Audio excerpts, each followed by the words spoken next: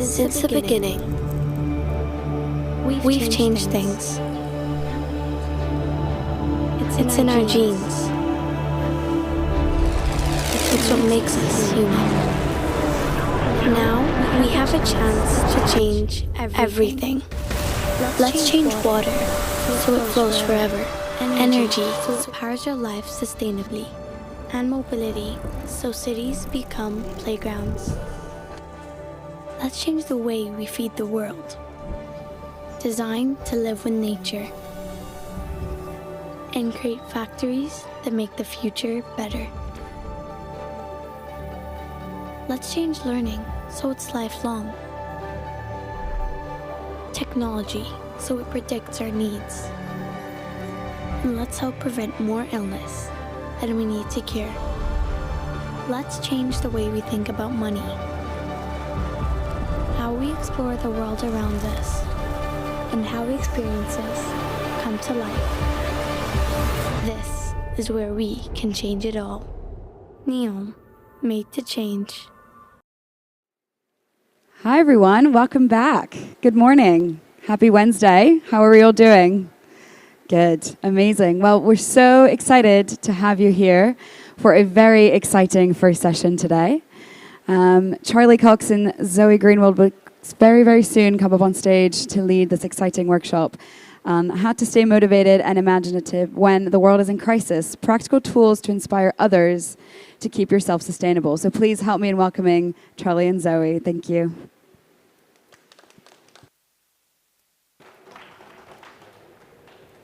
Hi everyone, thank you for having us here on the Climate Action stage at COP27. Hello to everyone in the audience and to those of you live streaming as well. It's really delightful to be here. My name is Zoe and this is Charlie, and we are from the Climate Change Coaches. So the Climate Change Coaches exist to spark possibility and imagination around climate change. And it's our aspiration to put coaching into the hands of all climate leaders. And we know from the work of Kite Insights, who are curating this event today, that every job is a climate job and everybody can be a climate leader. So that's a big aspiration. So that means that we work with multinationals, we work with NGOs, we work with public sector organizations, and we work with activists to help them to galvanize climate action by giving them coaching skills and by providing coaching as well. Now, Charlie here wrote the first ever book on this subject, which we have over here, and we've got 5 copies of these books to give away today. So please do speak up because we don't want to carry them home in our suitcase.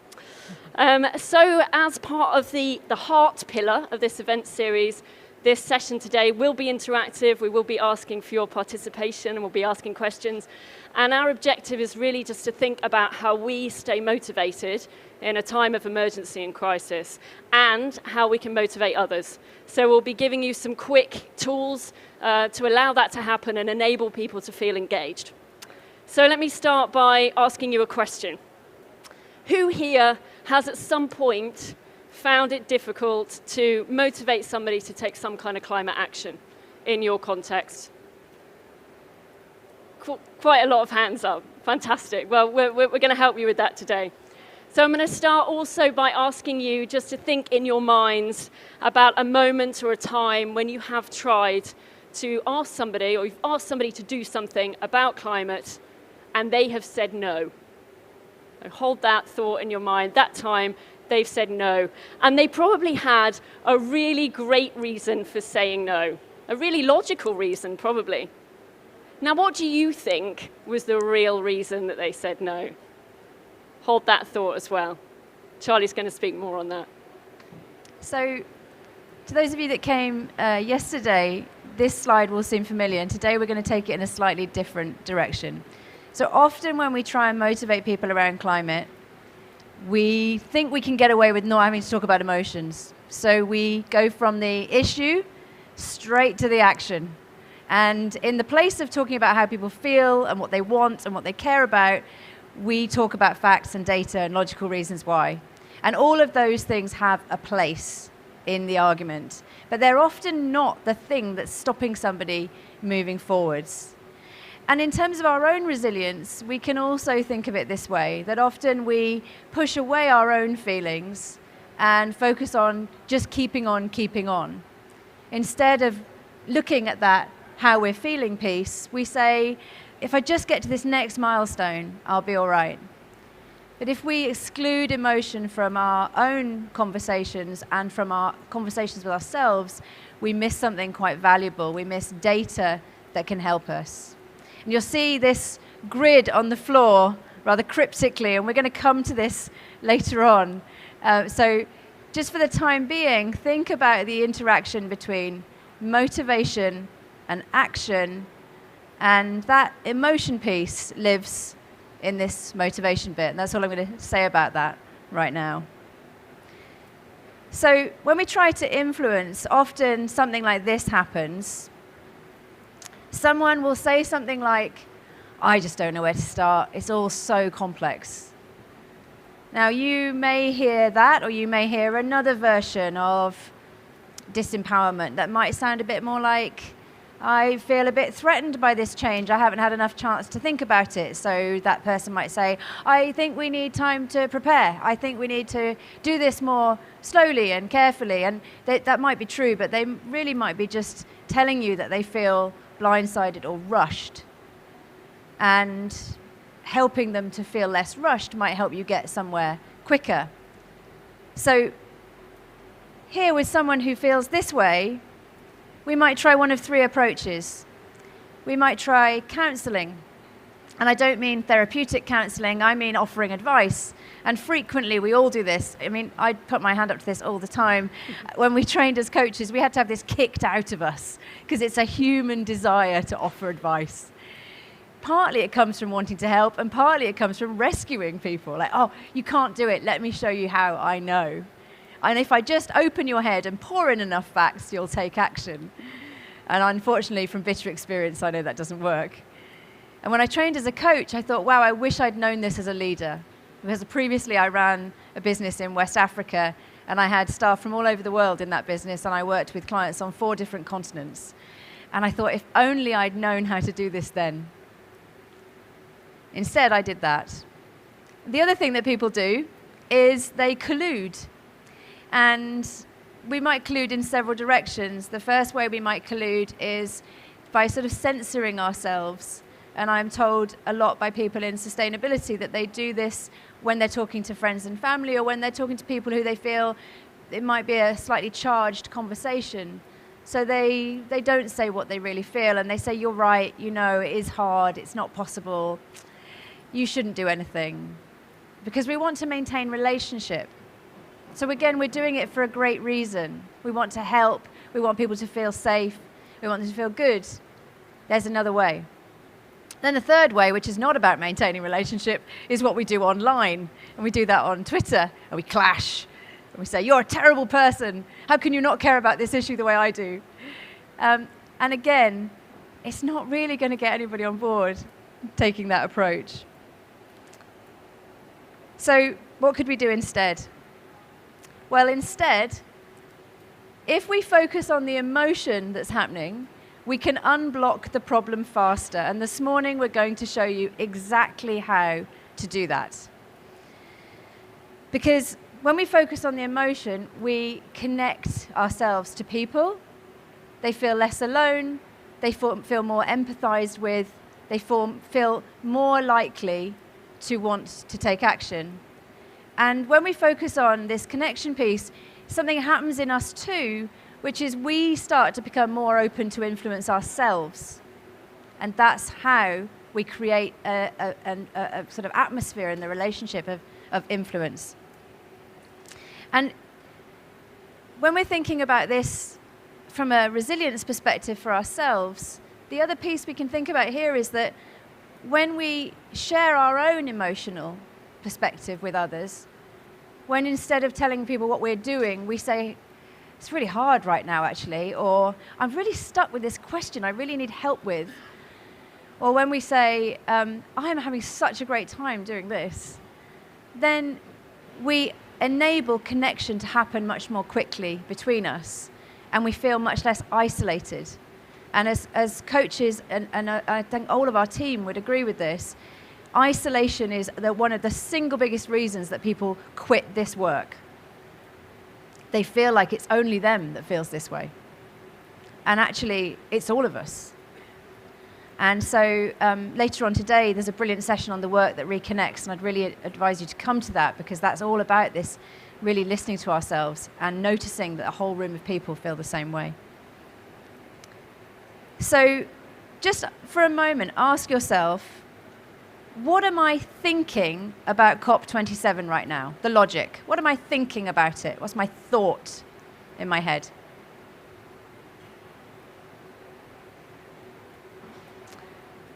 And now ask yourself, what emotions are sitting underneath that thought?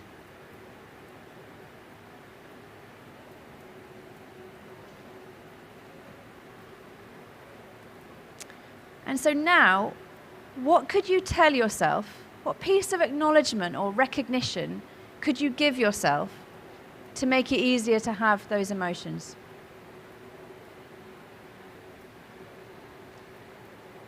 And this works for positive feelings as well as negative, by the way. If you're sitting here saying, you know, I'm feeling really excited about the opportunities. I've had a great time at COP. I feel like there's so much that can be done. Then maybe you say to yourself, I'm really good at capitalizing on problems and turning them into solutions. Maybe that's your piece of acknowledgement. If you can do that for yourself, you can start doing it for others. It's a great way to motivate people and to reduce their sense of disempowerment or threat. Thank you, Charlie. So Charlie's just taken us through a few skills which are from coaching, and we've applied those coaching skills to climate change.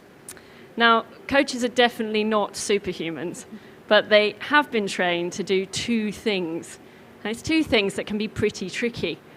The first one is to stop listening to our own ideas about how to fix things when we're engaged with someone else's problem.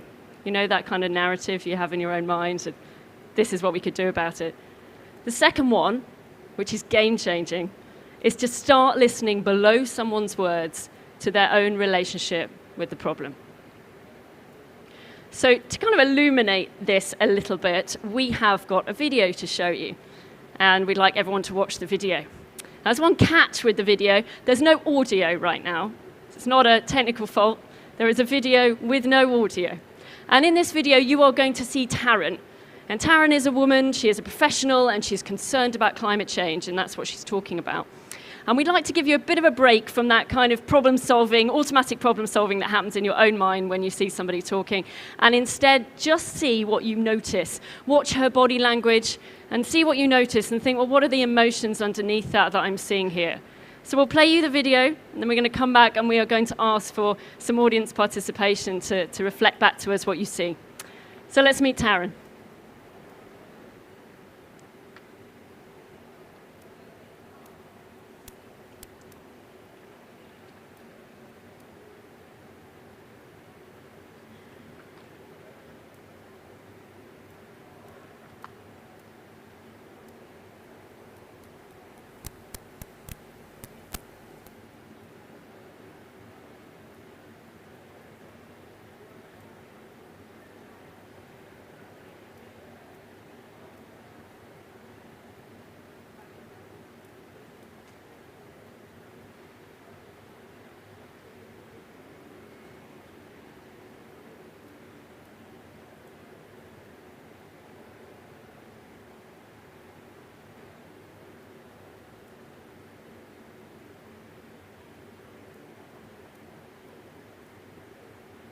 Okay, so we haven't got too much data to go on right now, have we? But may I ask those of you who are in the room, and in fact, if you're on live stream, you can comment as well, and I'm sure someone will read out your comment. What did you notice? Yes, in the front here. There seemed to be some demeanor of like calmness, but also frustration and maybe anger. So it's talking from something that she may have experienced for a long time and has acknowledged, but is still there. Okay, so if on the live stream you can't hear that, some calmness, but also maybe a bit of underlying anger, a bit of frustration. Thank you. Gentleman behind you with the white shirt. Same dimension, in the sense of feeling of helplessness and confusion maybe. Okay, so helplessness and confusion, yeah, coming through from the body language. Lady at the back in the white top.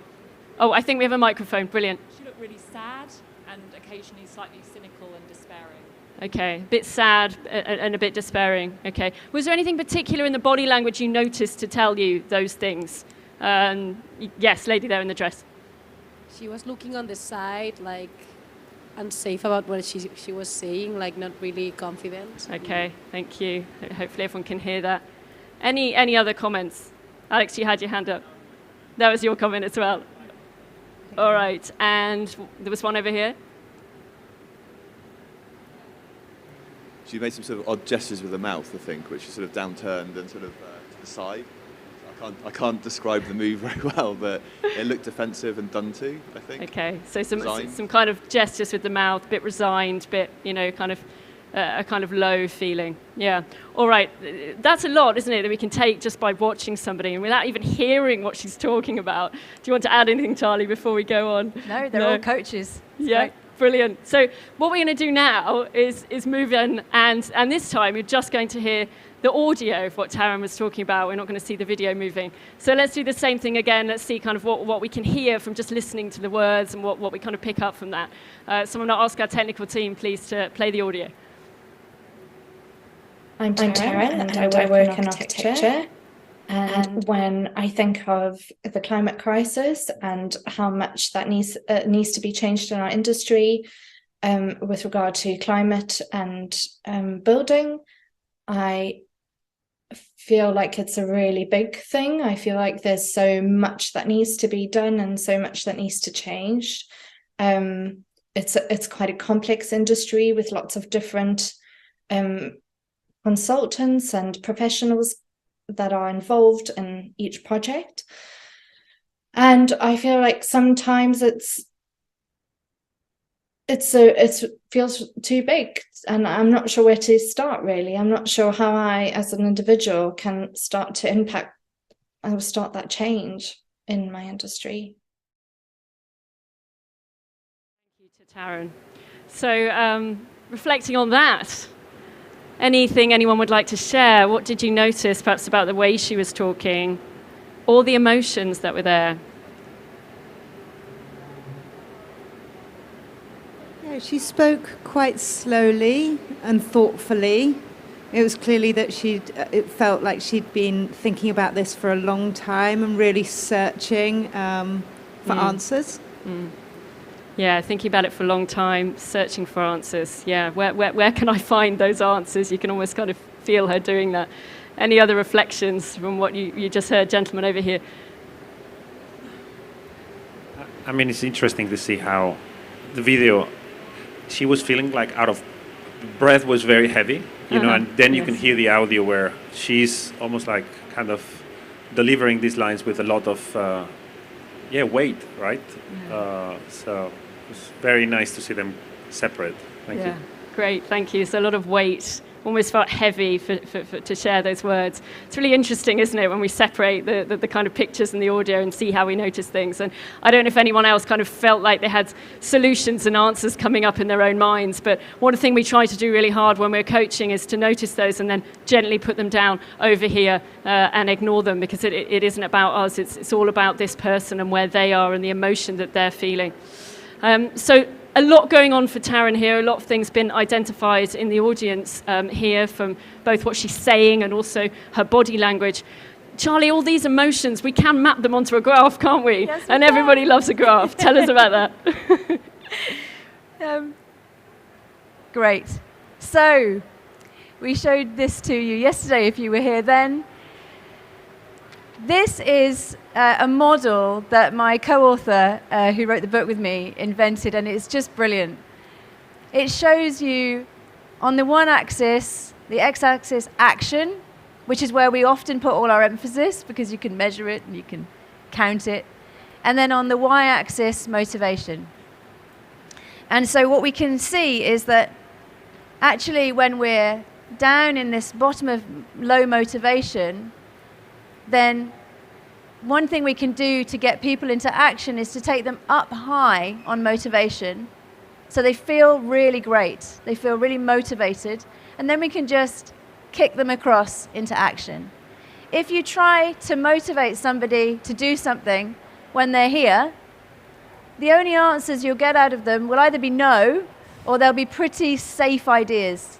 They won't be game-changing ideas down here because we're feeling threatened, we're feeling insecure, we're feeling under attack from our own thoughts sometimes. And so we may find it hard to do anything here. So if you're trying to sell something or influence someone, argue with a toddler even, down here is not a great place to start. We need to move people up into a feeling of high motivation. And from there, it's really easy to get them into action. Really easy, because they feel great, they feel positive, they feel capable. So a lot of what we're doing when we're saying put down your ideas for change is that we want you to start making people feel capable of changing themselves. That it was their idea to change, not yours. That it was their idea to change. This isn't about being, Machiavellian and sort of hoodwinking people into change. It's actually quite the opposite. It's about instilling a sense of power and capability in someone such that they can say, yeah, I'm going to do that, and I'm actually going to really enjoy it. So I now want to just show you this with a bit more detail. Almost through the medium of dance. Not quite, but almost. So we're going to look at this in 2 dimensions. People you've got to influence and yourself. So the first quadrant is apathy, feeling stuck, doing not very much. Now this is probably only denial sort of right here. So I don't want you to think about deniers. I want you to think about people who care, but they're just like, oh, really? What can I do? I've got so much to do. I've got so many other responsibilities. I feel completely overwhelmed. I don't know where to start. But also we end up here too, don't we? So this can be a place for us to find ourselves sometimes when we come up against a hurdle. And in our team, we're coaching climate leaders as much as we're working with their teams and the people they need to influence. And they say this too. They say, oh, I just don't know what to do about this issue. Similarly, but slightly differently, we could go into reflection and visioning. And here the body language is more kind of like, wow, the possibilities. And Sarah, my co-author who came up with this model, talks about this being the time that an apple tree takes to just renew itself. There's no apples here. But this is a necessary part of the journey, this place of renewal and growth, where we just get our nourishment and our sustenance. We vision, we dream. And of course, if we get into action without putting vision into it, then we have action that doesn't really stick. We can't really make it resonant for other people. This is the goal of an organization who say, our target for this year is to bring in £4 million. Try selling that to your organization. Nobody cares about that goal. Where's the vision? Where's the impact? That's why we need this stage. And of course, what we want to do is sometimes, but not always, to be here in sustained high performance. So sustained high performance is energetic, it's excited, it's passionate. This is a place where we've taken all that motivation and we've started doing something with it. And you try and stop us. And this is a place where we can inspire people, we can motivate people, bring them on board. It takes a lot of energy. But there's a lot of doing happening here. There's also a lot of being. We're very motivated. People remember us for how we're being around them, as much as for what we do with them. And that's quite important. We can't stay here forever. So, I put my hand up to being a workaholic, and I've had to learn the hard way that you can't stay here forever. You get burnt out, you get tired. You have to leave to somewhere else. So none of these places is wrong. Don't make up that down here is a bad place to be. It just is. And noticing it can really help you. It can help you with your own position on this grid, but it can help you with the people you've got to influence. And then the final one then. The dark vision, if you like. Activity with frustration or burnout. Some people in this space find themselves able to cover it really well from the rest of the world, or at least they think they do.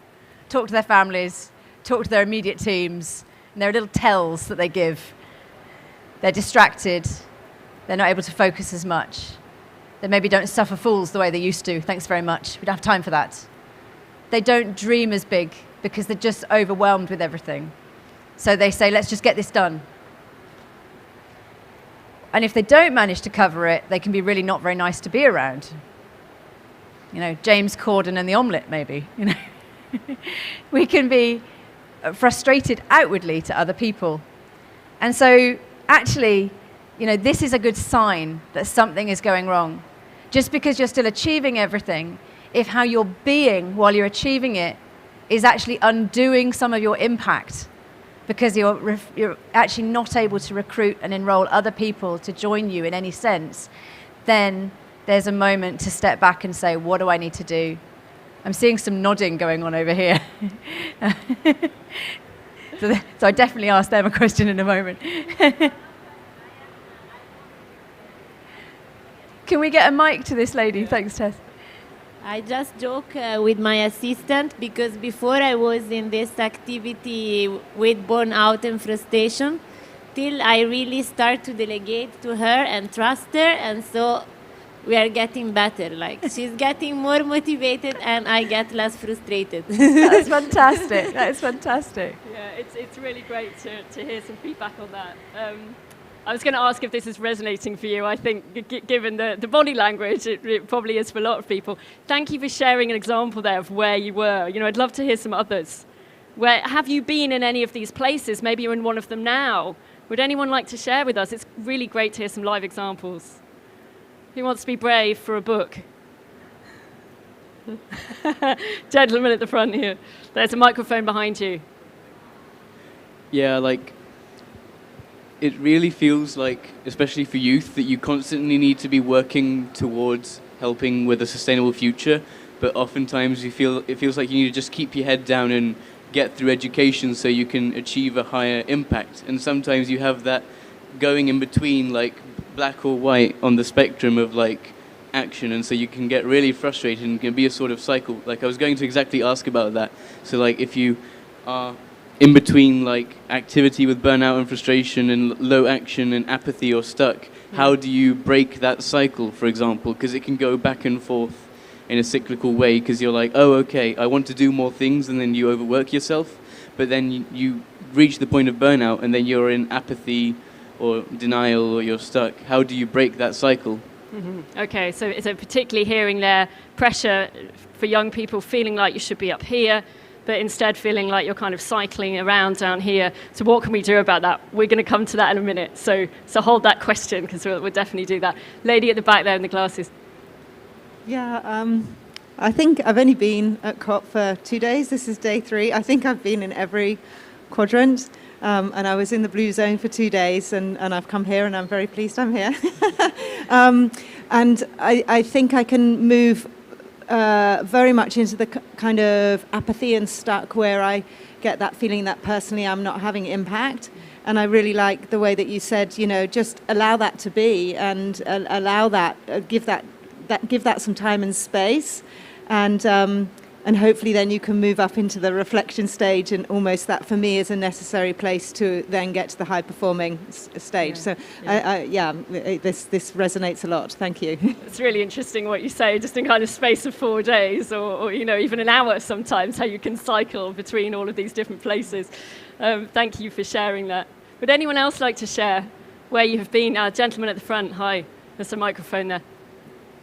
Hello, thank you. I missed the first bit of your talk, but even just coming in now resonated a lot. I work with an organisation that, you know, we work in Africa, we work in Syria, Ukraine, Kazakhstan.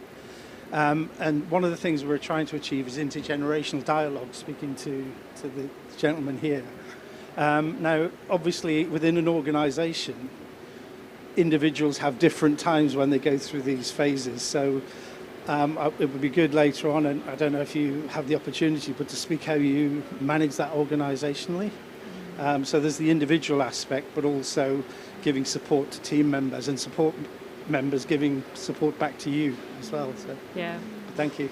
Thank you. That's a really great question, how you can support organisations. And one of the things we were talking about last night over dinner is how an organisational culture can feel like it's on this model as well as an individual, and can also move around it as well.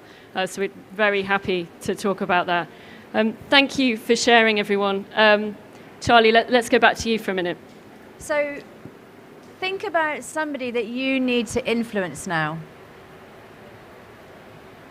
And think about, first of all, where are you? So hopefully that last piece, you started to think, this is where I am right now. Right now, but when you're with them, where are you? And where are they? Just take a moment to think about that.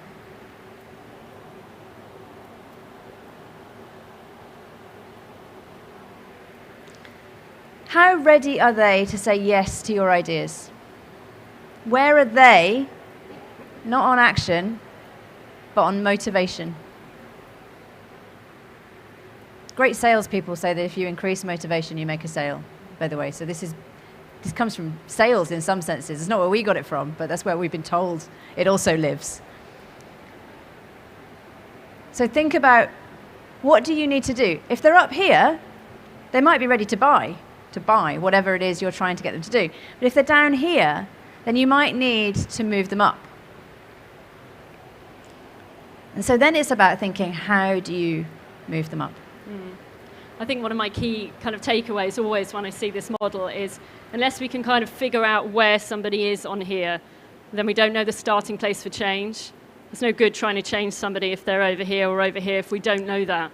So we need to ask them some questions, and we need to explore that a little bit, which is what we did with Taryn. So, actually, Charlie, where would you put Taryn on here? Well, where would you put Taryn on here? Yeah. Down here? Down here. Yeah. And what's interesting is, she really cares.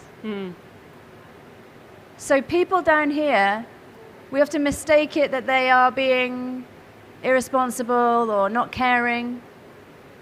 But I learned really early on in my career that often when people don't take responsibility, it's because they don't feel empowered. It's the other side of the coin. I'll give you an example. I used to work in Sierra Leone in West Africa, and I had really hard-working staff who would stay late, but often not make a decision. And they would look to me to make the decisions. And I had some very unkind colleagues in the community who would say, well, the problem is they're just too lazy. They don't want to make decisions. And I said, well, there's no data to back that up. They stay late and they work hard. So there's something else going on. What is the other thing going on? Well, it's I don't trust myself to make that decision. I'm going to screw it up.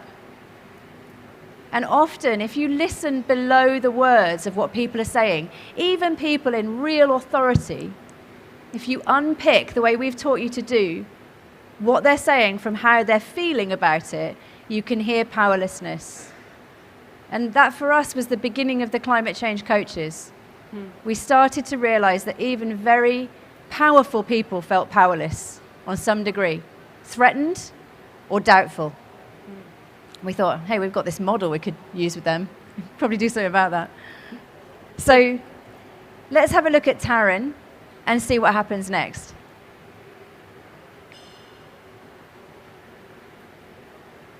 Oh, we've got no sound, guys. We'll need audio with this video, so this is where you get to see the audio and the pictures. Can I make an observation? It sounds from what you're saying like you feel overwhelmed by this. Yeah, I do feel overwhelmed. It feels huge. And so, putting this topic aside, how have you dealt with overwhelm in the past in your career?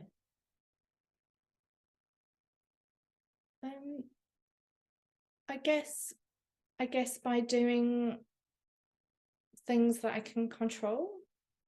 I guess in the past I've kind of veered towards the things that I felt I could manage and that I was equipped to deal with, that I had the skills or the resources to deal with. And I felt that,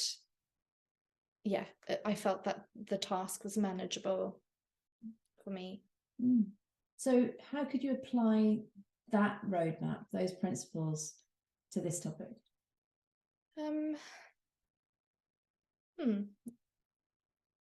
Yeah, I mean, I guess that's the thing, isn't it? It is doing things that I can control and starting there and using that as a springboard to make other decisions and to focus on the things where I can get people on board and I can make a change, and build those into projects as I go, and not feeling like I have to make the most environmentally friendly building in the world first off and have this huge goal but not being able to achieve any of it, but doing smaller, more manageable, more controlled things, and putting those all together to make a bigger difference and building on that. So the simple question then is, will you? Yeah, I think I will. That was 2 minutes. Now, it might not be as simple as that, right? Because as we go into, okay, so what will you do? Let's go through action. She'll probably cycle back, as we all would, into like, well, I don't know, I'm not sure. And we have to go back again and re-scaffold that belief through the emotional problem. But you notice that the problem was the overwhelm. The problem was the overwhelm. And there's just a couple of things I want to notice about that. There's a shift in the emotion as she realized that she could do something. She went, oh yeah, I can, yeah. And also, do you notice, and really look for this when you're talking to people, she had to kind of go somewhere else for the answers. There was less speed this time because she was having to go to a new part of her brain, if you like, for the answers. The familiar stories weren't there. That means we're getting somewhere. That means people are really starting to shift their perspective and think. She's fishing out new information she wasn't aware of. And the other thing I just want to say is that notice I didn't use the words climate crisis or climate change. Whatever word is really charged for that person, don't use it because you bring back all the charge again. So I said, putting aside this topic, and then how could you apply it to this topic? Because that's neutral. And it just keeps the emotional energy buoyant and neutral.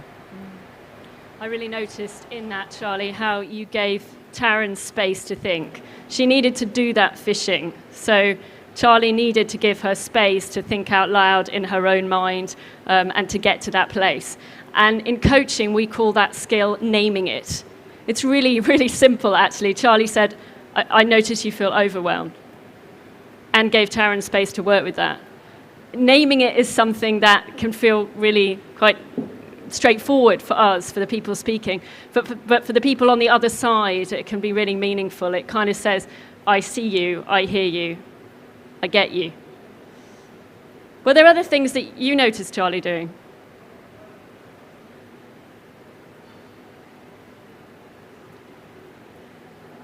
Anyone notice anything else? Lady over here, hang on for a microphone if you would. In the beginning, I noticed that she was like breathing something like this, like there was a weight on her heart on the beginning of the video. I don't know how to say this in English when you do like this. Kind of shorter breath. No, not short breath, like when you do. Oh, more of a release. A sigh. Sigh. A sigh. Exactly, a sigh. sighing. Yeah. I think I prefer weight on her heart. That is so beautiful. That's beautiful. That says it all. Lady here in the white. And I think that it goes to what she continued to say about the control part of it. The control that I feel, when I lose control, it feels it's very hard that you can change something or you can work on it. And when you don't control that, for her, I felt like the overwhelmed part was about the control and about the, I don't know, helplessness in a way because you don't see the result, which kind of really applies to what I feel in general in my work. So that's what I felt. Thank you. Absolutely. Gentleman behind you also. She also released herself from obligations. So she said, I don't have to build the world's most environmentally friendly building. And you could just see her lighten when that came off her shoulders. And then she got to some things she could do quite quickly. But it's really weird watching her just suddenly release herself. Yeah, absolutely. It's something we notice with a lot of people who are working in the climate change and sustainability space, is that kind of feeling that it has to be perfect and I have to try and do everything and I have to try and fix this now. And actually kind of giving someone the opportunity to just say, it doesn't have to be perfect, start where you can start, can be really powerful. And also in that example, she hadn't told us that was behind it in the first bit. And actually maybe she didn't even know until it came out of her mouth. Maybe she didn't even know that she was concerned that she had to do this big bang, all singing or dancing, because often we don't know. So that's the other thing, as thinking partners, we can help people become conscious of these things that they sort of intuitively have buried away, but they haven't ever voiced. And we have a training module around helping people overcome resistance to change. And in that, we're often saying, let's help you understand the values behind your resistance. Because often people don't know why they're resisting, they just know it feels wrong. And if you can help them realize it's because of honesty or fairness, or straightforward things like rigor and competence, then you can help them get past their resistance. But people think when we first teach them that the person speaking knows that those values are behind the reason they're resisting, and they don't. None of us do really, until we take the time to think. And you can all be great thinking partners. You've demonstrated that this morning. What we've done this morning is we've done what coaches are trained to do in a very visual way. We've split out the channels, just like Mohammed and his team do. They split out the channels. So what we want you to do as you go around the rest of COP today is to start splitting out the channels. What am I noticing in this person's body language right now? What am I hearing in their breath? That great thing about, what am I hearing? What am I seeing? There's another skill that Charlie demonstrated there from coaching that I just want to pick up on before we move on, and that's about asking for signs of emotional capability. And this is something anybody can do. This is about kind of interrogating that a little bit more. If we can go to the next slide, Charlie. There's 3 questions here that anybody can ask, something like this, to get to that kind of inherent capability that everybody has to deal with an emotion. So some examples here. When have you overcome this feeling before? Because if you've done it before, you can use those same resources and those same capabilities to do it again. What do you know about the way you successfully manage feelings like this? You've got those resources inside of you. Let's just find them. And what would a close friend tell you is your own special way of dealing with a feeling like this? Let's use your resources around you as well. So there's kind of 3 ways of asking about emotional capability that you can just take away into kind of everyday conversation. It doesn't need to be in a coaching conversation. We want to kind of give everybody working in the climate space the tools to have coaching conversations. And I hope you're beginning to see that when you race in, as we all do, even saints like Zoe and I, that when you race in with advice and ideas, you're sometimes, not always, sometimes people need advice and ideas, but sometimes you're solving the wrong problem. Because the right problem might be emotional. And that actually, rather than having to unpack, I don't know the first thing about architecture. Taryn knows far more than I will ever know. If I got her to unpack all of that in front of me, we'd be there all day. And instead we were there for 3 minutes. And I want to say a big thank you to Taryn for allowing herself to be filmed, because it's a very vulnerable process. And she shared what I think a lot of us feel. So our task, and I really want you to take this away with you, our task, when someone comes to us feeling like this, and they say the problem is like this, our task is not to try and shrink the size of the problem. Because frankly, try convincing someone that's possible with the climate crisis. Our task is to grow the size of the person so that they believe they're equal to the problem. And here that might be helping them choose which piece of the problem they manage. But growing someone's capability, helping them realize that they are capable, means that they can transport that capability to many other problems. So if any of you are in leadership positions and you feel, as I used to do, that you have staff almost on a yo-yo, coming back to you every 5 minutes with a new problem to solve, start using this approach. Because you'll be engendering capability in them that will outlive this problem and spread to other problems, so they start solving them. Brilliant. Thank you, Charlie.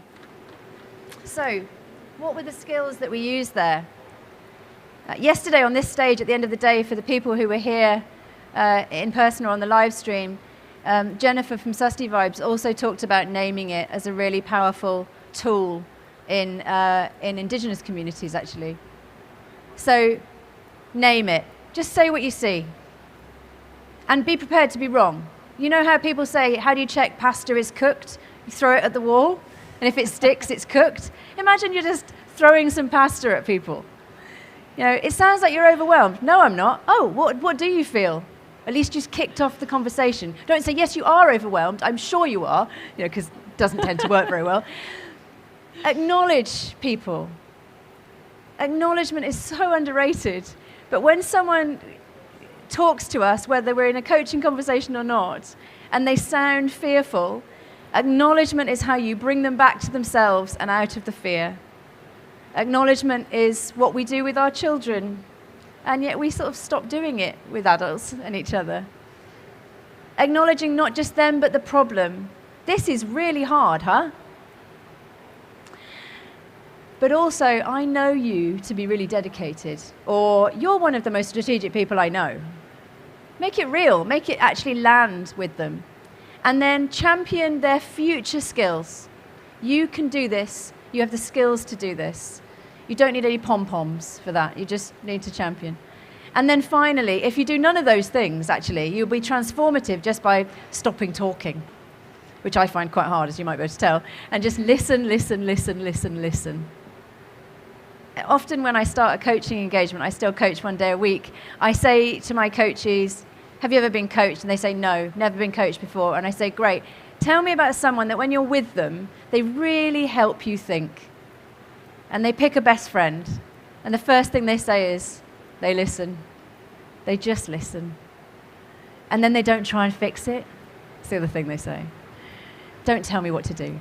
I've already thought about all the things you're going to tell me to do. I need to get to the stuff neither of us have thought of yet. So think back to that person that earlier you said you needed to influence. How could you use these skills with them? Maybe we can hear from 1 or 2 people. Yeah, that would be great. Gentleman at the front. Down the front. Microphone coming. Mic coming your way. So really, what I believe is that we don't change the climate. We change people and climate changes itself. That's so brilliant. This is a human change problem. You know, while the polar bear gets a lot of visual coverage, polar bears don't have to change their behavior. I mean, sadly, they do have to change their behavior, but it's not their job. It's our job as humans, absolutely. Yeah. So all the human change tools that we have, we can throw at this problem. Brilliant, thank you. And ultimately, when we do that, we connect better with people. And when we connect better with people, we can collaborate with them. And more is possible. Would anyone else like to share a reflection of influencing someone? No. All right. Over here. Yeah, I would just like to say that I agree with your what you were saying, just that it's more than, this goes beyond, the human element goes more beyond climate change. With the Forum for Understanding, we literally want people to understand the problem in their own way, not just in an academic way or in any way that they can actually understand and engage with that. And one of the things that we use is to find the enthusiasm of that person. And I think the track that you've laid out there is a great personal way of doing that, because everyone has got their own skill sets and their own abilities, different ages and different environments. So, and to echo what this gentleman said here, I think the person element, if you can reach the person, you'll get the job done. If you don't reach the person, you won't get the job done. And I think that's a fantastic way of looking at it, because we found a lot of people, whether it's climate change or working in conflict zones, the problem is so huge and imminent that people look at it and then look away because they don't know what to do. So I can see the steps that you've outlined there have relevance outside of the climate area. So thank you. Absolutely. Thank you. Thank you. A comment at the back over here. I think this gentleman was next, actually. And Okay, then over the back. over here and then over here.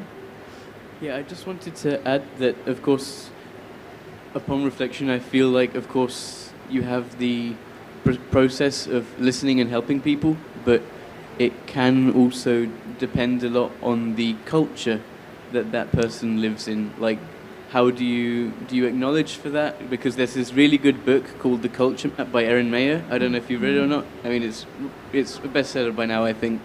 But yeah, like, how do you acknowledge for different cultures and mindsets? Because you can have like really horizontal or vertical positions of organization and whatnot. Absolutely. Let's hear from this gentleman and then we'll come back. Yeah, thanks. The person I was thinking about when we started, I said, is someone who's indifferent to this problem. Is different than apathy, you know?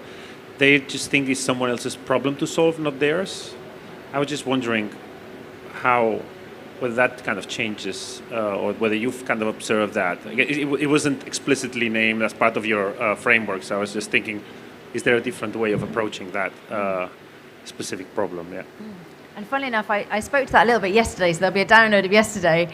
But it links to what you were saying a little bit about helping people find their own personalised reason to care. The great thing, if I'm allowed to say that, the great thing about the climate crisis, am I allowed to say that phrase out loud, is that there's a dotted line from everything we care about to it, because it's the framework in which all life is lived. It's the reality of life on this earth right now.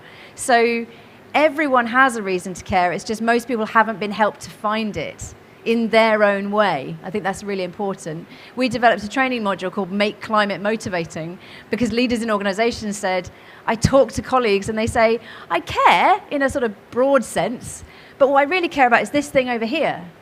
And how can you take that and link it? Well, you can, but it takes listening and understanding, and why do you care about this thing, and how might that group be affected by this problem, or what are the values in here that might also exist in the climate crisis.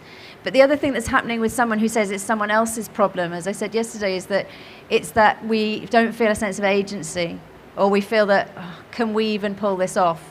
So if we think, I can't do it and we can't do it, then another thing to do is to scaffold that sense of belief that they can. So it might be that indifference is a safety mechanism. It makes them feel better about doing nothing because they feel deeply powerless. And we don't like saying I feel powerless out loud, so we say things like other people should, because that feels powerful in a sort of way. So that's what we do.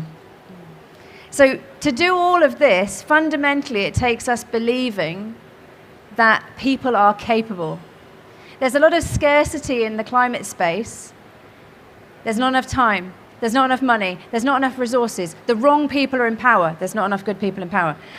Not enough, not enough, not enough. Something that is unfortunately sort of true, I think, of a lot of us, of a lot of the way we've been raised. And this is sort of coaching 101 in our training. We had this, again, kicked out of us, was that people are inherently capable. They're inherently resourceful. We just have to help them refine that resourcefulness. And so if you start from a place of scarcity, this person can't possibly, I'll have to, just check that notion, because it's been socialized in a lot of us. You know, don't make yourself feel bad for that. Just notice it and just quietly put it down. Everyone is capable. the phrase I love is, no one looks at a newborn baby and says, well, this baby's totally useless and incapable. They say, what a beautiful baby, it's going to grow up to run the world. And then they turn into adults and people go, well, this bloke's totally useless and incapable. What happened to the baby? You know, let's remember that people are capable, and let's remind them when they don't believe it themselves. So I'm conscious of time, and also on the fact that we started off talking about how we stay motivated. So just in these final moments, just invite you to think about how you're feeling, because how you're feeling will affect how you connect with others and how you support them. So notice just for a moment, how are you feeling right now at COP27? Name it to yourself. Name that feeling or that emotion in your own mind. And then tell yourself something about your own capability to deal with that emotion, whatever it is. And carry that with you for the rest of today. And as we've got a couple of minutes left, turn to the person next to you or behind you, depending on where you are, and just have a 2-minute conversation to lock in what we've shared with you today. What are you going to take away, and what are you going to do differently from now on, if you are? Just take 2 minutes. And on the live stream, have a talk to yourself about that. And if you're in an office, grab a colleague. And if you're at home, grab the cat.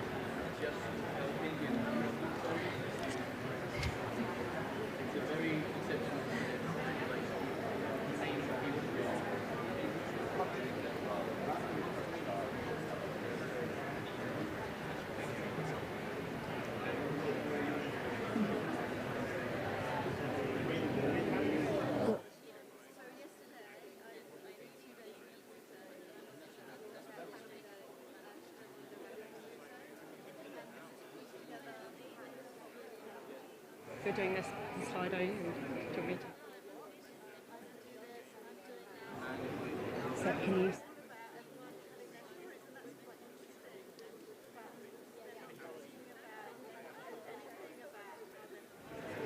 I think we should do that live.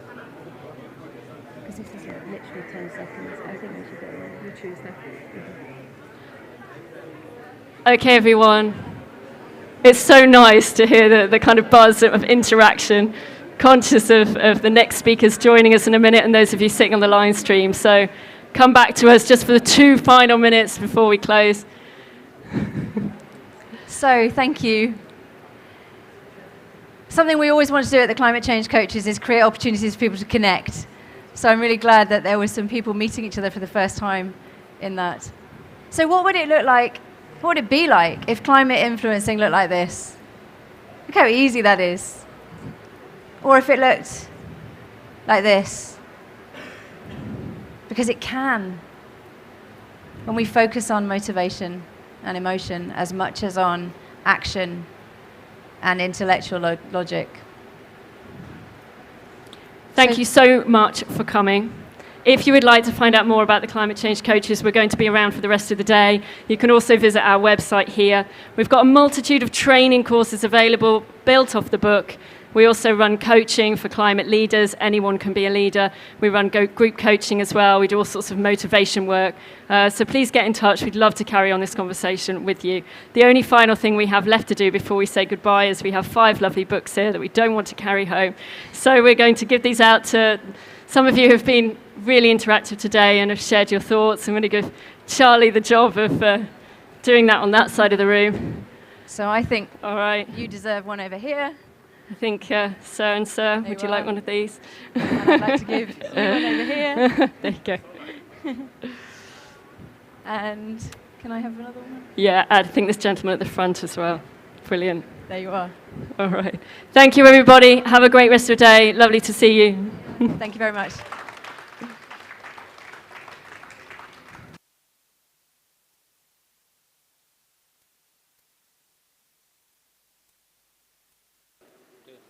So a special thank you to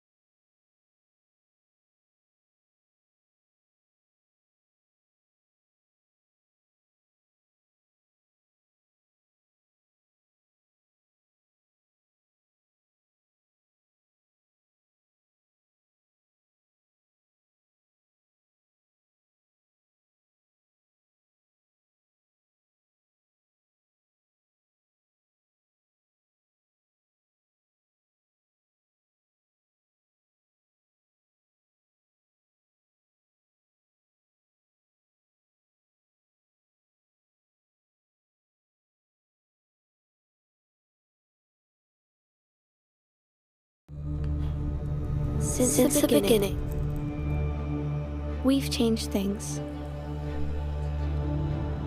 It's in our genes. It's what makes us human. Now we have a chance to change everything. Let's change water so it flows forever, energy so it powers our life sustainably, and mobility so cities become playgrounds. Let's change the way we feed the world, designed to live with nature, and create factories that make the future better. Let's change learning so it's lifelong, technology so it predicts our needs, and let's help prevent more illness than we need to cure. Let's change the way we think about money, how we explore the world around us, and how experiences come to life. This is where we can change it all. NEOM, made to change. Good morning, everybody. Welcome back. So I'm delighted to introduce our next speaker, Richard Bush, Chief Environment Officer for NEOM, who's going to talk to us about biodiversity and climate change in the Red Sea. Over to you, Richard.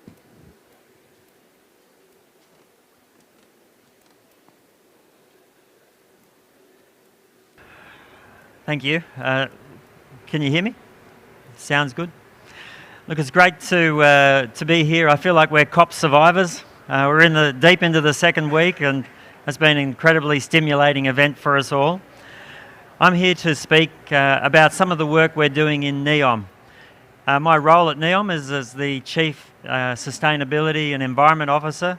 For those that don't know, NEOM is a giga project that we're building for the Kingdom of Saudi Arabia, literally 25 kilometres from where we sit. The city will be for about 9 million people, and it's actually going to be building a city within one of the most pristine, potentially one of the most diverse hotspots on the planet.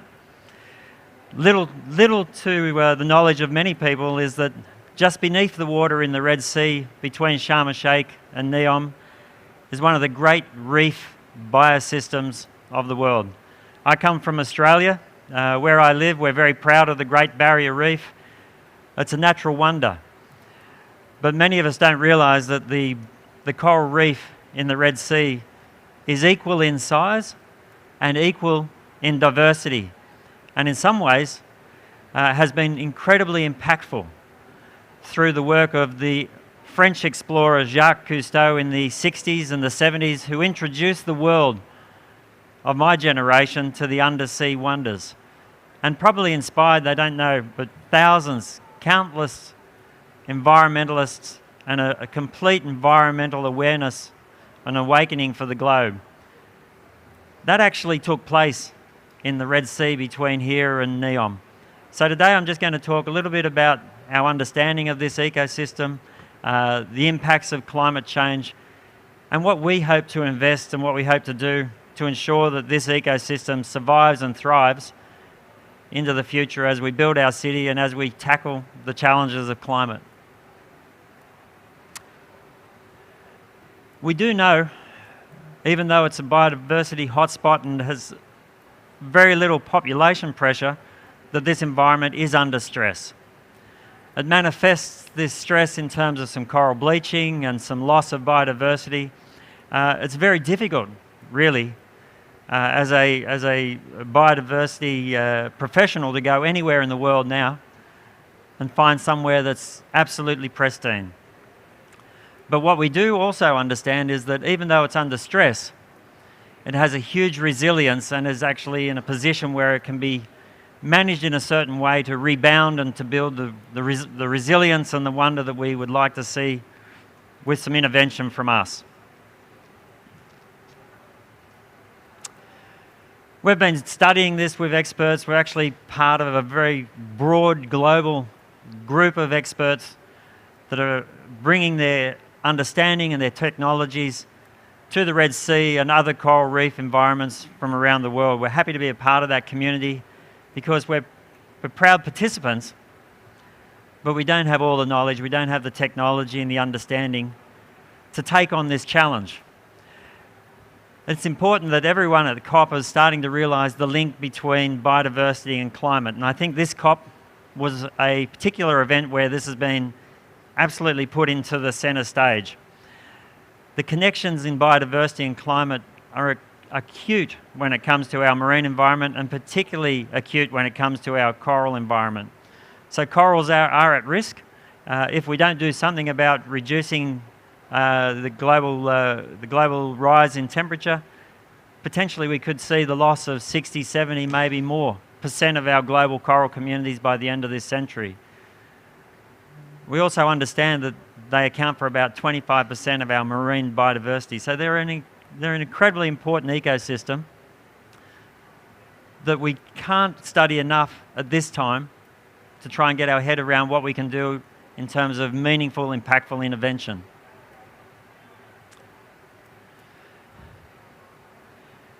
I'm only going to flick through a few of these slides. My colleagues have put this together. I think they're very keen for me to understand the amount of work they're doing. But I can say that the work is absolutely cutting edge. It is a beautiful marine environment, and I hope some people did get a chance to have a snorkel. Just by complete confession, I'm not a deep sea diver, but I'm an incredibly avid snorkeler. And I will say that, you know, with the goggles and a set of flippers, you can probably see 70% of the biodiversity, and it's so simple.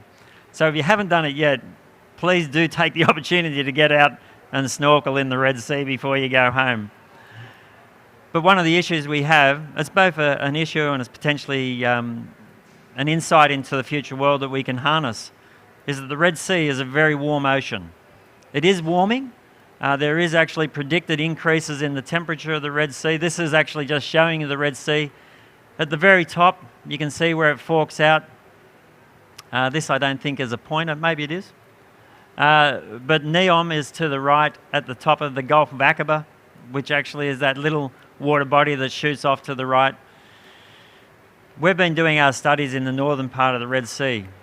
A warm ocean, but remarkably, through our survey work, we've found quite a diverse and healthy ecosystem that has some secret capacity, some sort of hidden genetic mechanism or capacity to withstand the very highest ocean temperatures where corals live. And I'll touch a little bit more on why we're interested in that a little bit further into the talk. But we've been studying this. There's been studies by the Saudi government, particularly the National Centre for Wildlife and the National Centre for Environmental Compliance, and other Saudi agencies and universities have been really interested in the Red Sea, and there's been many studies looking at this. I think I've touched on this, the stresses. Our approach really is quite simple. It's got three key elements which you would expect from any meaningful and significant plan, and that is to understand the spatial resilience of this system, to manage the local stresses, and really to try and get on top of that. And where we can, restore the local coral communities to their natural wonder, and actually not just restore and maintain, but we're talking about positive regeneration of this system.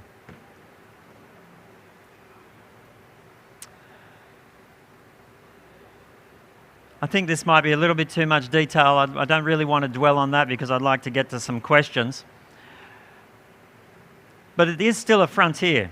So I do talk about that early work of Jacques Cousteau in 1970. If you don't know about this work, please Google it. I don't think it's going to be a TED talk, but it's actually still remarkably inspiring. But it's still very much unexplored. What makes this ocean so unique is it goes from a coral reef to a deep ocean trench that's 2 kilometres down. The reason we've got these beautiful mountains on either side of the Red Sea is because actually there's an oceanic rift. So you've got everything from shallow coral reef environments plunging to deep oceans, and those deep oceans are also a frontier for biodiversity. They're an unexplored frontier. NEOM has been working with global or international organisations, and there's been a number of groundbreaking exploratory deep sea surveys that have taken place over the last 2 years. They've used everything from deep sea submersible marine instruments and also relating that to satellite imagery to build a very comprehensive, I think the first comprehensive understanding of the Red Sea, which tackles that first element of our management approach. Importantly, they've mapped in 3 dimensions 4,300 square kilometres of this precious environment for the first time. They're in the process of bringing those discoveries to the world. There's going to be a whole sequence, I think, of video, movies, documentaries and scientific reports that are emerging from this, and the discovery of new ecosystems, brine pools, all sorts of wonderful things that'll tell us not just about the world we live in now, but is going to give us insights into how the world may respond to the climate changes that we're going to experience. But some of this exploration work, I think, speaks to the heart of NEOM. We're building a futuristic city, but we're also trying to understand the natural world where we're building this development, and we're trying to push the boundaries just like we're pushing the boundaries with our built environment. We're trying to push our boundaries of understanding of the natural world through the use of technology and through collaboration.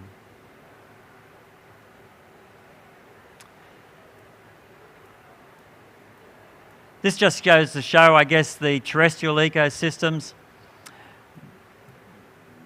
In some ways, you can't just talk about understanding an ecosystem. If you're going to meaningfully manage the impacts, we have to actually have good policy and bold decision making that puts strong covenants of protection, environmental protection around elements of this landscape.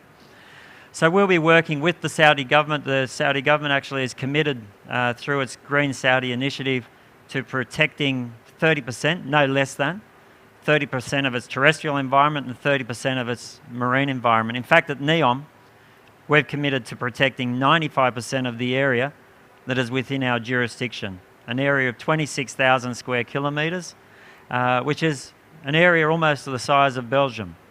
So in some ways, it's the scale of some small countries. Obviously, from Australia, it's actually still a small area, but in the context of Europe, it's probably the size of a number of countries. So we'll be working at a policy level to come up with new parameters and very strong, globally relevant policy and practice to protect these environments for future generations. And I'm really quite proud of that. One of the other elements, and I've mentioned we're looking at restoration of this reef. This is a little island, Shusha Island in the Red Sea. We're working with our research partners on the world's largest coral garden. So coral is a very sensitive organism. In fact, it's so sensitive it's very difficult to reproduce and to replant. And currently there's efforts, there's more than 30 institutions around the world working on efforts to try and breed and replicate coral so we can restore coral reefs in systems from the Philippines, Indonesia, around the United States, right across the world. We're working with KAUST University and some other partners on actually planting out the world's largest coral garden. And in collaboration with the universities, we're building the world's first dedicated coral nursery research institute, where we'll be looking at how you actually nurture and breed new coral, but do that in a way that it retains its genetic diversity. And we're also, through this research effort, trying to unravel those secrets around the Red Sea coral, particularly its capacity to withstand temperature, extreme temperature, to see if that is something that we can actually potentially export as a technology or share with the world as a technology for other coral breeding programs where the existing corals have very little resilience to the projected changes in global temperature. So this is something that we're doing. This is something I think will be a real great contribution. The laboratory is already being designed. It's going to be an amazing facility and it'll be open for global collaboration. This will be, I think, a really important part of the research and innovation infrastructure within the MENA region, and also particularly utilising the Red Sea advantages of having access to amazing capacity in terms of knowledge, technology, but also an amazing living laboratory where we can do some of this research.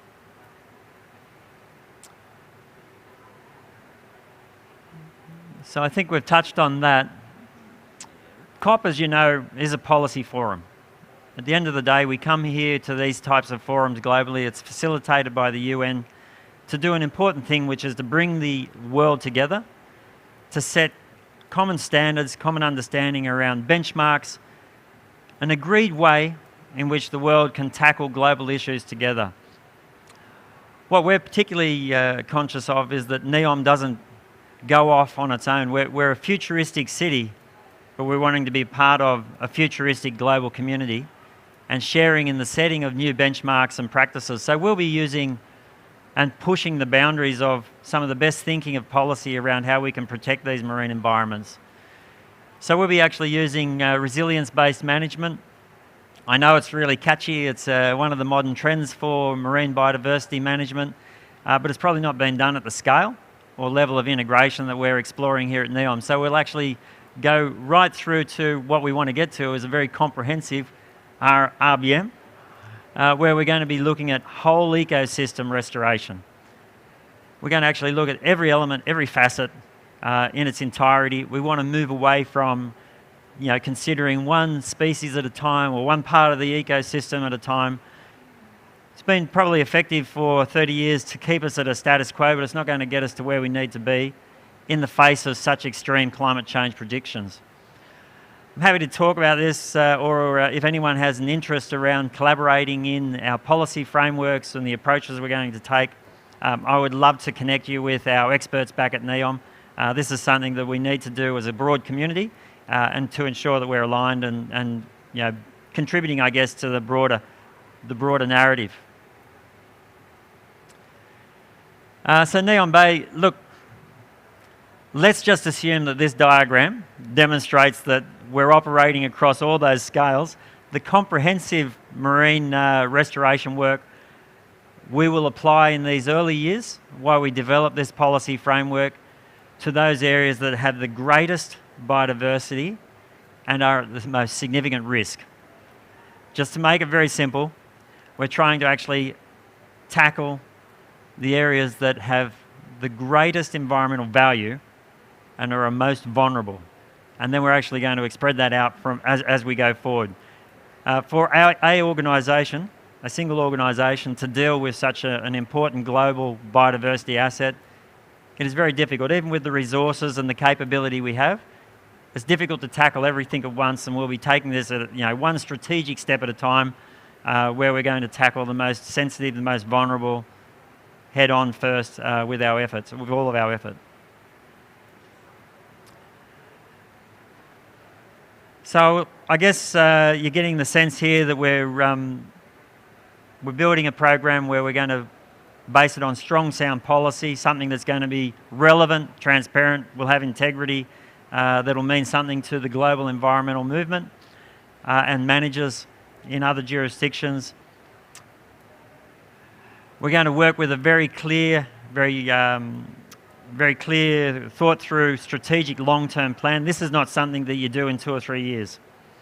This is going to be a piece of work that's going to happen over decades. We're triggering something here that's going to mean something to the managers and the practitioners that come well beyond when Richard Bush has gone and his colleagues have gone. This is something that's going to be in play for 30, 40, 50, 70 years. Because this is the time frame in which we need to think. It's probably been the missing piece. It's the time frame we haven't been thinking. We've been thinking in very short political cycles or very short funding cycles, but it's going to take us 30, 40, 50 years to prepare this environment for the future. And I guess the other thing is that we see ourselves, NEOM actually prides itself on being an accelerator for progress, and the research infrastructure that we're putting in place, the open approach we're taking to partnership and collaboration, I think, speaks to our commitment to acceleration, and I welcome people to partner with us. NEOM really is a global initiative. Our CEO spoke at the Saudi Green Initiative just last week, saying we're open for business and we're open to the exchange of ideas, we're open to the exchange of culture, we're open to working and collaborating with people right across the globe on things that are of a global significance. Clearly our ocean and marine environment fits in that space. That's all I'd like to say, and I hope that you got some understanding of what we're doing at NEOM. There was an Englishman, just you mightn't know, but the UN's ocean, I think he's described as the ocean visionary or the ocean champion, Lewis Pugh, actually swam from NEOM all the way to Sharm el-Sheikh a couple of weeks ago as a part of his raising awareness for marine environments and their conservation. And unfortunately, I have to return by a plane. I think it took him less time to swim from NEOM than it's going to take me to fly back. But it is just an amazing part of the world. I do really hope in the future more of my colleagues and more of those that are interested in the environment get to experience this and get to see it in its full beauty and glory. But thank you.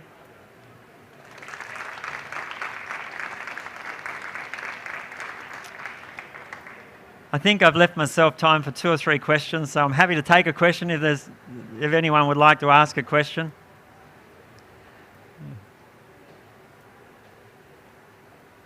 I think. Hi, I was wondering, how will you build this city such that it doesn't emit carbon or other harmful gases that contribute to global warming and therefore warming of the ocean that essentially undoes the restoration work you're doing for these coral reefs in the Red Sea? Really good question. So with NEOM, we've committed to a range of initiatives, but the design of the city is actually designed around reducing the carbon footprint, and we've committed to 100% renewable energy system supporting the city. We're committed to having no cars in the main part of the city, which is a city for 9 million people. So 0 cars, 0 emissions from cars and mobility. We're committed to a broad biodiversity restoration program, which includes a planting of 100 million trees or shrubs in the region. And we've committed to a circular economy, where we're going to actually reduce the amount of materials.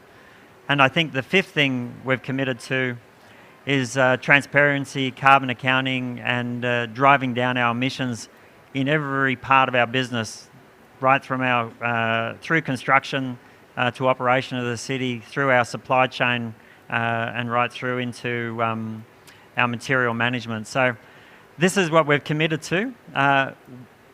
Have we got all the answers, and can we ensure we're going to actually hit the mark? These are huge undertakings. We'll work and commit to those targets and also lead the world, I think, in some of the innovation that will contribute to bringing down or addressing climate change. Yeah, it's almost afternoon. Good morning, good afternoon. My name is Sia, and we're from the Children's Radio Foundation. I'm with my colleague right here. We actually, well, my main question is along the lines of the partnerships. What is your guys' footprint, particularly in the southern regions of Africa? And also, when you mentioned something about partnerships, what are the partnerships that you guys are open to, and how best can we actually, I believe we'll get a little card afterwards, but how best can we actually also get to maximize and capitalize on the opportunities of the partnerships that you guys have? So I think I can't answer all of those questions in terms of partnership for broader NEOM, but the partnerships I was referring to is we're working with and partnering with leading innovators, leading industries, entrepreneurs. NEOM is also partnering with research institutions for training and also and higher educational institutions in terms of training, research, and also the exchange and diffusion of information. And I think the other partnerships for us within the Kingdom of Saudi Arabia and the MENA region. So NEOM is a giga project for Saudi Arabia as a part of its 2030 vision, and we're particularly partnering with organisations within NEOM and within the broader MENA region on biodiversity conservation, on aspects to do with sustainable development, on aspects to do with the circular economy. These are just in my area of the sphere in terms of our energy system. So this is the type of partnership I was referring to. In terms of it gives me food for thought on how we can partner more broadly, particularly with the younger generation. Good morning. My name is Dr. Paloma Pavel, and I'm with both the Episcopal Church delegation here at COP27 and also the Chisholm Legacy Project, and from U.S. My question is about the social architecture. I'm wondering from a kind of climate justice perspective, how are you thinking about race, class, gender, young people, sort of opportunities for growing, learning over a lifetime within this, and just the human rights dimension of the project? What's the attention been and the vision for that part of it? So I think I can only talk really to the area I've been working on, which is around the environmental stewardship. But we actually have a large program we've initiated around environmental culture and environmental stewardship, which is looking at every generation. So we're looking at engagement with the youth of Saudi Arabia, and we're doing that through collaboration with one of the Saudi foundations, AEON, and we're looking at collaborating with other people in that journey. And we're also looking to build that culture, that social and cultural understanding with our local community in the NEOM region, because we also understand that what we're building is not a city, we're actually building an economy and a society. So we have quite a big program around this. But I think I've been told the next speaker is coming on. So look, I'm happy to take any questions. I'm actually around for a little while longer, or you can visit with our colleagues over in the stand. So thank you very much.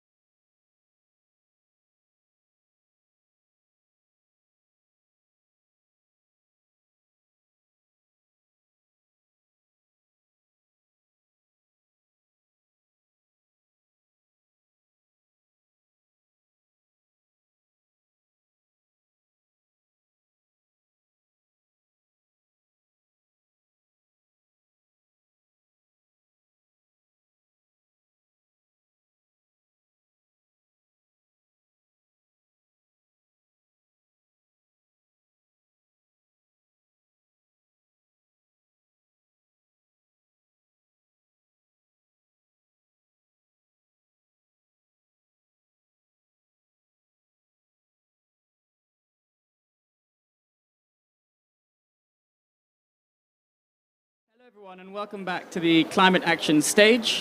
For this session, we'll be talking about how to accelerate climate action rooted in justice. I will introduce our lovely moderator for the day, Margaret Imprim. Thank you. Thank you so much, everyone. Good afternoon. I hope you're all doing good. Today, we're having an event by the Climate Justice and Just Transition Donor Collaborative, and I'm here with some lovely fellows, and I'm really saying that this is like a family meeting. And we're privileged to share whatever we're doing with you. The Climate Justice and Just Transition Fellowship is a fellowship that seeks to bring together climate justice activists and advocates that seeks to draw philanthropy into what they're doing, because we figure that there is the need for funding and the need to use climate justice as an approach to attract funding in from the philanthropic sector. We had a precursor event, and that was really lovely. We had some key learnings where we understood that there is a reason why we are not getting the funding. That is one, because people don't actually trust the youth as the creators of the solutions. They think that the victims are not the creators, but in another sense, I mean, we all are victims and we all are creators of the solutions. So it's important for them to see us as solution makers so that they can also, believe that we can have this funding. So we're here together to see more how to shift philanthropic funding into climate solutions. That's why we're all here. I'm going to just introduce our speakers. Before that, I'll introduce myself. I am a Climate Justice and Just Transition Fellow, and I'm also the Capacity Building and Education Officer for the Youth Climate Council Ghana. I represent Ghana, and I'm just going to introduce my first speaker, Maria Reyes, who is a Mexican climate justice activist with Fridays for Future MAPA. She's also a Climate Justice and Just Transition Fellow.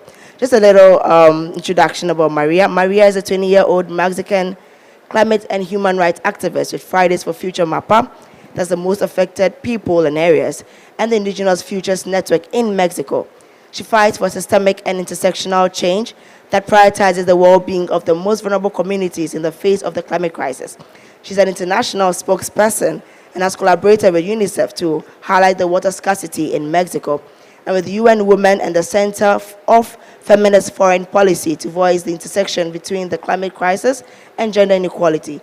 She's attending COP27 to campaign for loss and damage finance, climate reparations, and end to fossil fuel dependency, and to report on the ways that the youth climate movement and indigenous communities can unite at these global conferences. Ladies and gentlemen, let's welcome Maria Reyes.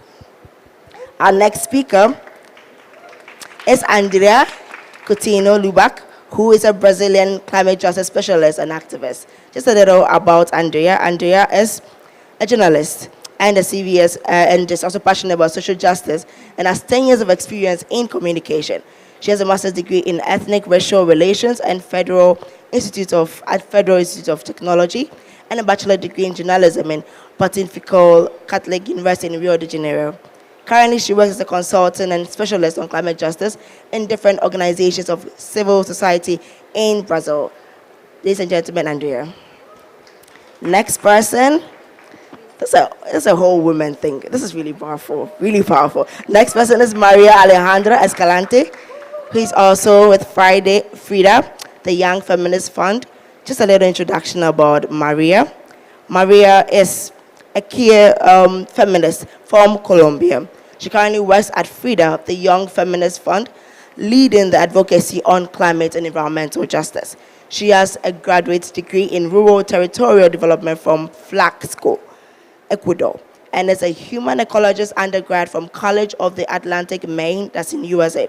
She has experience in movement building and climate justice activism with local, regional, and global coalitions, particularly with youth groups. Maria Alejandra is also an advisor for the Next Generation Climate Board of Global Green Grant, and her research lies an intersection of ecofeminist alternatives and participatory funding models. Ladies and gentlemen, Maria. And our last speaker is Sriranjini Raman, who is also with Fridays for Future India, and also a Climate Justice and Just Transition Fellow. A little introduction about Sriranjini. She's a 22-year-old climate organizer from India. She's passionate about helping youth connect to nature by creating opportunities for learning and leadership. She's a core team member for Fridays for Future India, and she's the founder of programs Nurture and Pluriversity that focus on education, capacity building, innovation, and leadership opportunities for youth in climate literacy, supporting over 100 youth in collaboration with 10 schools. She's interested in resource mobilization for skilling up projects that empower youth from most affected people areas in South Asia. Ladies and gentlemen, our panelists. To start with, this shows that we all are climate justice people in the space. We know what we're doing, so which also means that we have some challenges with respect to assessing, philanthropic funding for our climate initiatives, even in our organization, even beyond in our country. So let me start with Maria. What do you think are some of the challenges that the youth face from the Global South, because we are from the Global South, in assessing philanthropic funding for climate initiatives? Well, I believe there's many challenges, and many of those challenges are also very specific to the context, because on each country there are different regulations, there are different contexts, there are different social norms that are going to shape how easy or how hard it is for us to access funding or even pitch it or even think about it. So I would say that one of the biggest challenges that I have faced, and that has actually very surprised me, has been in the aspect of narratives and pushing on the table. So when I joined the climate movement in 2019, I thought being a climate activist would be protesting on the streets, mobilizing people to, make marches and demonstrations. And it has came to be that being a climate activist, it's also pushing narratives on the table with people who have money to be able to convince them why the things that we are doing and the different components of our projects are important and are not just like, we don't know what we're doing. Especially, it's been very important in terms of also addressing this power dynamics. We need to look at where the philanthropy is coming from, and we need to look at where the money is coming from. Most of this comes from organizations, foundations, people who have grown their wealth from the global north and who are older than us. Many times that are men and many times are white. And all these identities set a power dynamic that it's unequal. And so that really plays a role when it comes to approaching funders and when it comes to what are some of the things that we're trying to get financial support for, but they just simply don't understand because they cannot relate to our context. So I would say that that's been one of the most challenging things, because it means not only making a proposal and reaching out to them, it means trying to change their mindset and trying to open their mindset that there are some components of what we're doing that are essential and that they should be willing to put money on it. Wow. Andrea, would you like to add something to it? Hola, yes, absolutely. I very much agree with Maria. I think philanthropy has a way of, or traditional philanthropy has a way of making bureaucracy and due diligence almost as a huge barrier of access for any activist on the ground. I think there's an issue around credibility, as what Maria was saying, around what is, like, can youth actually achieve transformations? And the reality is, like, yes, youth activists are creating change all across different sectors and communities, but I want to actually access or talk more specifically about philanthropy that is so based on specific issues, because as Maria was saying, philanthropies that just focus on conservation or, I don't know, like sexual and health or reproduction rights, do not necessarily see that the reality on the ground is just not siloed, that we're working with multiple issues at the same time, that youth at this point are trying to not only understand, but also explain and work through systems that are interconnected, and systems of economic, political, cultural interconnections that require us to have funding at multiple levels and for multiple purposes, and that means that we often require more than project-specific funding, core, unrestricted, and flexible funding that we can use to the most priority areas of youth activism at this point. So yeah, I think siloed funding is hugely challenging for youth activists on the ground right now. Andrea? Yeah, totally agreeing with my partners here. But I want to raise a point on the capacity building of the funders too. I think there is sometimes a gap on the funders on racial issues. So how can we learn and unlearn some issues before funding? Because there are lots of complex issues on race, and it's not just give money, it's not just supporting, it's not just, okay, let's do a 1-year contract.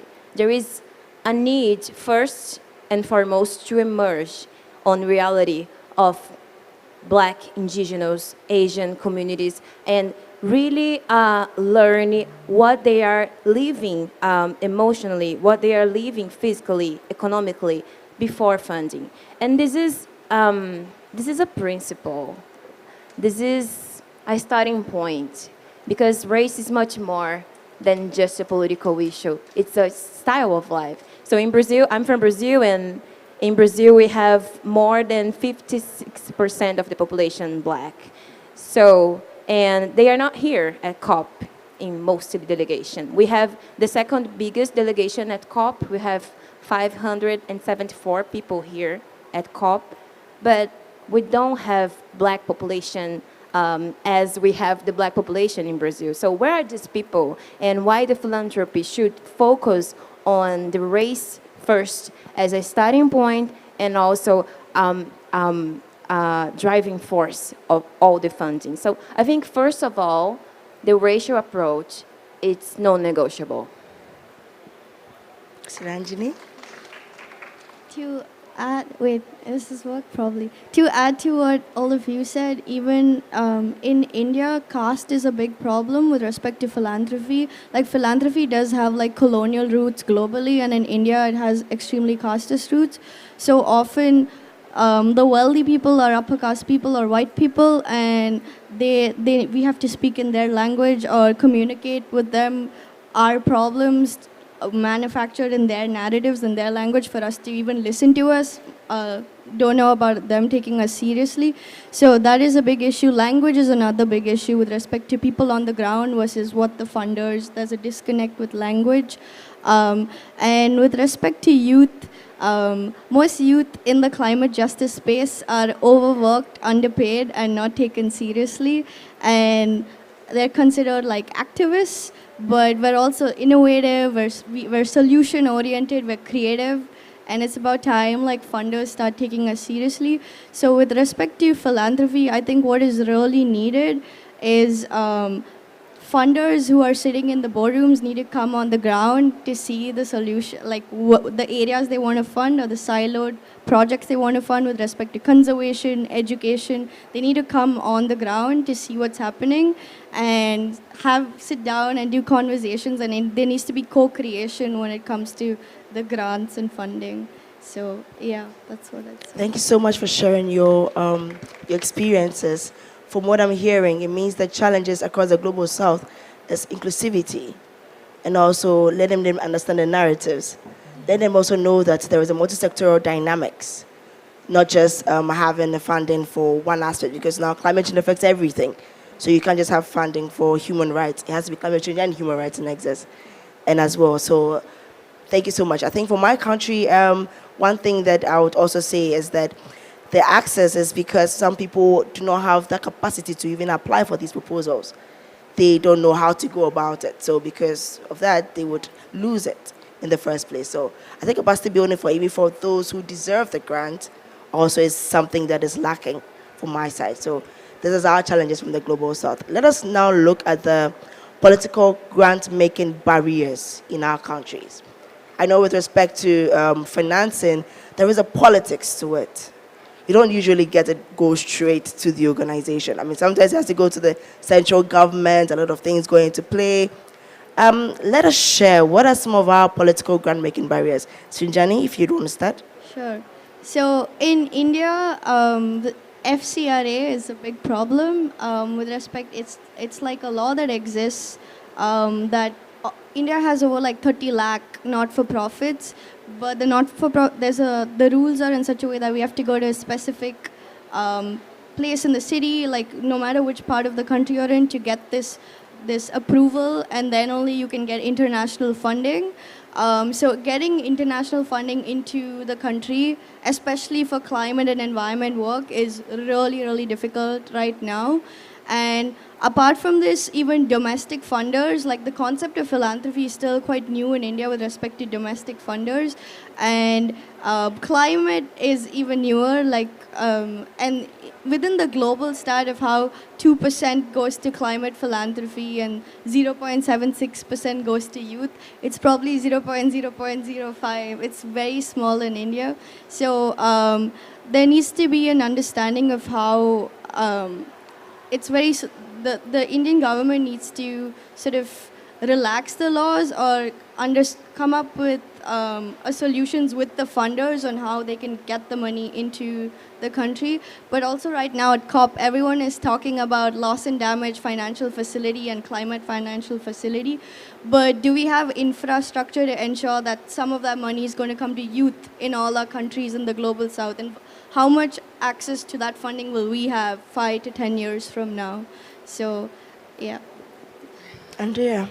Yeah, well, in Brazil, in the past 4 years, we had a president, Bolsonaro, who was a denier on climate, and this was one of our biggest challenge because he was against the civil society organizations and NGOs. And when he won the elections 4 years ago, I remember very, very clear, lots of organizations trying to advance the money because it was a high risk for all of us to have the money stocked and we couldn't access. So lots of organizations started to mobilize before he started being a president. And in the last 4 years, we lived a hell in terms of grant-making possibilities because our high-level national leader was not on our side in terms of climate, in terms of climate justice.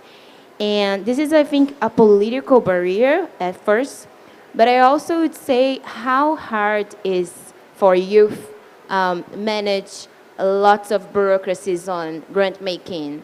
And some of them don't speak English, some of them has lots of emergencies to deal with. So we have emergencies, some people are losing house, some people are losing basic needs. So how can we act fast to giving grants of risk for this population and not like just fill lots of papers and processes and approve and go. So how can we really make justice in our process since the beginning? This is a key question and also a key challenge on the global south and mainly in Brazil where I come from. Maria? Sharing very similar challenges back in Colombia, back in the region. I would say that philanthropy still has a huge gatekeeping culture that prevents youth from accessing not only just the funding, but also the decision-making spaces where the funding goes to, right? Like, I think it's so, some of us who are in the philanthropic world just don't see our peers as much as we see people from the global north taking decisions about what issues to prioritize in the global south. And I think that gatekeeping and colonizing mentality still remains within philanthropy strongly, very strongly, and that keeps youth away from engaging in not only the access, but the use and the control and the distribution of funds. And that also means that youth are under capacity in terms of being able to infiltrate philanthropy, being able to actually not only sit at the table, but change narratives, as what Maria was saying. I think that's a huge political barrier still in the grant-making scene. And also, I would say that traditional philanthropy still has this narrative of one-time funding, and that sort of equating this this culture of aid that is still over-present for most of the philanthropic world, in which there is just one issue, one moment of funding, instead of looking at issues as a continuity of transformations that need, continuous funding to be to be sustainable and to bring about the transformations. Movements are not there just to spark transformations. Climate activists are just not there to put up at stage and then actions and change will happen. Like, we need continuous funding, and that means allyship, and that means trust in the movements, and that is still not very present in philanthropy as a whole. Maria? Yeah, I totally relate with that, and I want to touch more on this point of trust. You know, trust is something that has to be built from both sides. Philanthropists and funders need to be able to to trust us, and we need to be able to develop our capacities in a way that, you know, they know that we know what we're talking about. They know that we know our context, and they know that we know what to do with the money. But funders should also give us reasons to trust them. And that is such an important topic, especially when it comes to gatherings like this. And I want to touch on the topic of security. And I think that's one of the biggest challenges and risks when it comes to the national contexts. So I've been very involved with the international climate justice movement, and I know that many people are criminalized in their countries, and they are persecuted because of just protesting for something that it's rightfully them, a clean environment. That's it. And in many countries, like in Mexico, there's a very, tight line between being just this privileged activist that it's advocating for something that doesn't really attack the system, and being on the other side with the land defenders, with people who are doing direct action. And then I want to share you that, for example, in Mexico, we had this thing where the president has proposed a reform to the constitution, and they're actually militarizing the country. And recently, there was this collective of hacktivists, and they hacked the National Guard, the National Security Secretary, and they released a lot of information about the dirty secrets of the military and the crimes that they have committed. And one of the documents that they released, it was a list of all the organizations and collectives that they identify as a risk to the national security. And there were like terrorist organizations, there were narco-traffic organizations, but there were also indigenous organizations, feminist movements, and we even had like collectives of mothers that are looking for their missing daughters. So that's the way the Mexican government looks at us. That's the way that the government looks at the work that we're doing. And many times, something that keeps people safe, it's the fact that their governments are not able to prove that they have received funding to advance that work. So that's a huge issue, a really huge issue. And I think that's also why it's so challenging that sometimes funders are hesitant to contemplate this infrastructure for security aspect, because it can actually put us at risk. Having to take personal risks to access funding is not okay. We should not be doing that. I shouldn't have to be worried because of my tax issues, because I had to take the sacrifice of, getting funding for my people. They should be understanding that it's also their responsibility to open the doors financially and in the tax aspect and in the fiscal aspect so that we don't have to go through those risks. It is also very sensitive, I think, in the aspect of when a funder doesn't know and doesn't fully understand the local context, they cannot be saying, oh, I think this is not necessary. Because I have a friend who lives there, and he told me it's fine. How could you know that? How could you know that if you have not lived through the fear of, maybe one day my government's going to realize what I'm doing, and they're going to come after me? So I think that's a huge topic, and really can also affect how movements work internally. Financial support should be something that accelerates the work on ground, not something that creates internal conflict and stops it from happening. Wow. Thank you so much, my lovely speakers, for sharing your political grant-making barriers in your countries. For Ghana, I can relate, because there's also the issue of bureaucracy and the issue of trust. So some philanthropists would like to go through the central government in order to get funding to the CSOs. And unfortunately, the central government won't have that money to you. They would actually give divide in like 8 portions and give you just one. And you wouldn't know exactly how much they gave you because they would let you feel as though you were the one doing the work and they're taking all the resources and just giving a very tiny answer because we're the passionate ones. So they take advantage of the passion and they just give something small. And we're excited about it because, yay, we have the work, we have the resources, but there is a lot more we need, we deserve, and yet they don't give to us. So I think it's something that is across the globe, and we're here to discuss how to use climate justice as an approach to shift philanthropy into climate initiatives. So how do you think we can use climate justice? I mean, we are all into climate justice and just transition. How do you think we can use climate justice as that means to draw or shift philanthropic funding into climate initiatives? Because we want there to be more philanthropic action into climate initiatives. How can we do that shifting? Anyone would like to start? Anyone?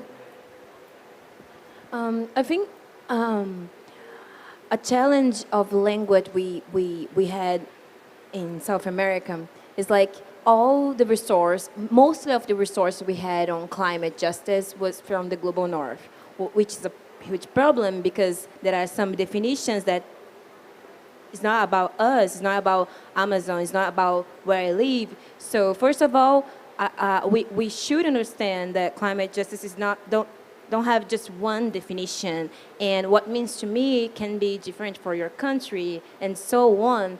And when we understand that okay, it's not just a concept, it's not just about disproportionality, it's not just about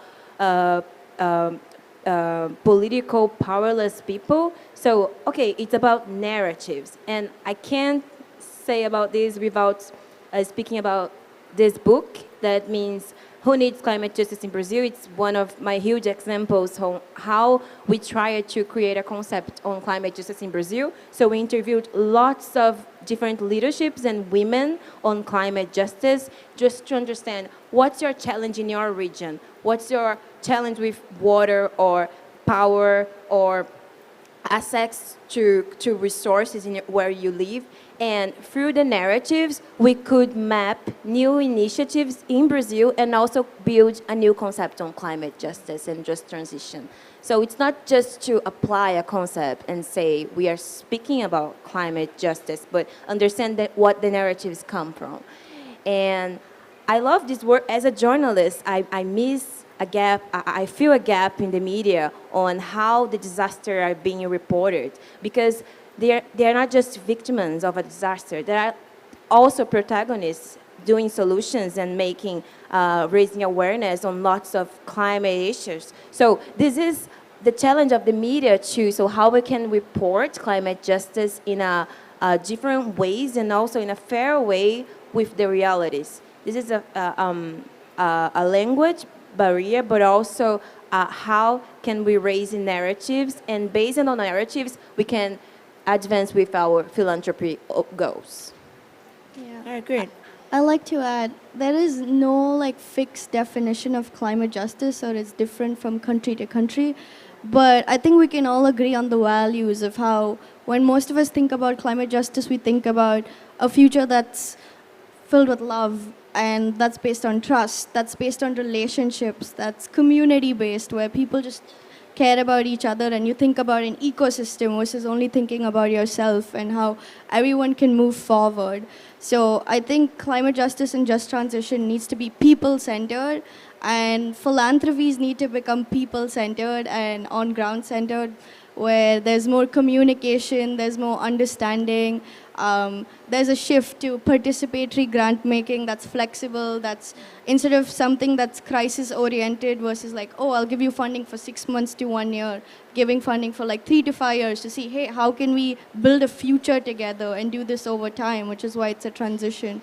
So I think those values would be really important. And I know FIDA came up with this sort of manifesto for like philanthropies and how they're going to decolonize philanthropy and what are their values. So I think it would be important for a lot of philanthropies to come up with that. What are your values? Like, are you doing philanthropy with your heart or only with your mind? It has to be with both. It needs to be relationship based. So I think that would be a really important shift for philanthropies to share their values with us, and if they practice what they preach. Yeah. Maria. Yeah, I can jump in quickly. I do agree that climate justice might be experienced and lived and practiced in different ways, in different contexts. I also think that the framework of climate justice brings us back to some political principles around historical responsibility, equity, and justice, which talks about how polluter countries and polluter industries have had 200 years of polluting this planet on behalf of the rest of the world, and on behalf of the well-being of people's communities and ecosystems. And when we take that concept and that framework of climate justice and apply it to philanthropy, I think we have to talk about capitalism and accumulation of wealth, and how accumulation of wealth is related to pollution, and how philanthropy, whereas we want it or not, as we were saying before, is the result of the excess of accumulation of wealth. And we're, as young people and communities from the South, are invested in trying to dismantle or redistribute that accumulation of wealth that actually belongs to communities on the ground. So when I think about a climate justice framework and apply it to philanthropy, I want to call out those climate philanthropies that keep on centering corporations, keep on centering techno fixes in an idea of saving the planet or shifting towards some NDCs or whatever goals that are not based on people's realities. And I also think that, yeah, climate philanthropy has not been people-centered up until now. Climate justice philanthropy should be centered around people's solutions, around people's demands, because climate justice movements have been there for years, practicing alternatives, coming out of crisis, and they have the solutions, and those solutions need to be funded, and need to be funded through the dismantling of capitalism. Great, Maria. Yeah, fully agree with that. And I feel like that's the elephant in the room when we talk about philanthropy. You know, there's no way so much wealth has been obtained through ethical manners. Let's just say it. And then we're into the point where once we acknowledge that, how do we start the process to redistribute that wealth and to the people who need it the most? And I think also when it comes to this climate justice approach, justice for me has to go through a process of accountability and transparency. In the same way that funders require us tons of documents reporting on every single penny of what we spent, we also need to be able to have this conversation with them. Okay, what were the things that you did during this process to grant us the funding that felt off, that felt like you were not being conscious of the power dynamic in this room? And that is very important. And I think it's also very important when it comes to how do we approach this relationship with funders and philanthropists. And they need to be very mindful and very conscious that most of the climate justice movements, we're not really institutions, we're not organizations. We are young people who are grassroots based and that organize on a very collective and horizontal way. And that means many of our movements do not have hierarchical structures. So don't expect that. Don't expect that we have very fixed structures that can, exactly say, oh, you need to talk to this person, this coordinator, Many times it doesn't work like that for us. We're going to a process internally through which we also try to redistribute the power dynamics that we have inside the movements. Otherwise, we end up replicating the same oppression systems that we're fighting against. So being mindful of that, it's very important. And being mindful as well of how this trust can be broken very easily, especially when it comes to how do you communicate that you have been giving funding to someone. Especially, going back to this topic of security, it is not okay to have articles around, to have, announcements of publicizing that you have been giving funding to someone. You need to have a risk assessment before doing something like that, and you need to have a communication assessment before wanting to publicize that, oh, I put money into this cause. because it is also a very weird thing that can trigger conflict inside the movements. And I say it as someone who has been tokenized by funders to do this. And this is something that very easily can break the trust and the transparency and can make the process of, what's the point of funding something that is advancing climate justice, but the process of granting that funding was not really just, was not really fair. So again, I feel like when we're talking about dismantling and fighting against these huge issues, we really need to start from the place where we're fighting. Dismantling these oppressions from the place where we're fighting. And again, definitely, climate justice for me, it's inherently like intersectional. It needs to consider the intersections between different aspects, between climate crisis and human rights and gender rights and racism and capitalism and class inequality as well. And so it is very important to also understand how can we collaborate and co-create the way that we measure the success of a project. Many times it's not going to look like many philanthropists would expect it to, because also, let's be honest, many of the climate justice movement or the climate movement that made it to the news and made it to the big screens was based in Europe. And you cannot measure success on the same way that you do it in Europe and you do it in the global south countries. We do not have the same context, we do not have the same elements, and we do not have the same goals sometimes. Eventually, everyone wants climate action, but how climate action should look like on each region, it's different. And that's one of the things that I've been advocating a lot during this COP. A lot of money is going to be released for, or promised at least, for climate violence, loss and damage. And how can we also put this narrative of many of our governments are very corrupt. I don't want Mexico to get climate finance, honestly, because I know they're going to be using it for mega projects in the south of the country. The Mayan train, this project for cutting trees and then planting something that's going to be used for carbon credits. And then they're also going to use the climate security narrative to put money into the military and say, oh, the climate crisis, it's a national security issue. We need to put more money into the military so that they're ready to face climate disasters. That's going to be end up harming the people who are fighting on the front line, because you know what? The government, the military, they ally with the mega projects and the transnational companies to threat our lives. So how can we also approach climate finance in these big negotiation rooms on a way that it goes directly to the people who are doing the heavy work on ground, who are getting their hands dirty and not putting so many intermediaries? For me, that would be part of advancing climate justice from the process. Thank you so much. Thank you. So in the space of just 2 minutes each, I just want us to imagine a world of a philanthropic climate justice, space that is void of capitalism, void of misunderstanding, void of trust. Just tell me and tell everyone how it looks like to you in just 2 minutes, very briefly. Anyone want to start? I love the deep breath. Okay. Yeah, so I think for climate philanthropy to be in its utopia, along with wealth distribution, there needs to be power distribution, because that's what's missing in philanthropy right now. There's a lack of power distribution.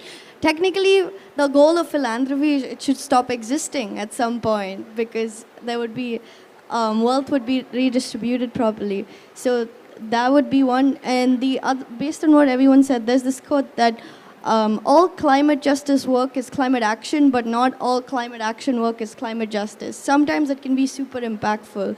So a climate justice philanthropy would look at one that's collaborative, that's co-created, that focuses on the people, and where there's power distribution. And that's very accessible. Yeah. Great. Alejandra, and yes? I love your question, and I hate you ask just 2 minutes because it's about dreams. So, and our dreams are bigger than these minutes, but I just want to be very, very brief on this. So I see a gap and I see another dream. One gap that I feel on climate justice philanthropy is like how we can find funders brave enough to connect environmental justice and climate justice with criminal justice too. So this is a dream and a gap, because I think we are here talking about race, gender, class, low income, but there are a gap on criminal justice and how the climate change are affecting the jails, and also the gender issues, the class issues. And this is a very sensitive and polemic point, I know, but philanthropy and justice, and to see the vision, we should care about this population too on climate. And I'm not seeing that, not in Brazil, not in America. So, and the second, so how can the funders also have theory of change based on climate justice? So lots of organizations, they have their own theory of change, but let's do one for climate justice, because it's about the future, our future for all of us. So let's put all the gaps, so sexual identity, let's put race, let's put class and gender, like, and every year to do a checkpoint, so where we are failing as a funder and where we are succeeding, because it's step by step, we can grow up together, but first we need to recognize our contradictions, and this is my dream of philanthropy. That's look like a big Maria picture. Alejandra? I agree, obviously the big picture is to abolish philanthropy. That's like in 100 years' time. But for now, I will be happy with a philanthropic climate justice world in which youth are part of the decision-making process, or are predominantly part of the decision-making processes of where funding gets redistributed, where movements are not only just at the table, but setting the agenda of where funding goes to and what are those funding processes, policies, and priorities.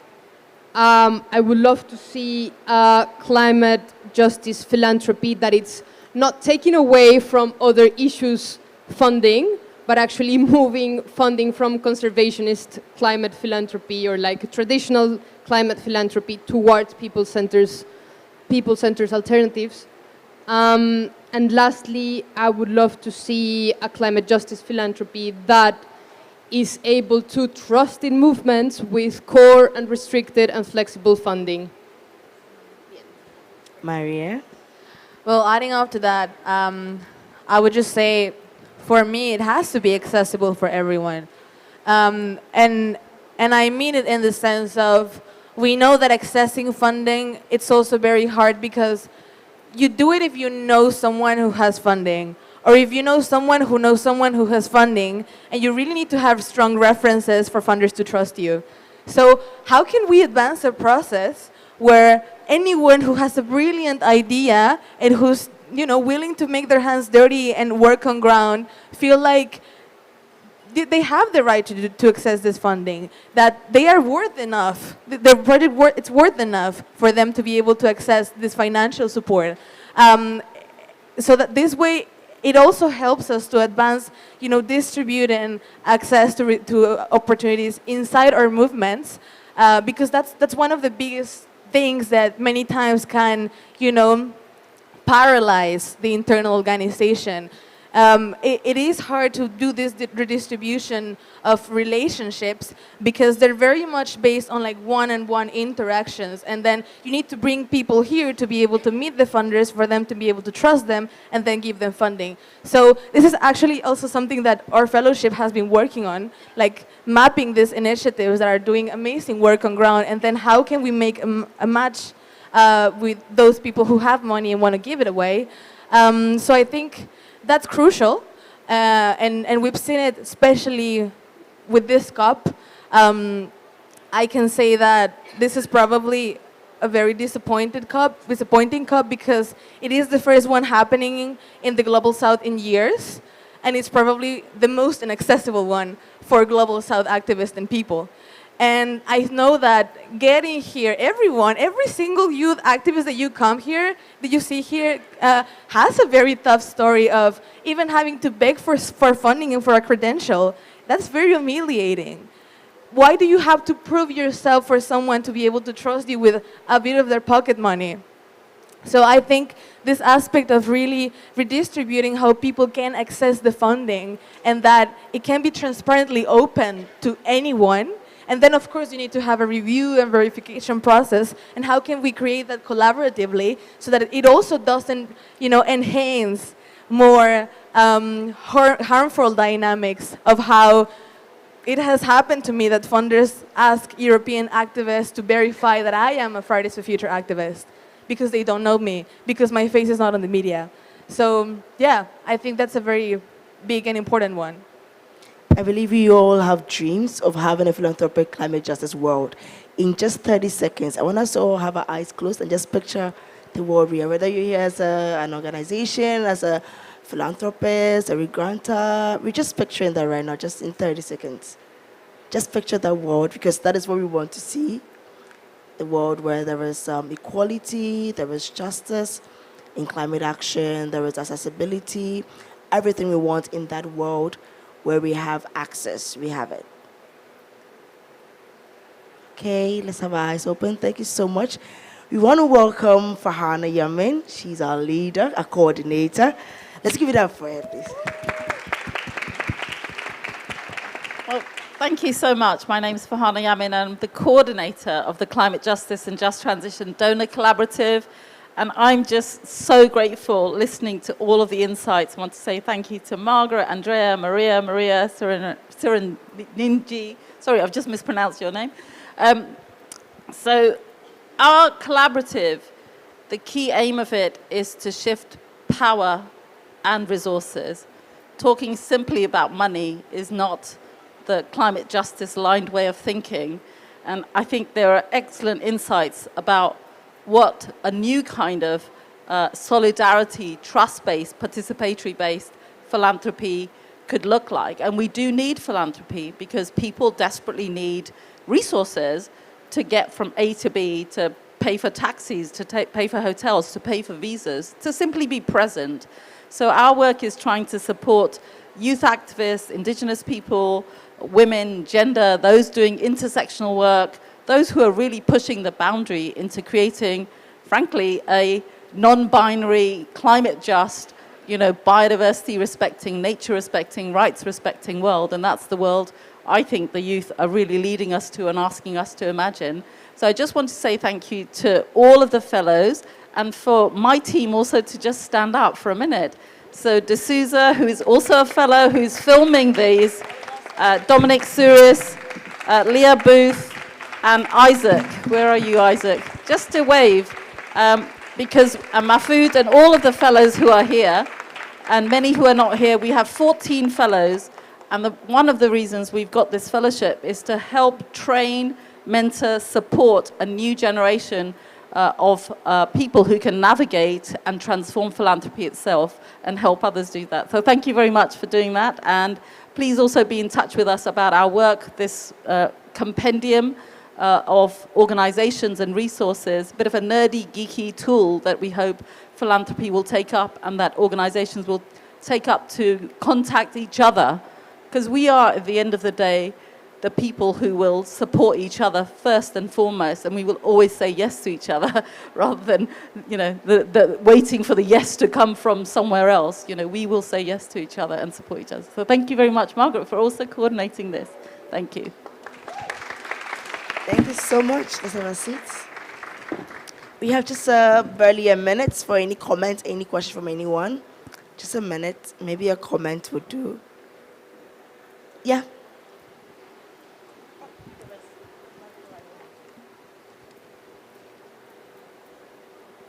I have been here since Tuesday last week, so I don't know. I lost count of time, I think, and days. But I have been in a lot of talks, a bit of everything. And this is, I think, is the best. So amazing work. Because I have been in I went a lot of, something that happens, I think, with women is we weren't encouraged to learn about finance. I have a design and environmental management background. But so I am trying to learn about finance, for example. I used to kind of find it very boring, but now I'm finding it more interesting because actually the finance world is shifting. And the fact that you are saying these things, I thought, wow, there are lots of things that I didn't think about because I am already into a system. I'm 40 years old, so we need more people, I think, like yourselves, telling like these truths and talking honestly and openly. Yeah, it's really, I mean, well done. Thank you so much and have a good afternoon.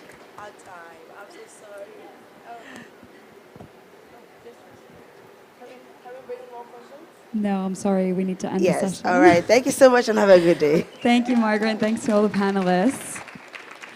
Our next session will be starting in just a couple of minutes here at the stage, and it'll be on reconfiguring law for a net zero future. If you'd like to join us in just a couple of minutes. Thank you.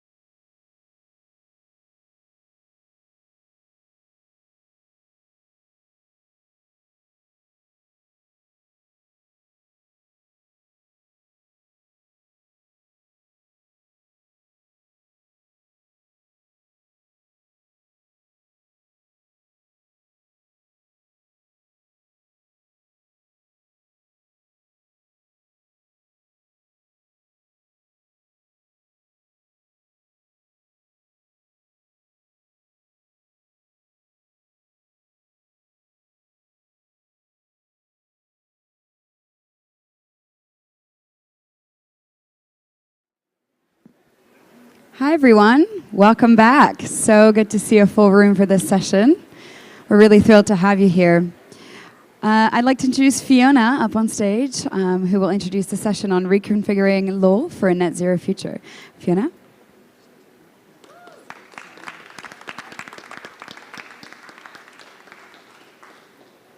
Hello. Good afternoon, and thank you so much to everyone for coming. We're absolutely delighted to be here with you all, and a very warm welcome to all our speakers who are joining us today. And welcome to this Future Lab on reconfiguring the law in line with the science. My name is Fiona Macklin. I'm part of the Climate Champions team, and I manage a campaign called Race to Zero.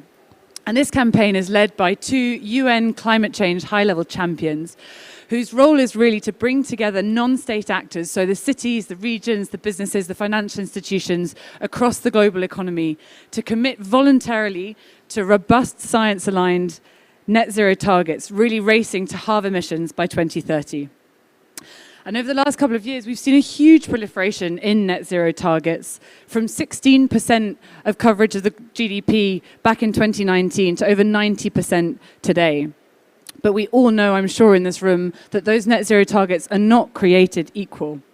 And one of the things that we've tried to do with Race to Zero as a campaign is really separate the wheat from the chaff, make sure that we are showing what good net zero looks like and encouraging, urging these non-state actors to get on board so that we can deliver a robust net zero for the world and a just future.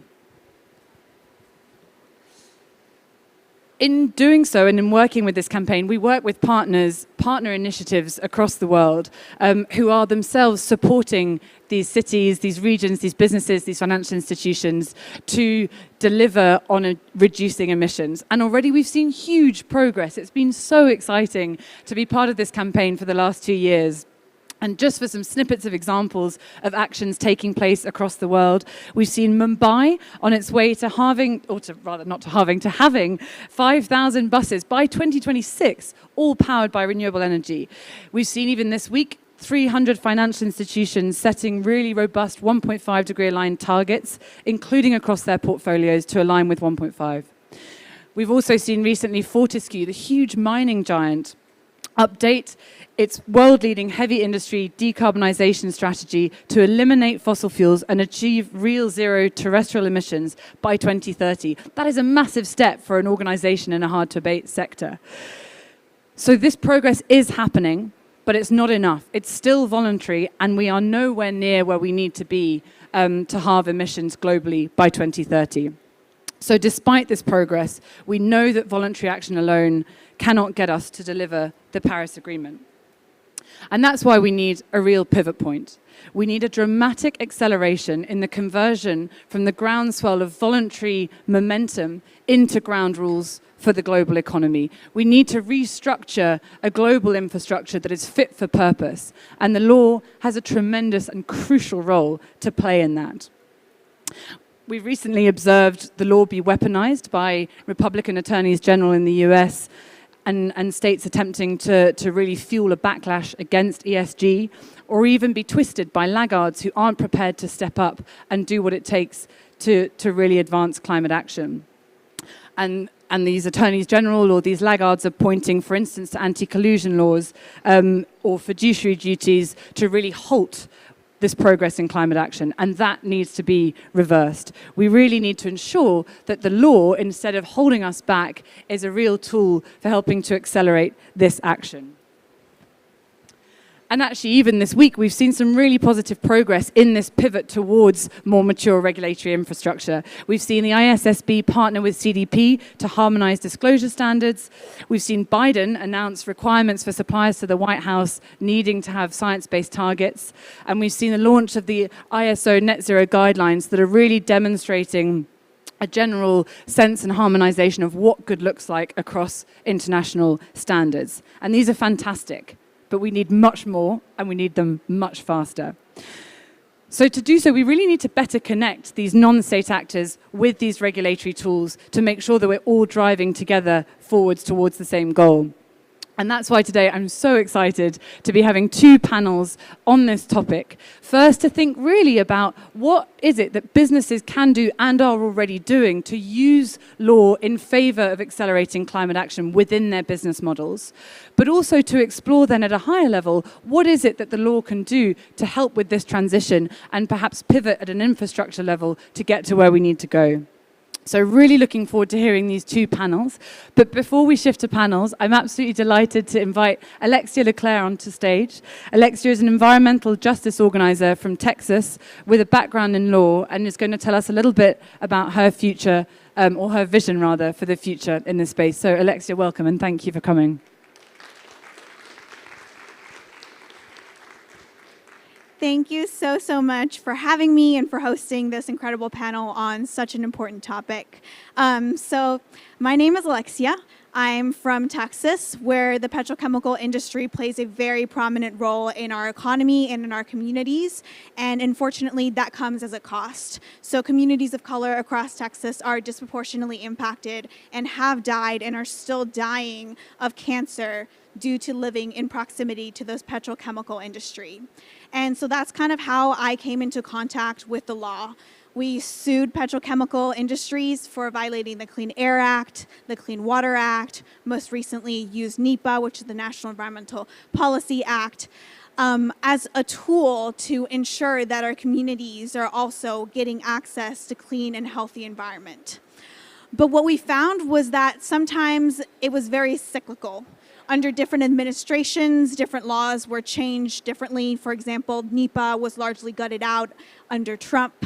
And even recently, there was attempts to pass the permitting side deal, which would have significantly cut back public participation, especially from communities of color in the process of creating it. And so what we've done in the past 3 years is actually written the Environmental Justice for All Act in the United States.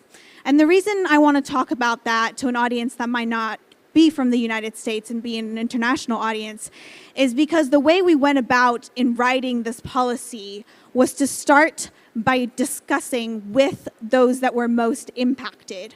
We toured the United States, went to different communities, and worked with legislators and Congress representatives to talk to those that were impacted by the issue and to understand their perspective and understand their local solutions and how that can be incorporated into the law we're now proposing. I think it is extremely crucial because at the end of the day, the law is a tool that we use, and who creates the law and which perspectives we have around it and how we utilize and implement the law is shaped by those who are creating it and those identities that we might hold or might not hold and the knowledge and the perspective that we have. Another thing that I've seen increasingly being used across the world is the rights of nature. For example, for me, ever since I was little, my mom taught me that we aren't separate from each other, that we aren't separate from the earth, and that everything is sacred. But that is very different from the legal framework that we currently have in the United States. But we've seen across the world that people are fighting for the rights of nature itself, the rights that rivers might have, that trees might hold. And I think that is something that is extremely important to explore and how we can incorporate indigenous wisdom into our laws and use that as a way to protect the environment. Most recently, I've been doing some work at the UN level, which is why I'm here at COP27. And as we know, a lot of the agreements that are made are not legally binding in the different countries, which poses a problem because we can agree to as many funding structures as we want or commit to 1.5, but if we don't actually have the mechanisms to implement them back in the different legal systems in the different countries, then we come and meet again and again, and we still haven't met our goals, which was why we still find ourselves today with the climate crisis. And so I think it's really important for us to explore what the legal frameworks can be used to hold all these corporations accountable and to hold the countries accountable to the promises that they are making in the COP space, and to understand where we can bridge the gap from the legal systems in individual countries with the international system that we currently have set up. And we, again, need to work with those that are most impacted, which often come on observer badges, but really need to be in the room in every single negotiation and every single bilateral to make sure that our perspectives, our knowledges, our wisdoms are incorporated. And so I'm going to leave it to the experts on the panel to go more into detail about the law. But if there's anything that I hope you remember from what I've said, is that at the end of the day, the law is just a tool. It is neutral on its own. But the way that we can shape it, that we can weaponize it, creates a huge impact. And so it is really important that we have those that are most impacted be the ones guiding the discussion on how our legal frameworks are created and are implemented to make sure that we are actually moving towards a more sustainable future. Thank you.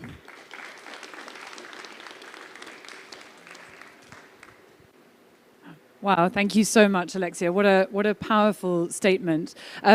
With no further ado, and off the back of that really thought-provoking ending, I'm going to warmly invite Gonzalo Munoz, founder of Sistema B and previously COP25 high-level champion, to the stage to welcome our first panel. Gonzalo, thank you very much.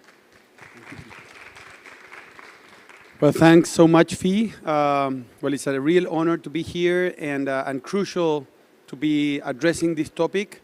I've been dedicating at least the last 20 years of my life to use business as a force for good.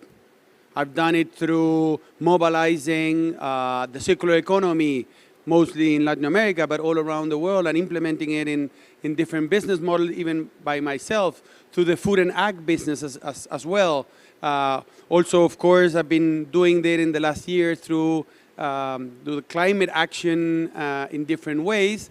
As also, I am proud to be a member, a founder of the global B Corp movement through Sistema B. In all of those cases, we started with voluntarism. We started with the idea of people that were moved by the values, by their core spirit, ethics, their moral, but then at the end, what do we expect is to change the rules of the game, right? Voluntarism is extremely important. We need the innovators. We need those that are capable of moving the borders of what is possible. But at the end, what we need to do is change the system, or improve the system, I would say. And of course, normally when you come with an innovation, they will first ignore you, then will laugh at you, then they will fight you, but at the end, you win, right? I would say that initially, you're obviously invisible and irrelevant. Then you might become visible, but probably yet irrelevant. You will only become visible and relevant when you're changing the rules of the game. And that will happen through massive impact, and at the end, by promoting the right type of legislation. We know that oftenly the law is perceived as a stick, but it should and it can be also a way to stimulate the right changes that we require. When it comes to the amazing campaign that I had the privilege to co-lead with my brother, Nigel Topping, and now that Nigel is co-leading with Mahmoud, where we have an amazing a group of experts, the Race to Zero expert group led by Tom here, and then the work that Fee has been doing through Race to Zero, but also Juanita there through the Race to Resilience. In those campaigns, we have a 5P logic. It all starts with a pledge. It's absolutely relevant to have people that are capable of confronting the uncertainty and say, this is the world that I want to create, and I will create it by my own commitment and with others. That's great, and we have seen a massive increase of commitments. The second thing is to plan, and you have to plan according to science. You have to plan according to the rules that are common, and in this case is the UN creating the conditions. Then you have to proceed. You have to start moving yourself.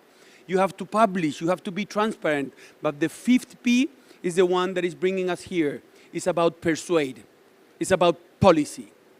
And we will only succeed if we reach that last P, if we move all of those amazing commitments that we have had in the last years to finally persuade the system in the right direction through a net zero and resilient commitments and action.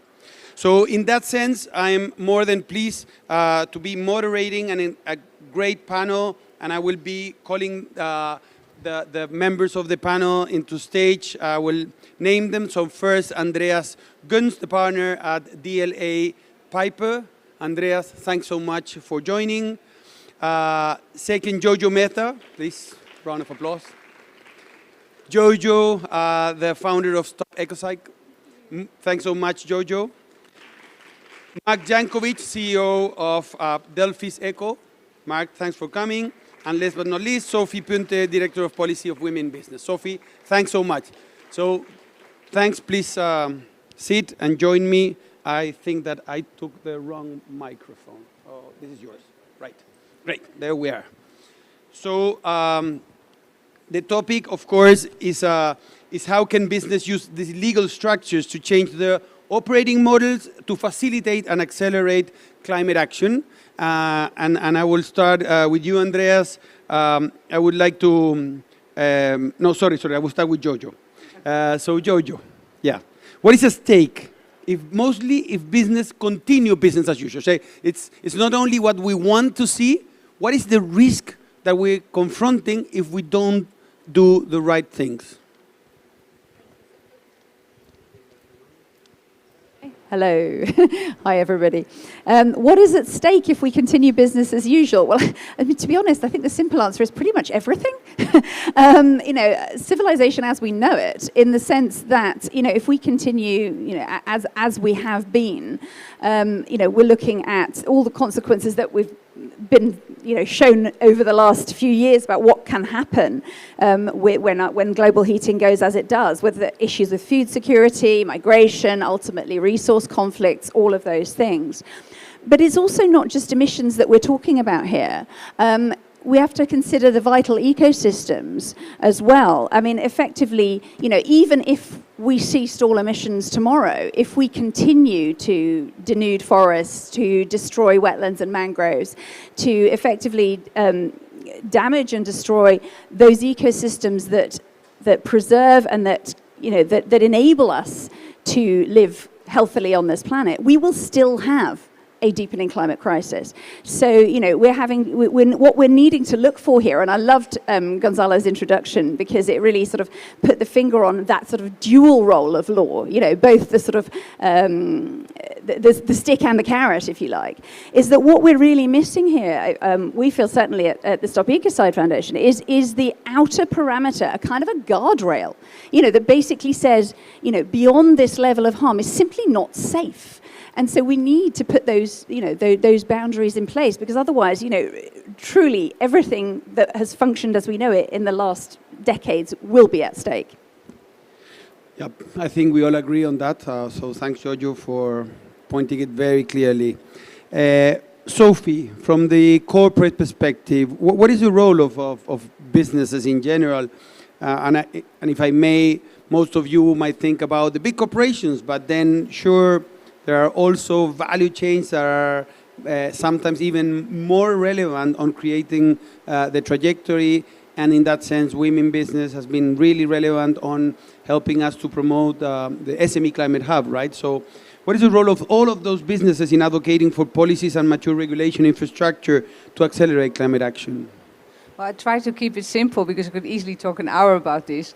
But there's two dimensions. Actually, there's three. But the one, it's about being active. And you might all heard of an organization called Influence Map. And they map companies whether they're active and whether they're responsible or climate aligned. And it's those two dimensions. And I would love to introduce a third one, and that's inclusive. And that's exactly because in addition to companies being active on policy engagement and not being green hushers, so not saying anything, they should also be responsible, and that's the not being greenwashers, but include SMEs in the supply chain, include the staff in their organizations, because maybe a medium-level manager in a company might engage with a policy analyst at a ministry to help them, right? So it's not just at the high level, it's across the company. And the way they can do it is, first, being active is about committing to speak up and speaking up. I want to give a concrete example that you might not have heard of, but I know from my past living in Asia. Scania was in Beijing. They were setting up new standards for trucking. The sizes and dimensions was a massive piece of regulation. And Scania helped them understand, how do we need to make those dimensions so that there's a consistency between trucks going regional and urban? How do we make sure it really meets what industry needs to transport goods in the most efficient way? How do we make sure that we can already add aerodynamic features to the trucks rather than having to change the regulations later? So combining the expertise of the sector you're in with the understanding of what the legislation is trying to achieve, and using your voice to promote better legislation, but also giving your expertise to make sure that it works for business in practice is absolutely critical. Yeah. The second one is then about the responsibility, right? And making sure that companies are aligning their own advocacy, like, yay, we support net zero, with what they're doing through the trade associations. And recently we've all heard the IRA Act being passed in the US, but there were several companies that publicly are really committed to climate change, but if the IRA was gonna make them pay more taxes, were via trade associations trying to undercut that. And that cannot happen. Companies must be responsible. And the inclusive one I already mentioned is that companies try to look at how can they build capacity within their company, so that every level there's a link about, well, how could we support governments doing this? Why? Because the risk is, in addition to what you just said, that policy and standards are going to lag too far behind the ambition and action that companies want to take. And that is a key risk, and it would be a missed opportunity. Absolutely. I agree on everything. And we cannot miss any opportunity. We don't have time for doing that. Mark, I would like to, you as a CEO, if you can share with us your reflections on what are those most powerful legal tools for business to deploy internally to align with net zero, and if you can also align externally in your value chain as well. Thanks, Gonzalo. So my business, I'm a recovering banker. I woke up one day and said, I genuinely dislike all the rubbish that I see on the street, and how can I create a business that kind of focus in on that, and Delft Eco makes cleaning products that are completely aligned with sustainability. Externally and internally, so we need laws externally, and I'll give an example. One of our customers wanted us to create an eco range for them, and it was all signed off until it got to the lawyers, and the lawyers said, oh no, we don't understand what eco stands for, therefore we're not passing this product as a new product SKU to go through the system. So we absolutely need to align the external laws. Internally, I think there are a few, they're limited levers. So whether you're a B Corp or you're not a B Corp, you can change your articles of association. That is something that's really, really easy to do. And if you're not a B Corp, go onto the B Corp website and just hack that page and take the wording and put it in your articles of association. And I think then you go drop down into how do you incentivize your staff? And there's two levels there. There's, can I build in a incentive program for my staff so that they behave better and they are aligned with the vision and mission? And I think the soft piece there is, are we a member of Race to Zero? Are we a B Corp? Can we build in that kind of social, cultural element where all of the employees are 100% aligned with the vision and mission of the board and the sign up to those principles within the Articles of Association? Thanks so much. As you can imagine, I love the B Corp part. You're all being mapped now, your cell phones are being tracked, so you're going to be released when you sign the B Corp commitment. So, Andreas, you're the legal expert, but I'm the only one wearing a tie. I thought this was going to be a tie, so I wear it just by coming in here. I wasn't wearing a tie the whole 2 weeks, but now I said, okay, in this panel I have to wear a tie, but you're the legal expert. I'm so sorry for that. Should I remove my tie? What are those opportunities and tools for business to use to shift their internal business models? And if you can refer also globally or certain regions. Yeah, I mean, there's obviously quite a lot in that, but Maybe one of the really important thing, and that was already sort of addressed just in the previous comments, is the point that there's a really great deal of uncertainty what you can say outside without basically misrepresenting. And that's something that's been going through the industry for the last 20 years. I've been doing renewable energy projects and carbon projects since 2005, so almost 20 years. And that issue has never really changed. You thought sort of after 20 years you're probably there and have a bit more clarity, but in terms of what people can actually say is, you know, in terms of, you know, net zero, carbon neutral, offsetting, etc., really, really difficult. And I think that in a way we've been working with one of the standards to just set up effectively a you know, set of rules around what can you realistically say in the context of your offsetting your renewable energy without falling foul of those rules. And I think what a lot of participants need to recognize in this is that we are using quite a lot of legal fictions in this market when it comes to hydrogen, when it comes to renewables. We're never really buying renewable power. I've used yesterday in a presentation the example of buying fair trade coffee. And if you went out to the coffee stand outside there and you bought 2 cups of fair trade coffee, and the person next to you just bought normal coffee, and the barista will give you, you know, 1 cup of fair trade coffee and 1 not, you would be outraged because you bought fair trade coffee, right?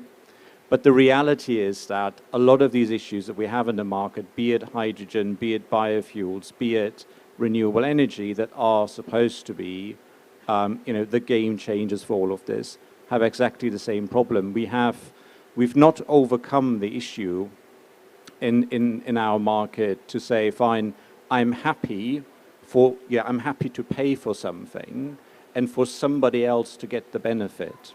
And you see that as a sort of issue running through nearly everything in this market. It comes from renewable energy support schemes. No, I'm just doing them nationally because I don't want anybody else to participate from this.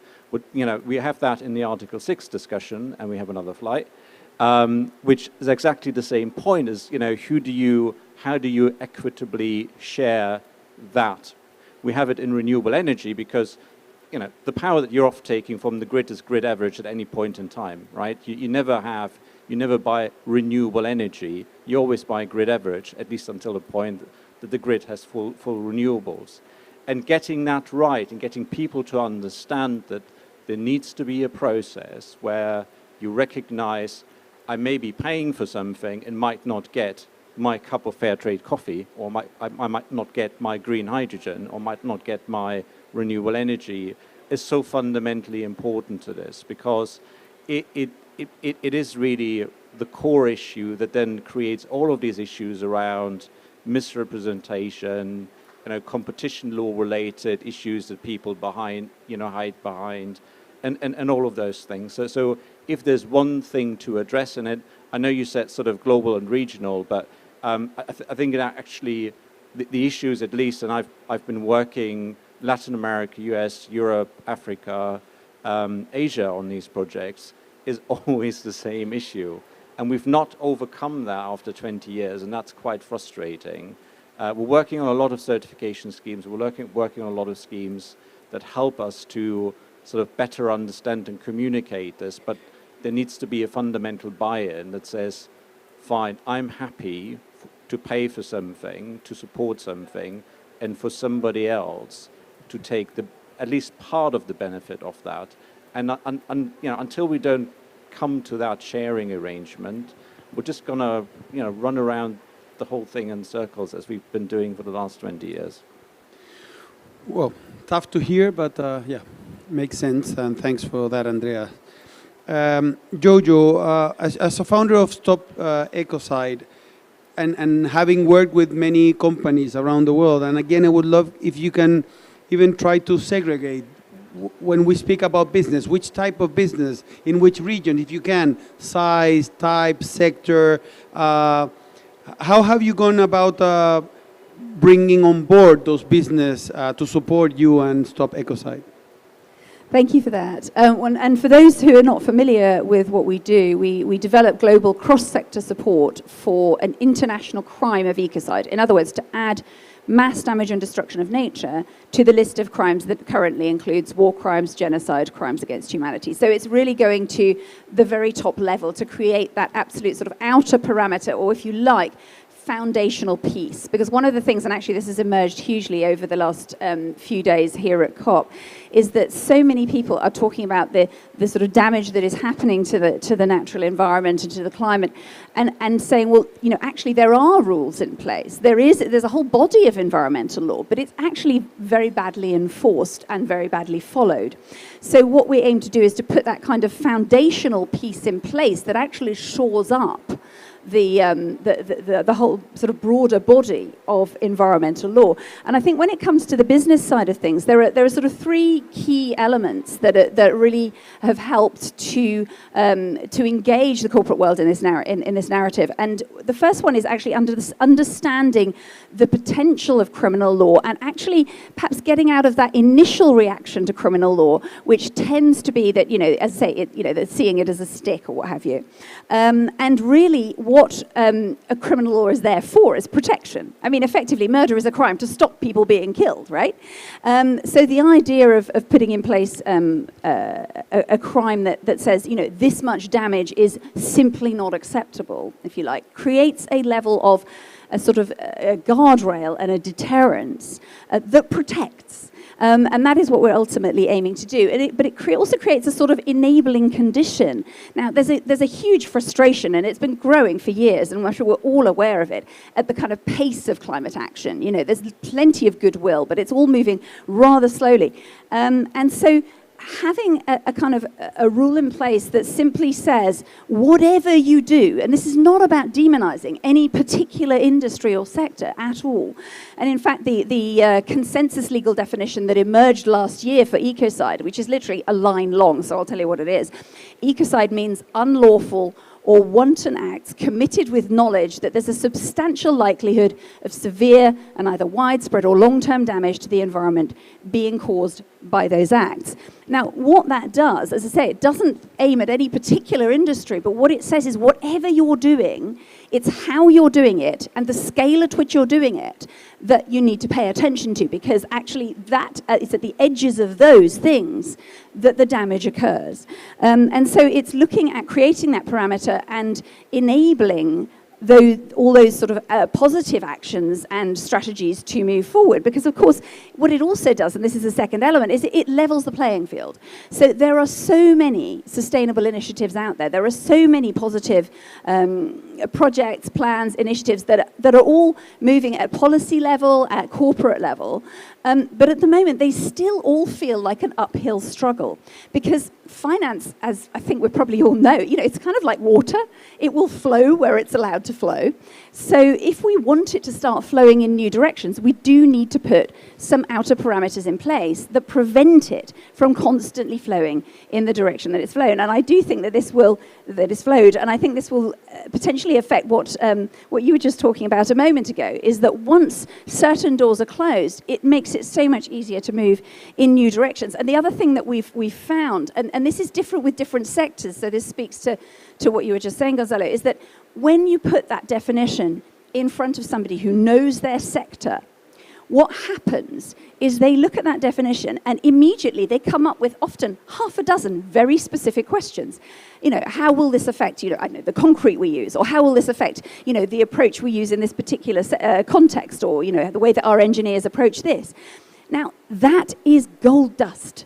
Because part of the problem at the moment is that the right questions are not being asked because we don't quite know what they are.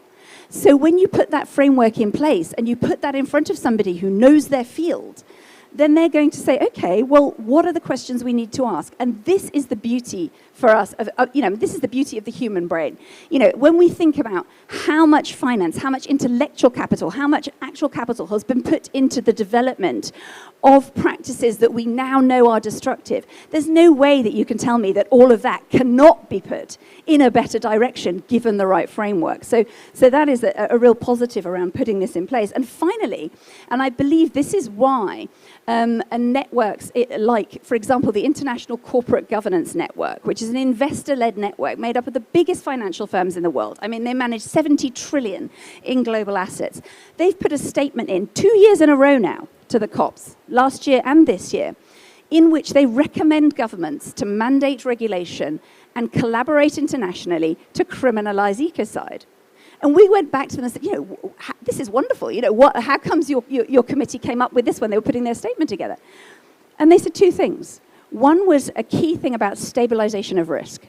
Is about knowing what are the rules that are going to be coming into play. How do we make sure that our financial investments have, that we can predict what's going to happen there? But also, of course, that stabilizes operational risk and it stabilizes reputational risk as well. So those are really, really key factors in having such a law in place. But the second thing they said, and this was deeply encouraging, what they said is, our people were simply looking out at the world and saying, this is really serious what's going on. We need a really serious, set of rules to actually respond to that. And that was also, that was super encouraging because it shows that the dialogue is really moving now, sort of beyond the kind of activist space, beyond, the voices of those who are not being heard, to also those voices that have been being heard, but that now need to take a new stance. And of course, the sustainable companies are the first ones to get on board. But as I say, the investment side of things is really becoming very interested. And of course, the insurance industry as well. And they were telling us, several years ago, we know this is coming. We just don't know when. And we're now starting to hear the same thing out of the mouths of quite conservative politicians. And that's very encouraging. There are now 25 plus countries talking about this at parliamentary or government level. So, yeah, really encouraging developments and the beginnings of real support from certain corporate sectors in particular, but more and more realizing that this framework has huge benefits. Amazing. Thanks so much, Jojo. And really fascinating to hear that we're changing from being really smart on answering very brightly the wrong questions to start searching for the right ones. So thanks for that. Sophie, how do you think a body like Women Business can perhaps empower corporates to engage in this concept and need of reframing legal structures, as well as also the relationship with policy lobbying? Women Business is a coalition of 7 founding partners like World Business Council, Sustainable Development, CDP, BSR and others. And what we do is we do 3 things. First, we aggregate and amplify the business voice. To start with, we work with businesses that are doing the 5 Ps, right? Well, we have 4 As, but it's essentially the same. So we're looking for companies that are business leaders. And just for your information, our business pavilion in the blue zone, we only accepted companies that sponsored that have 1.5 aligned targets, right? So I've turned out a lot of money telling sometimes those companies with a little bit of pleasure, sorry, you're not ambitious enough. Yeah? And we use that business voice then to go out. And we do that through campaign letters, so sign-on letters. We've done that for the EU 55 target for 2030, the NDC last year in the US. We've done it for the G20 last year. We've done it just this week for trying to give backing to governments that they should stick to 1.5 and not go backsliding on the commitments made. And it is quite effective, both that, say, Ursula von der Leyen acknowledged in her speech, wow, we got 170 companies backing us, so businesses behind us putting this through, it really helps them. But also for the companies, right? Many companies last year signed a G20 statement about phasing out fossil fuel subsidies and about financing, where they internally had to work out that they could publicly commit to that. So it also pushes companies to go that one step further and say, are we ready to come out? And they're more likely able to do that when there's other companies doing it as well. So that's the one. And then we have bilateral meetings. So we met with Sweden today, Germany yesterday, EU Monday, US on Saturday, where we try and bring a few companies in the room with policymakers to have that direct conversation about where are some of the barriers. They're trying to sense, what backing can we have from businesses in negotiating a pro-climate outcome of the COP, but also the G20, which is happening in parallel. And it's us putting a number of companies and policymakers together that helps. Plus, of course, the communications that takes their voice outside through videos, social media, etc. The second thing is then about that responsibility. We're going to come out with an RPE, or Responsible Policy Engagement Framework, by mid next year, that aggregates the various guidelines and toolkits that are around to create one global harmonized framework on what should be the norm, what is responsible policy engagement. Because part of the problem is that we have no way to assess in a neutral, harmonized way, what does it mean and how do we know a company is actually behaving or not? So, and that we can do as a coalition because we have so many partners in there. And the third one is a very exciting new development, and I'm actually going to work on that full-time from 1 January. The missing third gap is that governments need help. Yeah, it's not enough to just tell them, yay, we call on you to phase out fossil fuels or to commit to 1.5. Many policymakers I speak to, they say, well, and now we need to get to the regulations, and where are all those NGOs, right? We need on-the-ground support as well. And so we worked very closely with CDP, who have data from 18,000 companies around the world. And we tested for Germany, Japan, India, and Indonesia. What did the data say that companies have been reporting to them about targets, about their plans, about the share of renewable energy they use in their power mix? And can we use the insights from those data to say, in combination, and we're talking to companies that say, yeah, but that's because we missed this or this or this policy. And then thirdly, take that to the policymakers and say, we've got evidence from across the economy in a specific country, and the companies have confirmed that this and these policies have really helped, but some other policies have not, are still gaps, so that policymakers have the evidence from the real world business to support policy change. Science is needed, it needs to be science-led, but science alone is not going to convince society to do this, right? We need evidence from on the ground. Where it will help business is that if policy gets informed by business evidence, the likelihood that policy is actually going to work on the ground for business is also bigger. So those three things, and yeah, that's where we move business to support policy. Thanks very much, Sophie. Mark, do you see risks in this endeavor? And if so, which might be those risks? Well, I mean, everybody in this room knows that this is the only game in town, right? We know we have to go on this journey. This is the action COP, they say. One of the buzzwords that keeps coming out is greenwashing. And I've been calling BS on all of my competitors for years and years and years. And there's a whole bunch of BS going on here as well, outside with some of the suppliers. The problem we have with greenwashing is that we desperately need law to clear that out, because it then means that if you're in finance, you don't have to invest because you can hide behind oh, it's greenwashing, or I'm not going to do anything because it might be greenwashing. So I think we need to be, I got very excited when I heard the word greenwashing, thinking everybody's now got there, but actually I'm quite concerned that it might be something that is going to be a blocker instead. So we absolutely need to be able to take the law and take the language to a place where people can get behind it and move forward. But this is the only game in town. We all have to get involved and we all need to move faster. Thanks so much. And to close, Andreas, how can business think about mitigating those risks? And could you share some closing thoughts about your own vision to change the law needs to address? Yeah, just a few thoughts there. So first of all, I think, and that's also been mentioned before, you really need to lead by example. And that's not just companies themselves, but it's also the advisors, because it's no good advising your company, advising a company on, how to go about their position around carbon neutral, net zero, and whatever, if you haven't walked the walk yourself. So we as a firm called Science Based Target, one of the few law firms in the world, We're the first law firm in the world to have a corporate PPA.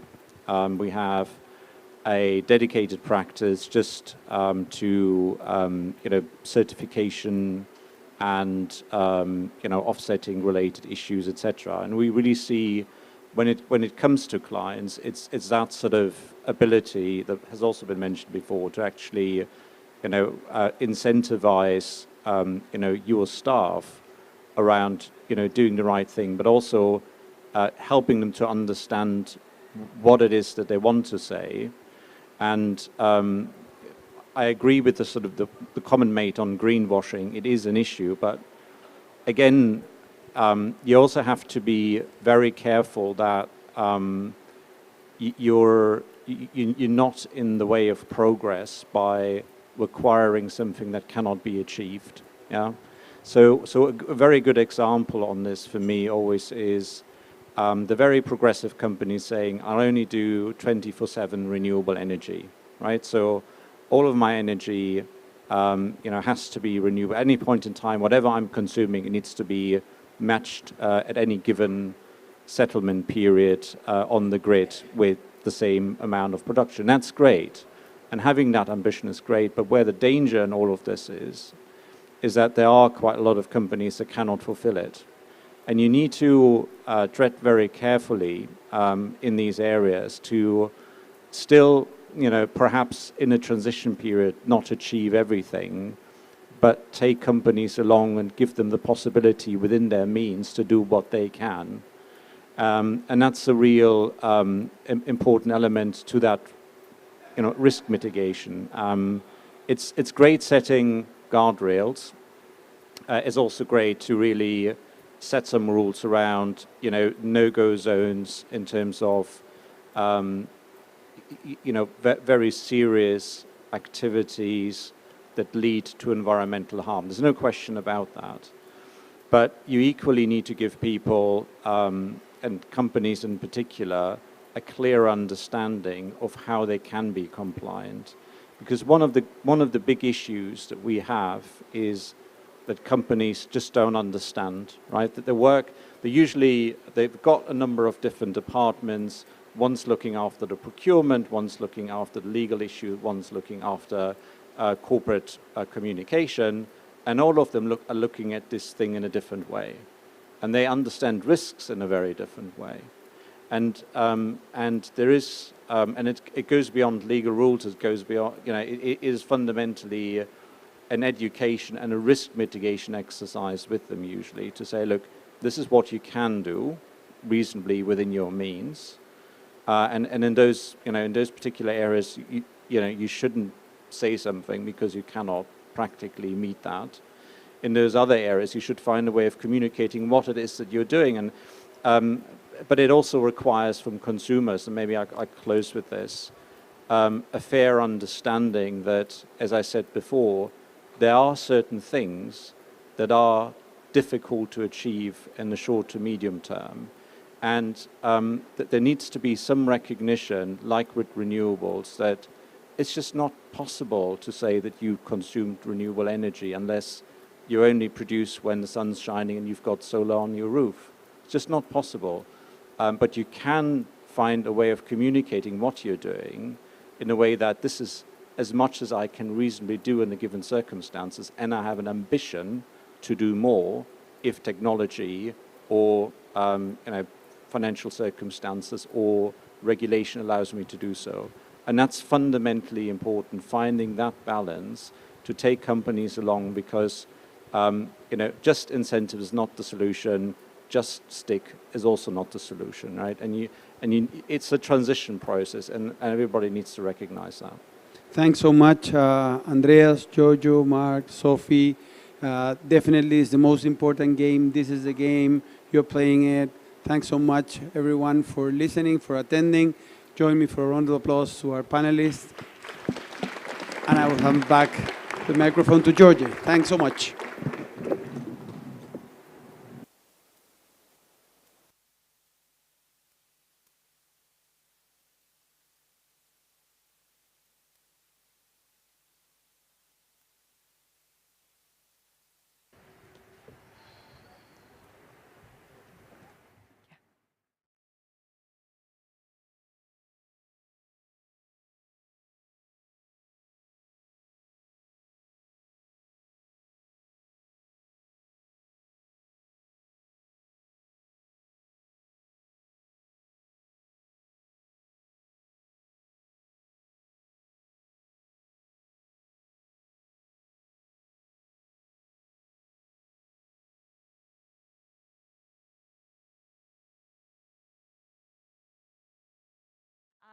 Essentially what we do is mobilise commercial lawyers, law firms, and ideally the law to accelerate the transition to net zero.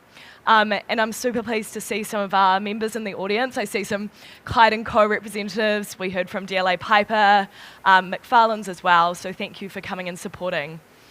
I'd like to introduce you to our panellists today. We have Lucy Maxwell, who's the co-director of the Climate Litigation Network at the Uganda Foundation. Lucy is a human rights and climate change lawyer, and we'll be talking all things climate litigation today.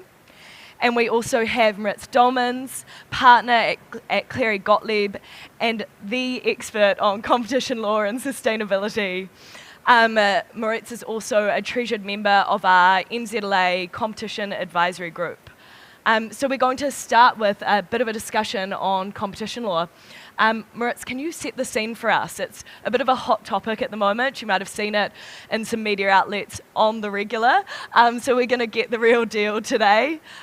So set the scene, yes. Should competitors be allowed to cooperate to achieve climate goals? And where does competition fit in with all this? Where does competition law fit in? Indeed, we are talking today about how should the law adapt, or how should policy adapt when the law already allows you to adapt the policy. And it's very important for Race to Zero because it's a coalition of private entities trying to do the right thing. And that's where competition law comes in. Now, I will express my own views here.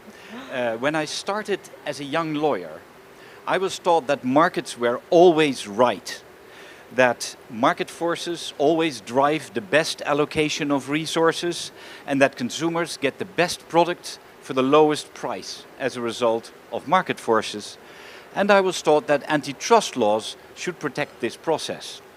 Now, the reality is that markets fail, in particular when it concerns climate change. And this is very important for competition law.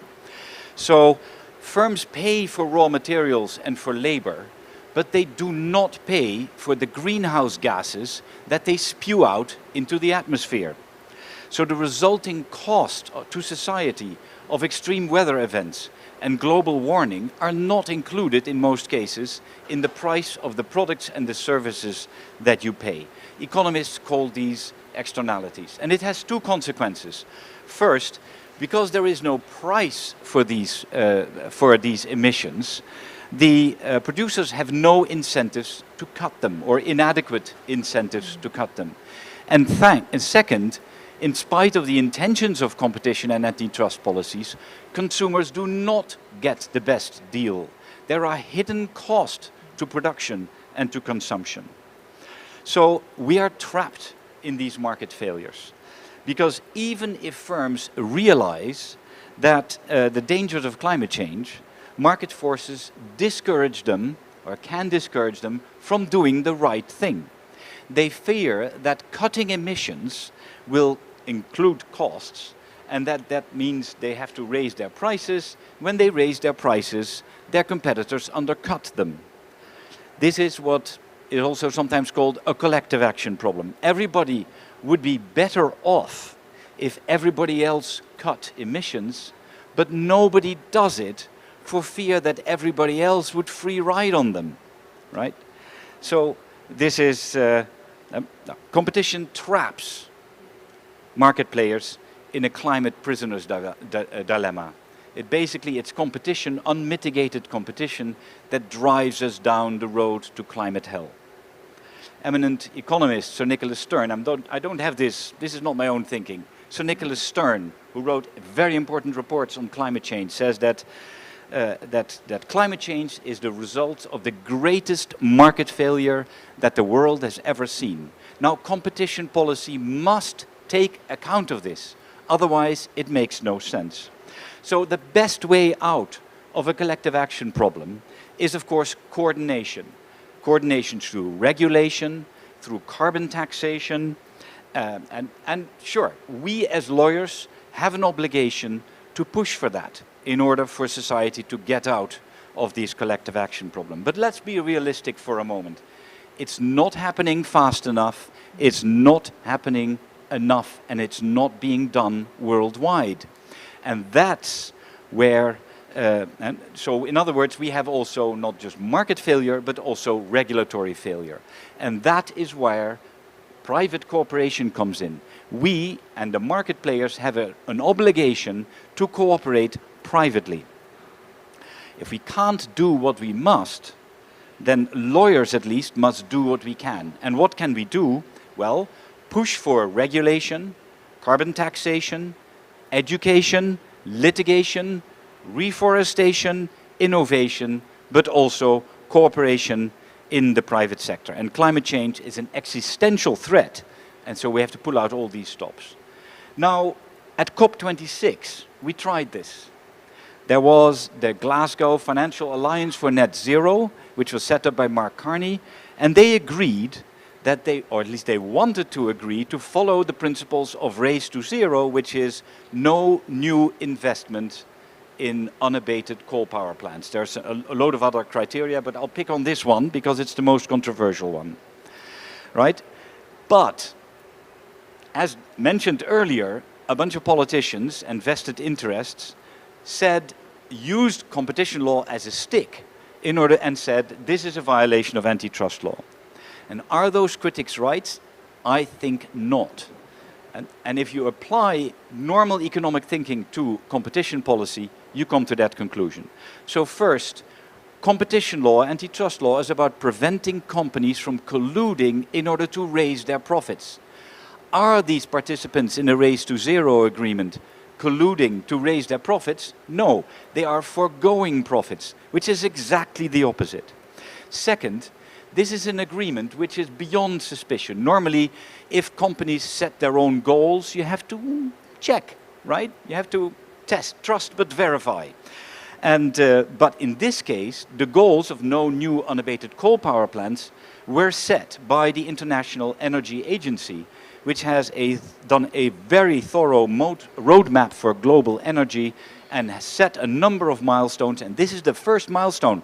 Without this milestone, we cannot meet the 1.5 goal. And if you look at the environment now at 1.2 degrees of heating, imagine where we are at 5, and imagine where we will be if we don't meet 1.5. Third, the agreement is necessary. In other words, there is no less restrictive alternative. And this is confirmed again by the International Energy Agency roadmap that I just discussed. Without this first milestone, we cannot meet the Paris Agreement. Most importantly, the agreement serves to resolve a collective action problem. The idea is that we all benefit, every bank benefits from avoiding the discounted damage of climate crisis, and that is worth more than the short-term profits, right? And if everybody realizes that, then we will possibly be able to get out of the climate crisis. But none of them would act alone for fear that others would free ride on them, and that's why this agreement was set up. So this is very clearly, in my view, the right thing to do. To prohibit a no new coal agreement would preserve the greatest market failure that the world has ever experienced and damn the consequences. And this can't be right. In antitrust, if antitrust law prevents us from doing what is necessary for our society, for our economy, for each of us, and also companies and businesses to survive, then to quote Charles Dickens, the law is an ass. And it's the law and the policy has to adapt to the climate crisis. Human laws have to adapt to the laws of nature. Thank you. Thanks, Maurits.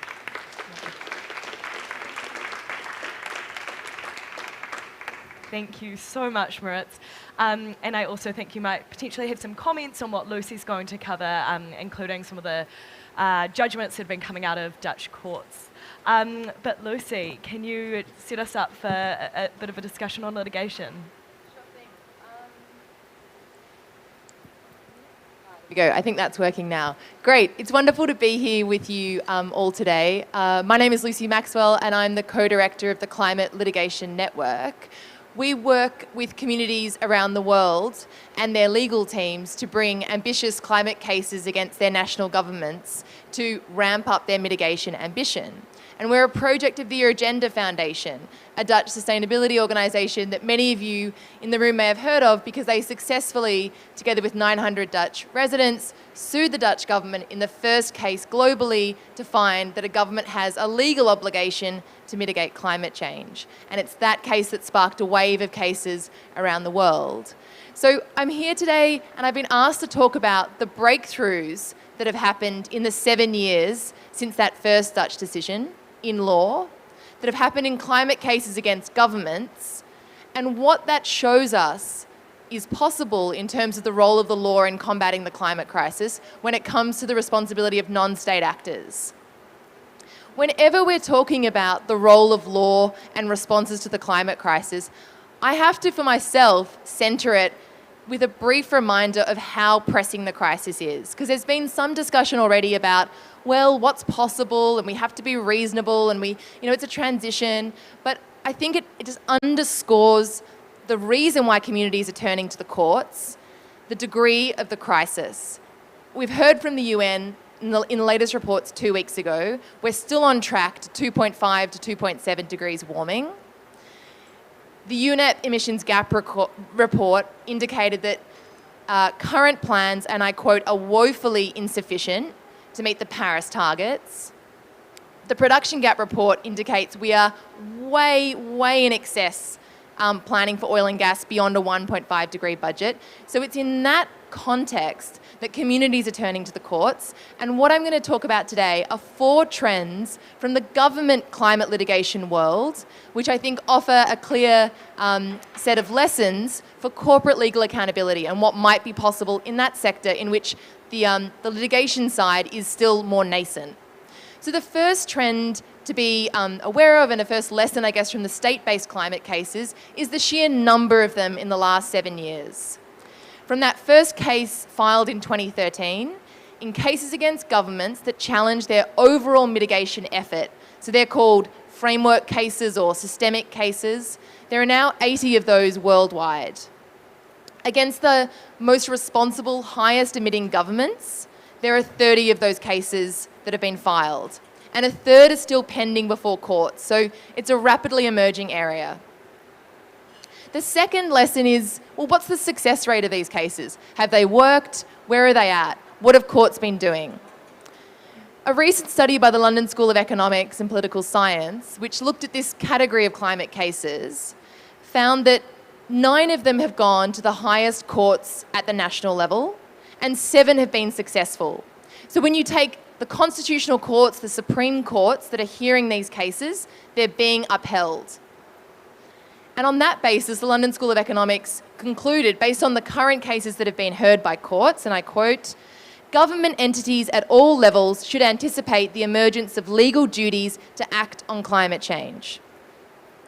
The third lesson from government climate litigation is how courts have handled the nitty-gritty of legal questions. Very similar questions arise in a number of the corporate legal strategies. So I'll talk you through just a couple of things that national courts have done in these cases. A large number of the framework cases against governments look at a state's obligations under tort law or human rights law to protect people within their jurisdiction. What courts have said is that the fact that climate change is subject to political decision-making, international decision-making and political processes like we're in right now, does not prevent legal adjudication of a state's mitigation efforts. Questions around separation of powers and justiciability have not been a barrier to legal adjudication. And here I'm talking primarily of decisions of courts in the Netherlands, in Ireland, in Germany, Belgium, Canada in the Mather case, Colombia, France and Nepal. There are indeed a handful of cases in North America in which separation of powers has been a barrier, but overwhelmingly that has not been the case. When courts have looked at the existing legal instruments under tort law and human rights law that states have to comply by, they have found that they can be applied to the context of climate change. And the fact that it's a global commons problem, as we heard, the fact that a large degree of the harms have not yet been realised, does not preclude legal adjudication. That's been another really important building block that's been established. The third building block in these cases is that courts have not accepted the argument that governments frequently make and that many companies make, that their national emissions, when looked at on a global scale, are just a drop in the ocean. No court has accepted that as a legitimate defence to legal challenge.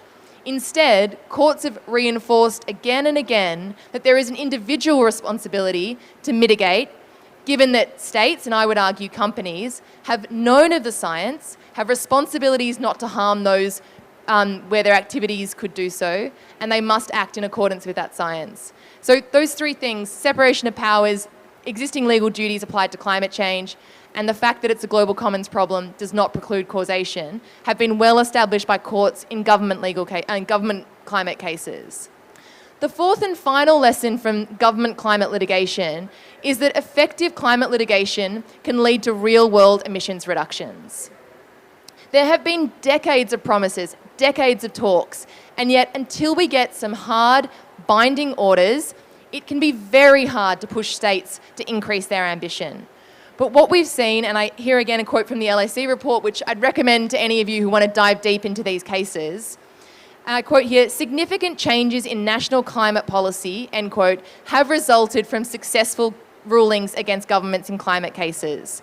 We've seen in the Netherlands, for example, as a result of the Urgenda case, a cap on coal-fired power production, a new climate change act, and then billions of euros in emissions reduction measures in order to comply with a court order.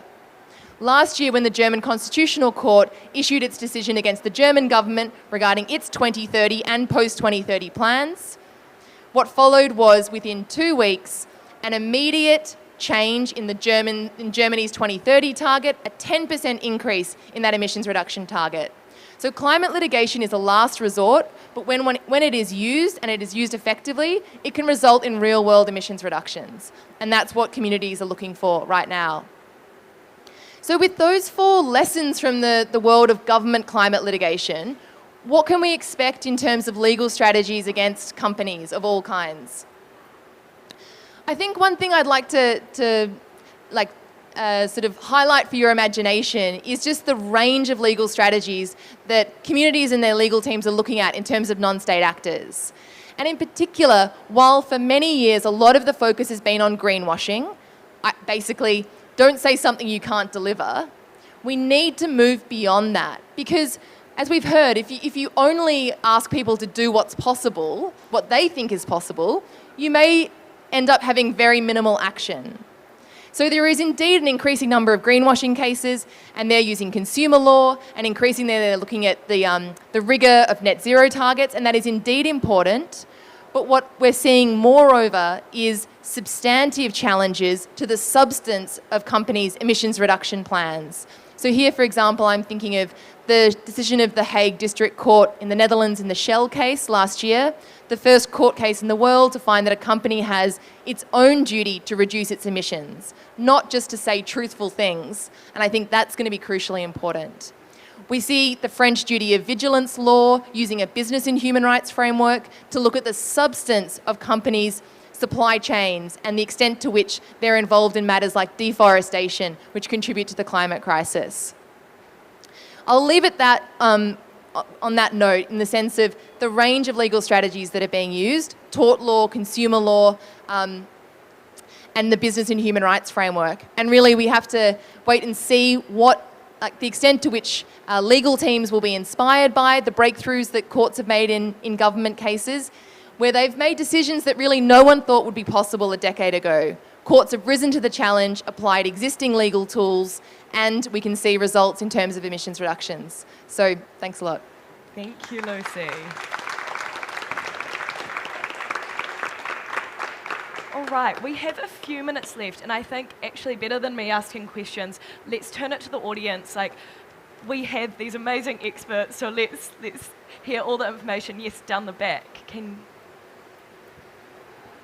Thank you. Sorry, I thought I was going to have to shout then. Hi, I'm Emily Faint, and I work on the ISO Net Zero guidelines, so I'm from the international standards world.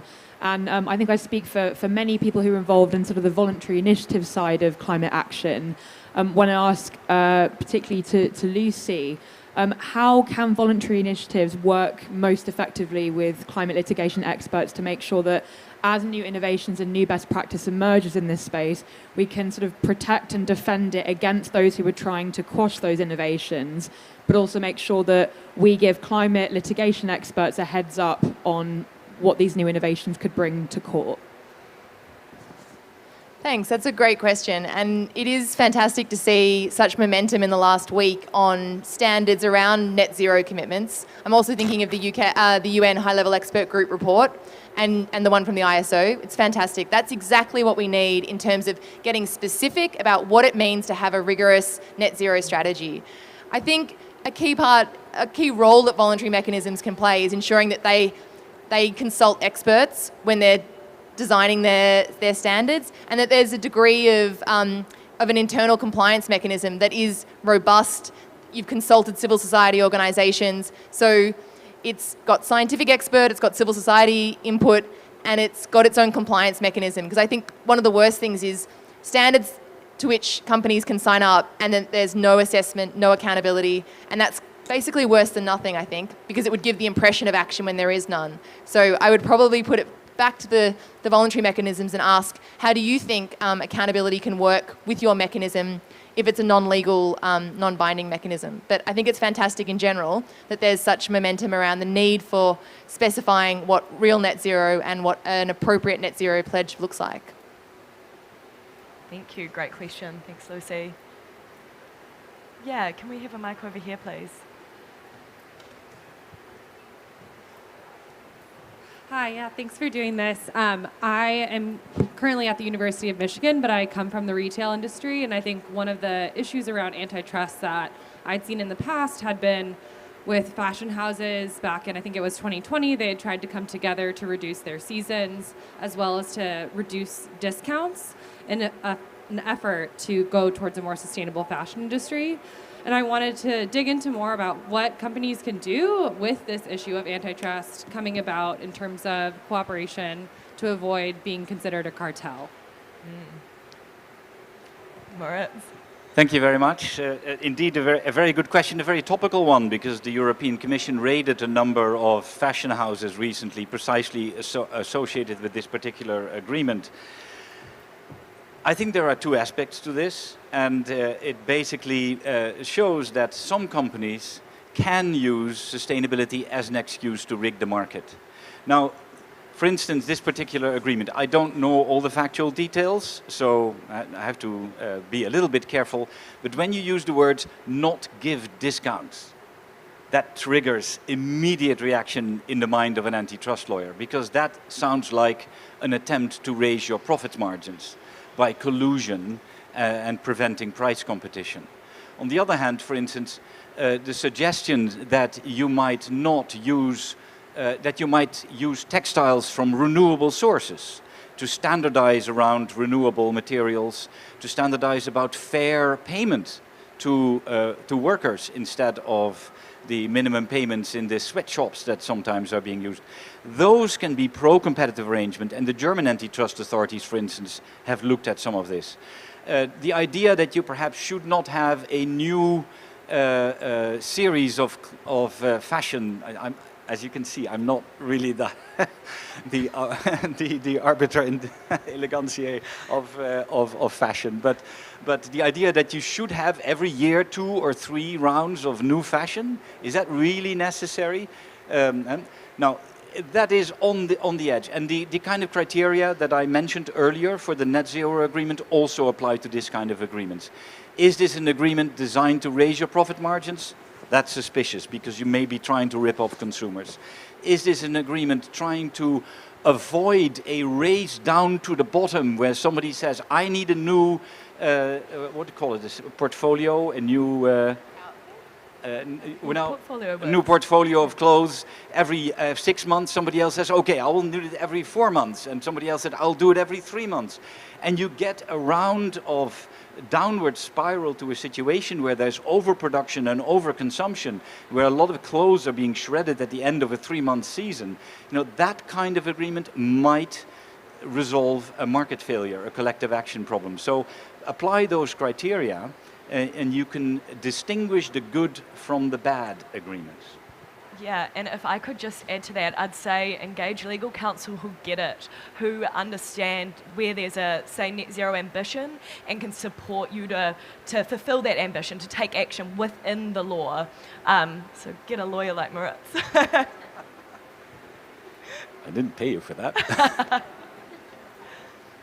Any more questions? Yeah, over here.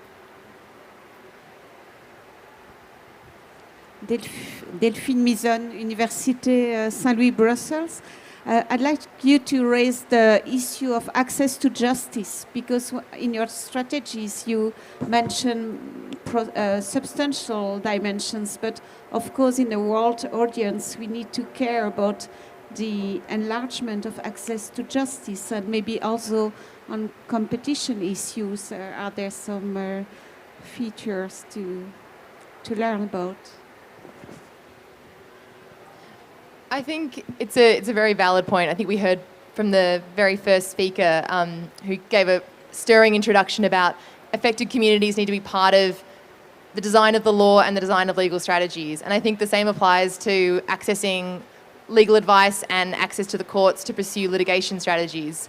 I think at the moment the way it seems to be operating is a very organic structure in which small grassroots organisations at the national level throughout the world, Global South and Global North, are seeing litigation as one of the tools they can use, and the main way they're able to access courts is where lawyers are willing to work for free. But in some jurisdictions, the risk of a costs order when you lose a case is a very significant barrier. And in others, for example in the Netherlands, where the first such case was filed, there is not a very prohibitive costs regime. So if you lose a case, you're not bankrupt. But certainly in other countries, either there isn't an active pro bono system, so lawyers can't work for free, or the costs are too high if you risk losing. So there's a real role for law firms around the world to offer pro bono services to communities to access the courts. I might add, I should compliment Urgenda and that group for class actions, right? Because there are always, also in antitrust law, there are increasingly systems for class actions where a representative plaintiff makes a claim for an entire class of persons that have been damaged. And so that exists in the Netherlands. And there are various clever ways of organizing these kind of class actions. So the Urgenda case is a very good example of how to get access to justice in a way. Class action, if you need to be reimbursed in accordance with the kind of a polluter pays principle, a class action is a possibility. We might have to end it there. We are over time due to my poor moderating, sorry Fee. But so I'm sure we can pick up this conversation after this event. So can we thank our two panellists, Lucy and Moritz, for their time. Thank you so much, I really appreciate it. Okay. Fantastic. Thanks everyone. Thank you for joining. Our next session will start here in about 5 minutes. I do have some closing remarks. If we have time, you can stay on stage. Keep me company. So I want to thank all our speakers from today. I think something that concerns me is often lawyers and the law are not a focus of conversation at events such as COP. And so it's been very heartening this year to see events such as this one which have really put the law at the centre of the discussion, because our lawyers are advising on systems and transition, so they are a key piece to the puzzle. To the lawyers in the room, I actually want to speak directly to you now. Today we've established that you, as professional service providers, play a pretty unique role in transition. So unlike other non-state actors, unlike your clients who are going to be having their impact through their decarbonisation, of course it's important for law firms as well, but really it's taking a good hard look at the impact of the advice that you're providing.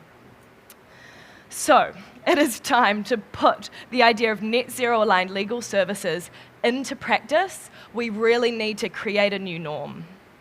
You might be thinking, yeah, we've heard about competition law, we've heard about litigation. My practice group is pretty safe. You know, I can keep on trucking on BAU. I'm just going to stop you right there and say, let's nip that thought in the bud. Every group, practice group, is touched by climate change, and your advice is going to have an impact on transition. Now, I did have a visual, but I'm not super technical and we couldn't download it. So we're going to need to use our imagination here. Feel free to close your eyes. So I want you to imagine the law as a deck of cards. And each separate card is a different practice group, yeah?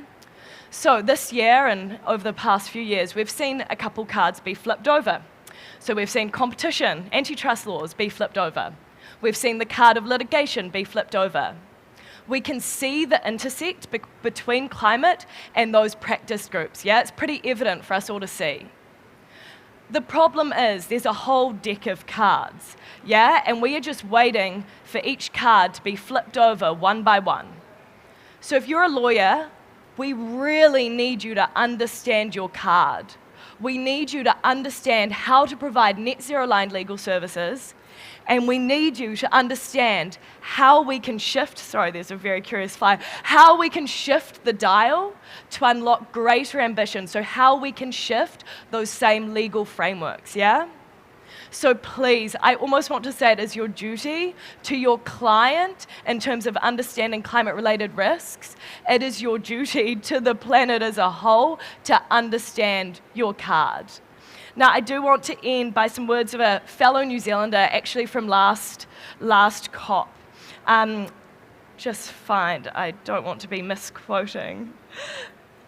So she's India Logan Riley, and she spoke last year to COP26. And she said, pretty simply, and I want to reiterate, get in line or get out of the way. So this is my ask for you, understand your card, or thank you so much. Please join me in thanking Race to Zero and to all our speakers today. Thank you. Thank you so much. As I mentioned, we will have our next session here in 5 minutes, but I'll just remind you that there will be an event tomorrow on the role of criminal law at the Akinen room at 3 p.m. So we'll see you all there, and you can speak to the team for more information. Thank you.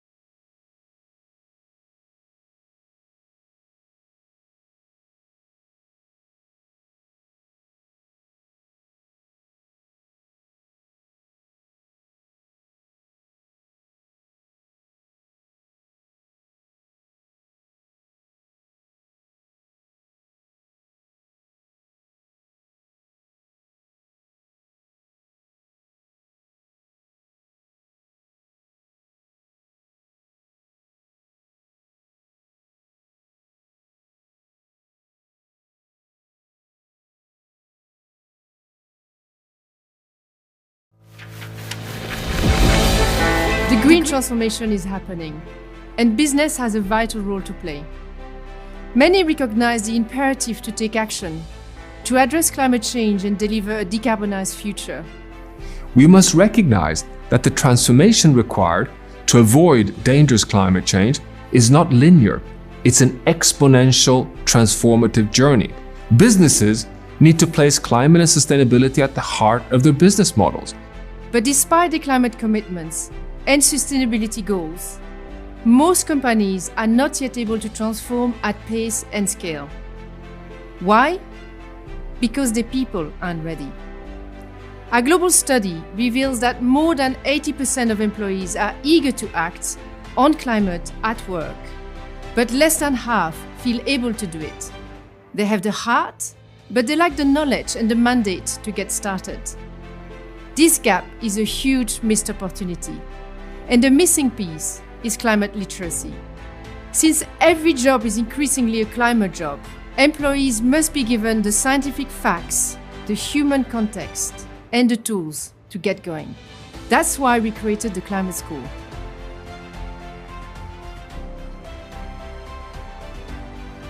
Our approach engages employees at 3 levels. There's the head, imparting knowledge, understanding the science and its implication on business. There's the heart, inspiring the commitment, the emotional connection to the issues at stake.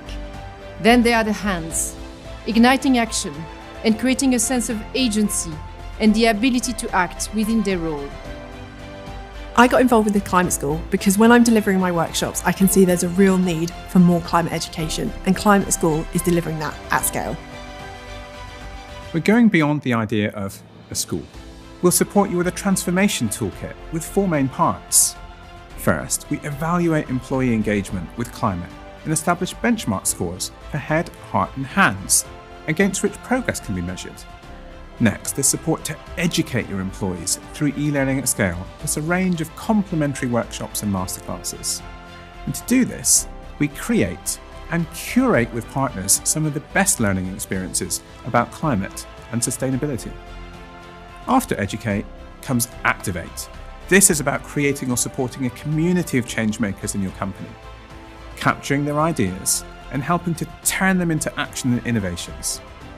We can also help you get plugged into citizen action initiatives, set up employee challenges, and make change tangible. Finally, we help you advocate for greater change with speed and at scale. We can help you tell your story, connect with peers and other companies too, so that together you can do more than you could do apart. The green transformation will fundamentally change our jobs, industries, and societies. If we want to unlock that level of action and the momentum we need to thrive, employees must be ready.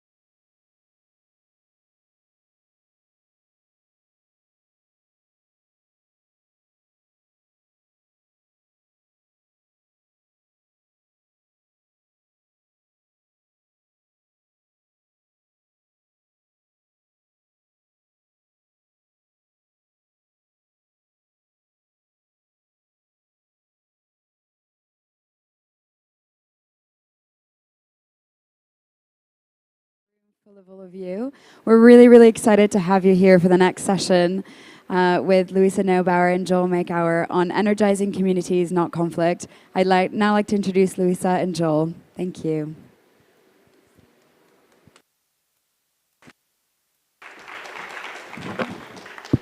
Thank you. Hello, everyone. I feel like we're a little far away here. Can we scoot over? It's just, COVID is, the 6 feet thing I think doesn't apply so much anymore. It's great to have everyone here. Really looking forward to this conversation with Louisa. I could do a quick intro. We just met. We go back 15, maybe 20 seconds. So we're going to, I'd rather just, you are climate activist in Germany, Hamburg, I believe. You are one of the founders of Fridays for the Future in Germany. Pick up a little bit more about what you do and why you came to COP. Ooh, good question. I came for you all the way, and some others, of course. No, yes, I'm with the climate movement in Germany, but of course we are a global movement, so we unite really wherever we can. And I am here at COP because I went to COP 4 years ago in Katowice in Poland, where I came as a student and as a youth delegate for something. And I went there to find the place where they solve the climate crisis. Because I needed, for my inner peace to find that place and see what it looks like. And what I found was, lots of spaces and lots of places, but not the moment where they would solve the climate crisis. And that's a brutal moment for someone like me who grew up in a world that told me governments will take care of my problems, right? And they will take care of our big solutions, and we have the science, and it's all out there. We have the Paris Agreement. So I didn't find the place where they solve the climate crisis, but as strange as it may sound, I found Greta Thunberg, and people didn't know her back then, but she was standing out. She was the one, telling the truth there and looking the facts into the eye. And back then, 4 years ago, I wasn't a school child anymore. So I had heard about the school strikes, and I felt like, the children will do something. But when I was there, I was like, okay, well, I think someone has to do something, and the government is clearly not the ones who are, doing everything they can. So let's do something. And then I went back home. I left the COP early, and on the last Friday of the COP, we had the big Fridays for Future strike in Germany in 14 cities. And then we just went for it. Yeah, I remember that. I was in Katowice as well. How is it 4 years later? Lots happened in the world. Lots happened in the climate movement. How are you seeing this now here? Yes, it's odd because the last 4 years we spent every day, all day, trying to, explain what's going on in different languages and different words, and we danced it, and we shouted it, and we sang it, and we chanted it, and we did all the things to tell, very, very basic things that, to tell the truth about what's going on in the world, and to translate the reality into something that people can understand, and politics want to understand, ideally, and industries, accept to understand, and so on. And I think, so the sad part of this is I think we're kind of running out of words right now. We've been there, we've done that. We've went to the streets with millions of people across the globe. We've united everyone that we can think of in Germany. We had a movement where farmers, where unions, where workers, where nurses, where kindergarten teachers and piano teachers and architects and psychologists and doctors, and all they came together, and they were there on the streets with us, right? And we're repeating ourselves, we're here repeating ourselves, and now we watch live, as in the blue zone over there, they're messing up. And it's not even about not progressing, but it's about backsliding. And then we have an environment that violates human rights, that denies our freedoms of speech, and we're the privileged ones. I'm the privileged ones, right? So we are forced to be in a place where we have to watch live as those who call themselves our leaders are failing so hard to do just what they promised a moment ago, while we stand by, not being able to speak freely, not being able to name those industries who are there lobbying for more gas and oil. We're not being able to name those heads of states who are failing on us. We're not able to name those states who are backsliding and backsliding and backsliding. So that's a That's been a very dark entrance to this talk now, but this is one of those realities that we're in as climate activists. And I think that is one moment when we speak of respect. No parent should have to work in a place where they know they work to pay the rent but work against the future of their own child. And I don't think no young person should have to watch as their own government say the one thing and do the other thing.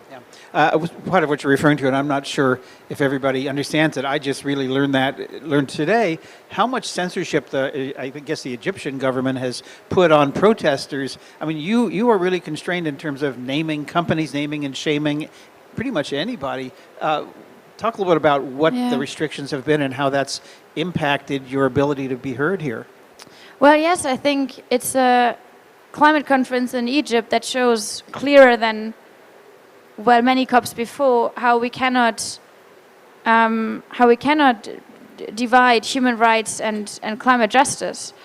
If people can't organize themselves, if they can't speak freely, if there's no free press, and none of that is happening in this country, how are societies about, how they're supposed to organize, how they're supposed to work for better solutions, how they're supposed to interact, how they're supposed to intervene, how they're supposed to pressure governments to a place where they don't really want to be.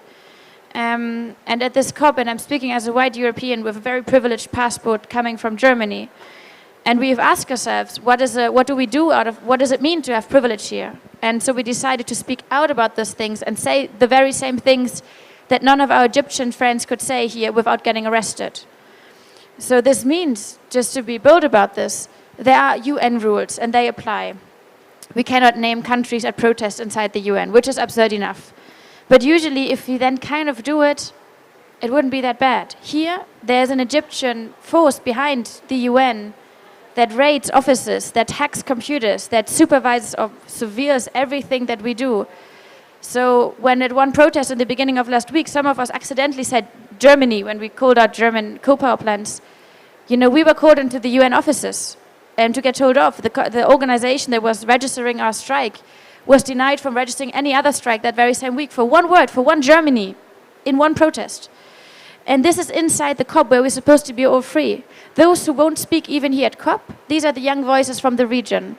These are the people that know they can say something here maybe, but they go out and they will, have the police welcoming them. So when we speak about Allah, one of the prisoners here in Egypt, or the 60,000 other political prisoners in Egypt, we can say their names. None of our friends from the region can say it, and we can say them inside here. But when we brought T-shirts to the COP that said Free Allah, and we wore them to an event with his sister, people were so scared that we would take those shirts outside. Because anytime we could be asked to open our bags, they would find the shirts. That's a reason for arrest for any of us. Just a shirt in our bags saying Free Allah. And that is a reality for people here. We leave, most of us, probably all of us, we will leave after this COP. But what will we leave behind? And that's a question that we have to ask every single day here at COP. When we come to Egypt, when we legitimize with our appearance here all of the greenwashing theater and the human rights washing circus that they want to do here. So what do we leave behind?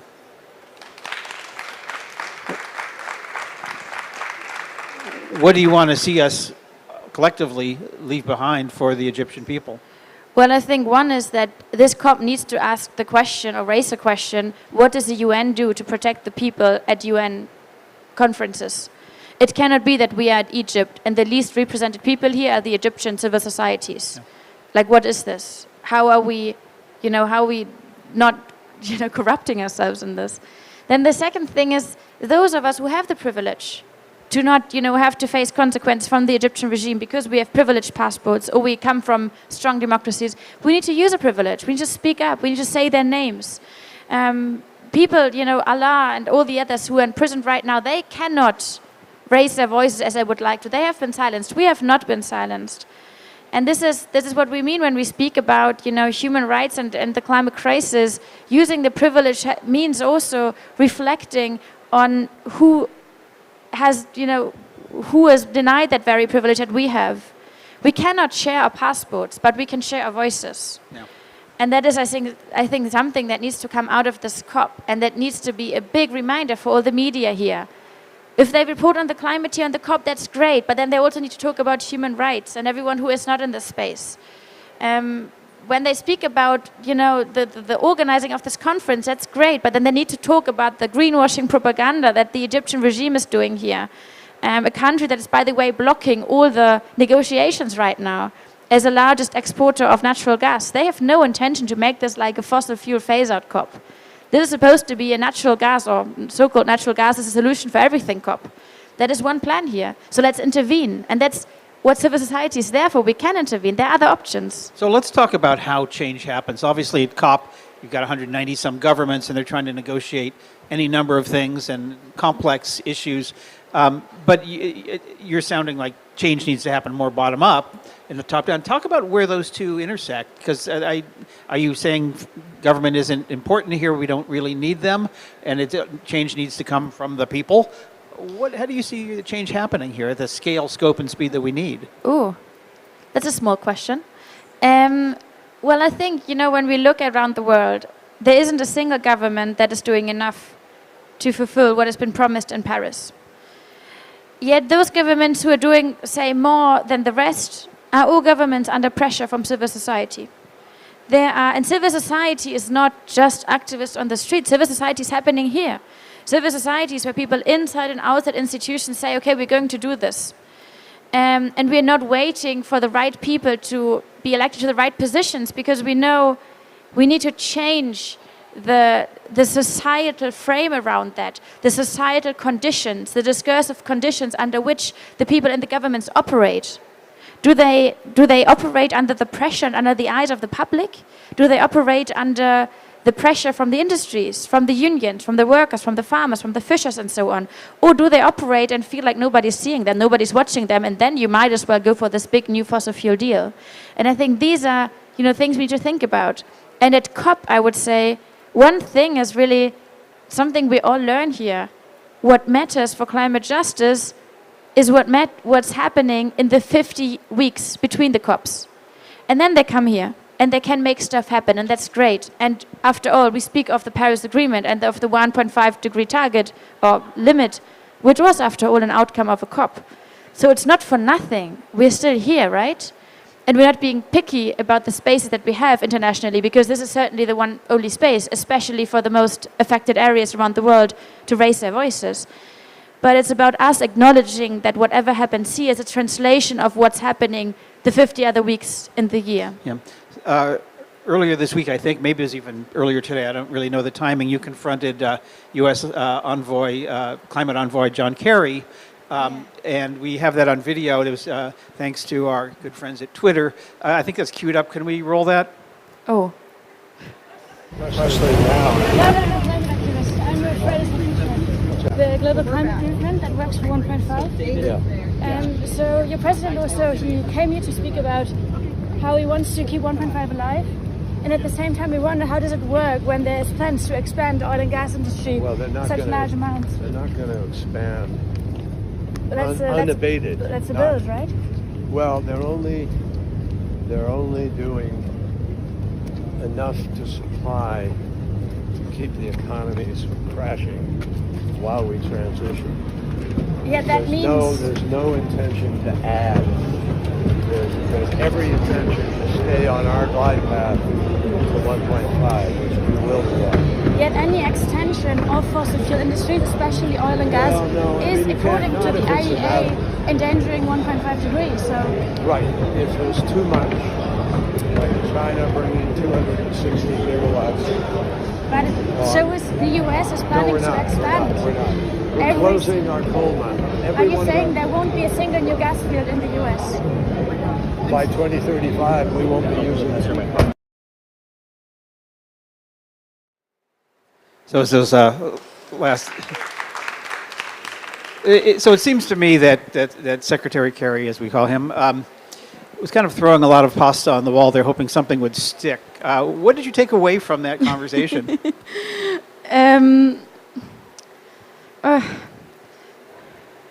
Well, maybe, I would say the most meaningful conversations I usually don't have with politicians. Not to name and shame anyone in particular here, but I think that's just what we, probably most of us, experience at those events, right? The magic and so on that's coming from different places. it just strikes me that I do actually, we get the feeling here, we get the sense that they think that they think that we don't think. You know what I mean? Like they come and they throw around numbers and promises, but we look it up, right? And we look at what else is happening, and we figure out that it's not working out as they say. And I don't know what they expect us to do, like to stay silent around that. He was a bit surprised that, you know, I wouldn't congratulate him on a good speech, I guess, but we're here and we're watching, and maybe, you know, large parts of Europe and North America, they're in an energy crisis, and that energy crisis was also the result of governments believing that there's like a dark hidden quota where you can do all sorts of dirty energy deals and nobody's watching you. And that you can, you know, when nobody's watching, you can just, you know, empower another autocrat, another dictator, you know, make another deal, you know, blow up another pipe. So he brought up something obliquely that I want to home in on, which is he talked about crashing the economy. Yeah. But within that, there's an equity issue there, that if we got rid of fossil fuels and prices doubled, tripled, or just went up significantly, that a lot of people can't afford energy. We're seeing that now in Europe, in the UK in particular, that energy prices are just skyrocketing, and we're all concerned about this coming winter. So, you know, that is a concern. How do you bring those two things together? The need to get off of fossil fuels, and yet the need to transition for not for the fossil fuel industry, but for people who need to be like to stay warm and cook food. Yeah, right. I mean, it is a reality for many people in Europe and in North America and other places, of course, that there's no energy. It's also reality for people in North Africa that there's no food.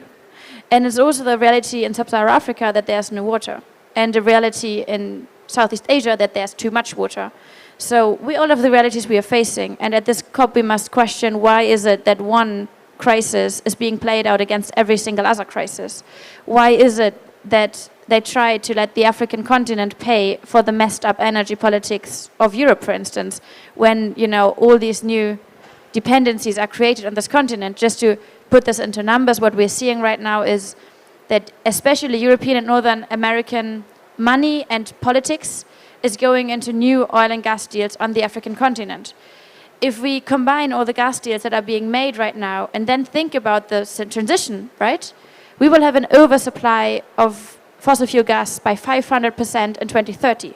So we're not transitioning anywhere. We are starting a new fossil fuel era.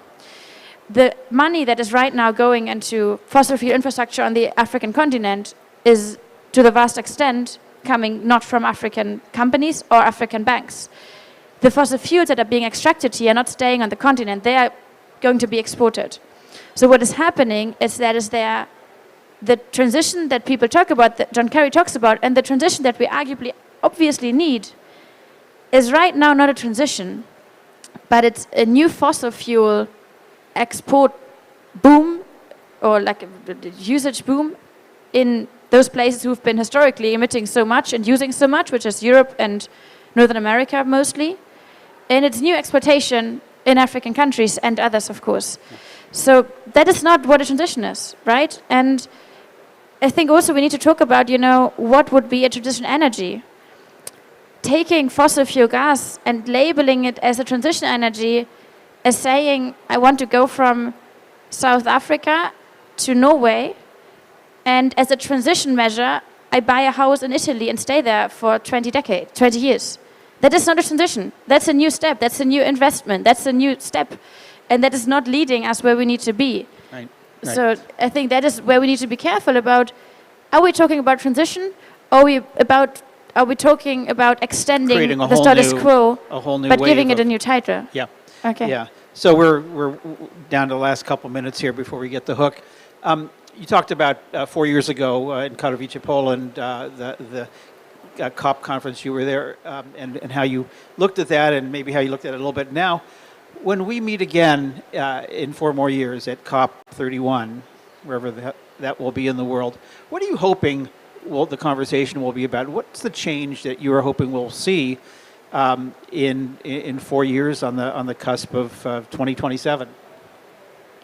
4 years? Oh, 4 years. 3 years? 4 years? 5 years? 4 years. Okay, good. Just to get my Pick numbers a number. straight. Either Yeah. they're all Okay, good. pick the numbers.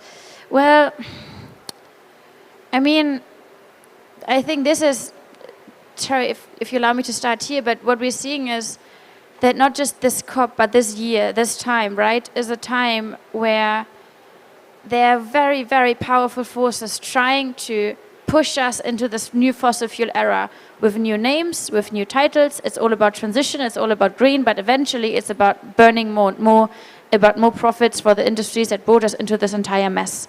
And that is what they're fighting for. They came here with more than 600 people to defend it. That's the number of fossil fuel lobbyists at the COP. They don't need to bring 600 people if they think there's nothing to win or nothing to lose. They came here to fight, right?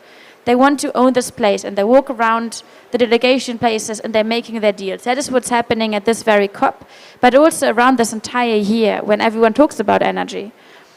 And this is a moment when we understand, yes, we have all the arguments to rapidly get away from all fossil fuels, to rapidly, speed up the renewables. We have all the good arguments. If you don't care about the climate because you don't breathe or don't need water, okay, but then you might care about peace and about fossil fuel dictators, or you might care about, your own child or your own grandchild. We have all the reasons. We have all the arguments. You don't need to be an eco-nerd activist, gluing yourself to the streets to find a good reason to dislike fossil fuels and like renewables. After all, it's about democracy, it's about peace. So we have all that. We have the money that's flying around. Money is not a question in the energy crisis. We have the technologies, all the great innovation that we need. They are there. We have the economists telling us how do we exactly do it. We have the people who would desperately want that. And we have whole societies who look forward to an age where children can be less worried because we worry more today. We have all that. But knowing that we are right and knowing that we have the good solutions and the good reasons, that is not enough. What we need is power behind these solutions, building lobbies behind these arguments, building lobbies behind doing the right things at this very precious moment. And I think we need to understand that just knowing that it could be better is not enough.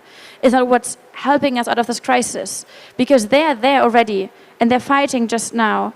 So what we need right now is to understand this is a human moment. This is a human moment when we have to get out of the crises, away from the autocrats, away from the industries and the lobbies that are devastating and destructing for any price any price really.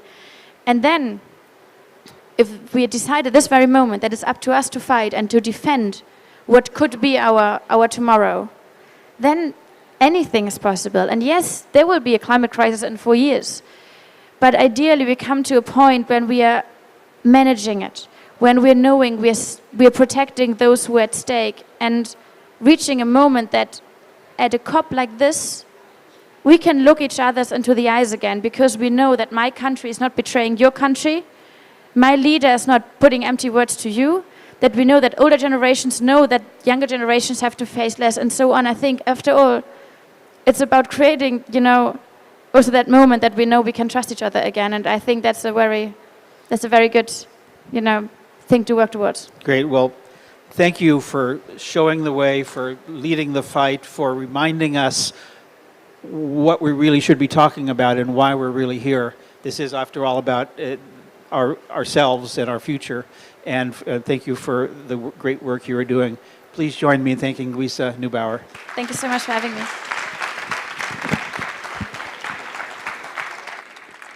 Thank you. Thank you so much. Hello? Test. Testing?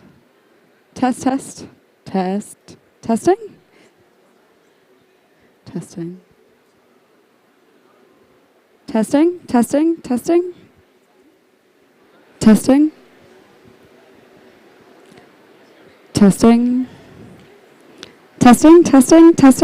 It's working. Is it working? Testing.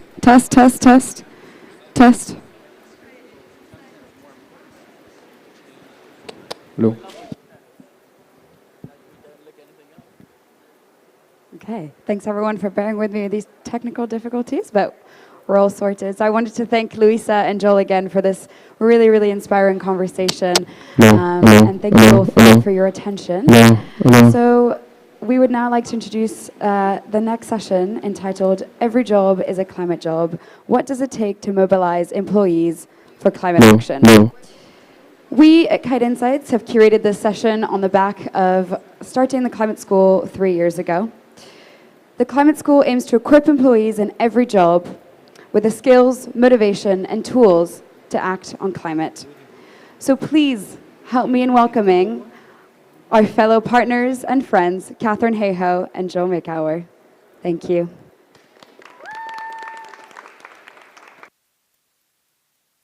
Here we go. Hello again. Catherine, it's great to see you again. Thank you for being here. Just by way of, I'll do the short version and you can fill in the gaps. I know you as a climate scientist who also happens to be evangelical Christian, who has made a name for yourself in beyond the science piece in being able to talk to, let's just call it the non-believers or the other side about climate. So first of all, how's that going? Well, when we were talking earlier, Joel called that my happy place. And I said, maybe not happy, but definitely place. So I'm truly convinced, and Luisa alluded to this, that to care about climate change and to want to accelerate the clean energy revolution, we only have to be one thing. And that one thing is not an environmentalist, although environmentalists care. It's not an activist, although activists care. It's not a scientist, although obviously scientists care. That one thing is a human being living on planet Earth. Because we depend on this planet for the air we breathe, the water we drink, the food we eat. Everything we have comes from this planet. And we know that our choices are destroying the livability of this planet. So that's why I spend so much time talking to people. And how it happened was actually an accident. My husband is also an academic, and if you know at universities, it's very difficult to get two positions in the same university. So he got an invitation to work at a university in Texas, and he said, I will accept if you give my wife a position. And I thought, oh, that'll never happen. So I said, sure, here's my CV, ha. And they gave us both a position. So that doesn't sound like an accident at all. That sounds like a very intentional moment. I didn't mean to move to Texas, though. And so here I was. You're Canadian, is that correct? Yeah. I am Canadian. So moving to the U.S. is one, moving to one country. Moving to Texas is another country. And then here I was at the second most conservative city in the whole United States, the only climate scientist within 200 miles of that city. But that's where I realized people are people, and they're curious, and they want to know, and people start to ask me questions. And I found that if we can begin with something we have in common, and if we are both humans, we can find something. We might both be parents, or we both like going for walks, or we both have a dog, or we're both gardeners, or we're both people of faith. If we find something we have in common and we begin with that, and then we connect the dots to why we care, we can truly have a constructive conversation with 90% of the people. So one of the interesting, I think, challenges here is that the climate crisis is about science and a lot of technical information about which there's general agreement, but not entire agreement about what the best way to solve it is. But it's also about our bodies and our families and our communities and our future. So to a large extent, it's head and heart. And integrating that seems to be something that we haven't done very well in the climate community. How are you seeing, how do we do that better? Well, Joel, you're taking the exact thoughts out of my head, because that's the way I picture this. We have so much in our heads. We know that global temperature is increasing, sea level is rising, extreme weather events are getting worse, ice is melting. And so to activate people, we often try to dump even more scary facts on them, because we think if they're not acting, they need more scary information. But the reality is, most people are already worried. They just don't understand how it relates to them, the heart, and they don't understand what they can do about it, the hands. So I feel like the most important job that we have, all of us, is to help others connect their head to their heart, to their hands. Nicely put. Spoken like a climate communicator that you are. So one of the places that people show up, we show up in the world as consumers, as families, as voters, is at the workplace. And so we talk about every job being a climate job, and I think most people look at that and say, really? How do you see that every job? I mean, sure, we can say, oh, well, every job has to do with a company, and every company uses resources, creates emissions, and so therefore, but I don't feel in my company that I can really do that. I'm just work in accounting, or work in marketing, or work in the supply chain. How do I have that kind of impact? That is a great question. And I think that strikes right at the heart of why so many people feel like there's nothing they can do. They think, if I'm not the sustainability officer, it's not my job. But the reality is, if we are a human being living on this planet, and I'm pretty sure everybody here counts as that, then it is our job. Because whatever our job is, we can say, where is our energy coming from? Where are the supplies that we use coming from? Could we find a carbon neutral source? What does our travel look like? How could we reduce that? Have we done an energy audit in our building to reduce the amount of energy that we use? What about the food waste in our cafeteria? Are we using plastic? We can ask all of the questions, but then we can ask more questions, and here's where it gets even better. We need countries to act, but we also need companies to act. We need universities, schools, churches, organizations. Everybody needs to act, and how does any organization act other than when someone there, usually not the CEO, uses their voice to say, why don't we do something differently? I hear you, and I think it's one thing to be informed, it's another thing to be empowered, to be able to ask those questions and feel that it's okay to ask those questions without repercussions. How do you get people to feel empowered to step up, speak up, stand up, act up within their companies? I think that, again, we can learn so much from the youth movement because we need to feel that we're not alone. It's lonely when you're the only person. But if you start having conversations with other people around you, 9 times out of 10, you will find out you're not the only person, but nobody else was talking about it. Most people are worried, but we don't talk about it. And so it's really interesting because when I found that out through looking at the data from the Yale program on climate communication, that most people are worried, but hardly anyone is talking about it, for me, that's when the penny dropped. I realized that having conversations, and sometimes it's talking like we are now, sometimes it's sharing something or posting or writing or doing a video, or sometimes it's even knitting a scarf with the warming stripes, 1 stripe for every year, and it starts blue and it gets redder, and wearing it, and people say, what is that? And then you can tell them. So having those conversations to get people together, we have seen at companies around the world that when people get together, change happens.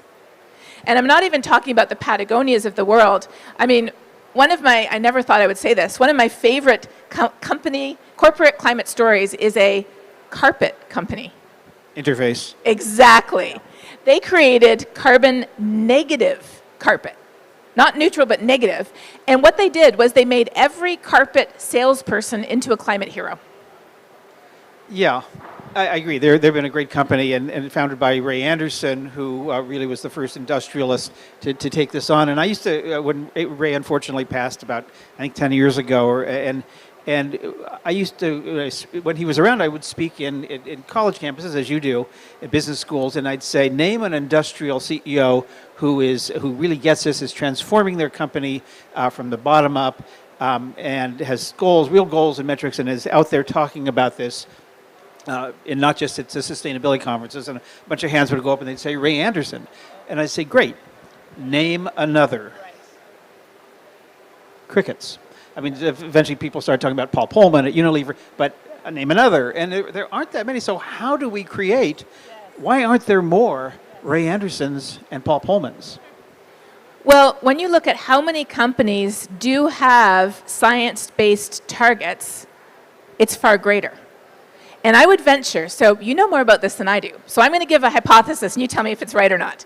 My hypothesis is the majority of those companies did not sign on to the science-based targets because their CEO wanted them to, but because there was pressure from within, from others, maybe the executive team, maybe workers, maybe people on the board, maybe a competitor, Investors. Investors, there you go. Yeah, I mean, every CEO, I mean, I've had CEOs actually lead the charge, and because back in the day there was like, well, number one rule of trying to green your company is get CEO buy-in. A lot of CEOs would say, I'm in.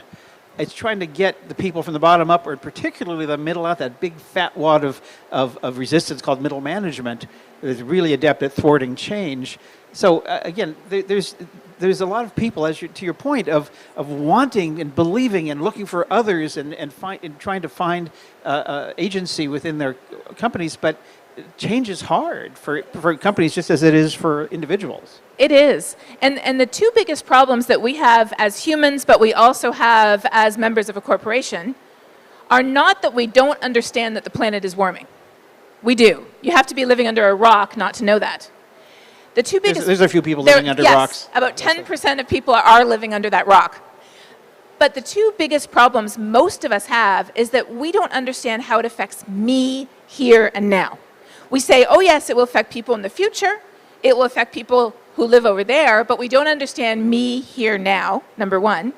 And then we don't know what we can do, which gets back to, I'm not the sustainability officer.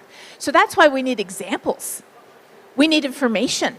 And that is what Sophie Lambin with Kite, you see this is organized by Kite.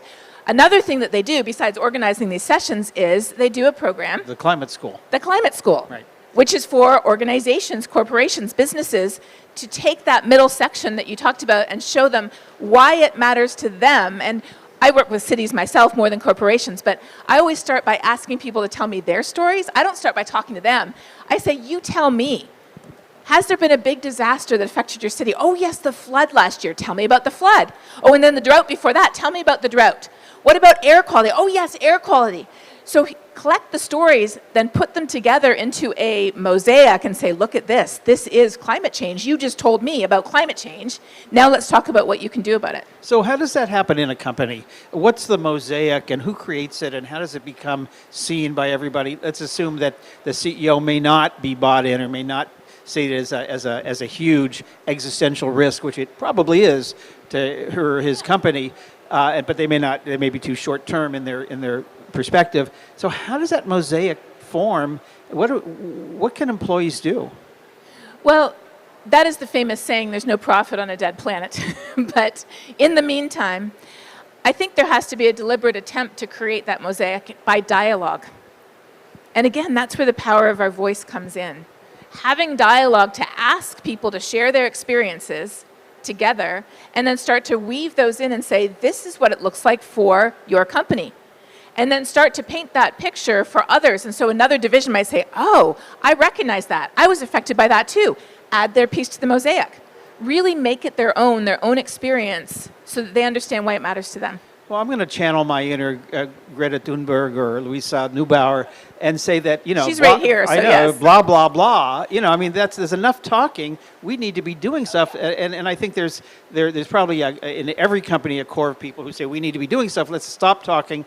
We need to act. Getting from we've been talking here for years at COPS, from going from ambition to action. How does that happen? How have you seen that happen inside of a large company? So we talk for different reasons. And when we are talking simply to fill the space until the conference ends so we can escape without actually having made effective promises, that is, I think, what we would all agree is blah, blah, blah. But on the flip side, as George Marshall says, George is the founder of Climate Outreach, a really amazing organization out of Oxford that helps people communicate on climate change. As George says, how does anything that humans do together begin without communication? Again, it might not be verbal. Simply, if you want somebody to come with you, what do? You have to say something to them or motion to them. There has to be communication for us to work together.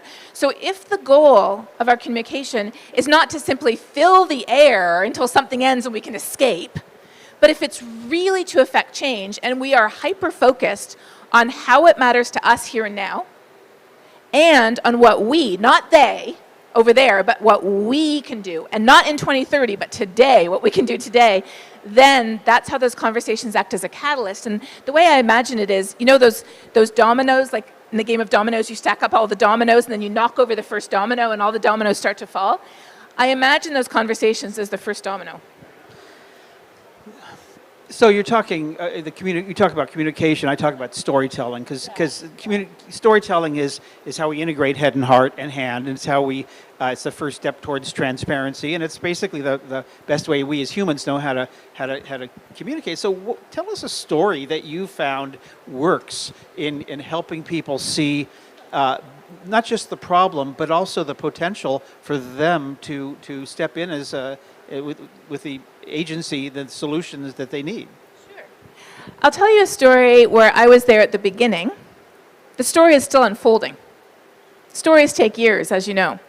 But I'll tell you how the story begins. And maybe in a year or two I can tell you the ending. I don't know. So just before the pandemic, I was asked to come speak to the board of a large oil and gas company in Texas. Now in Texas, you know, we have the multinational companies like Exxon and Chevron, but in Texas itself, they have very big oil and gas companies that anywhere else would be extremely large, but in Texas it's like second tier. But they're still very large, and they're responsible for a lot of the extraction of oil and gas, not only in the state of Texas, in the west part where I live, but also all across the US and sometimes even abroad. So I was invited to come speak to their board. And the invitation came from an alumni from my university. And that's very key because that is the only reason I was invited, because we came from the same university. And he said, the geologist who doesn't agree with you is not invited. So I said, okay. So I walked into this room at the very top of a very tall building in Dallas with glass windows all around, very large conference table, about 45 people sitting around the table. Almost all men. Almost all of them looking at me and then looking at him like, why is she here? So I hadn't accepted the invitation until I was able to figure out what I had in common with them, because I didn't know.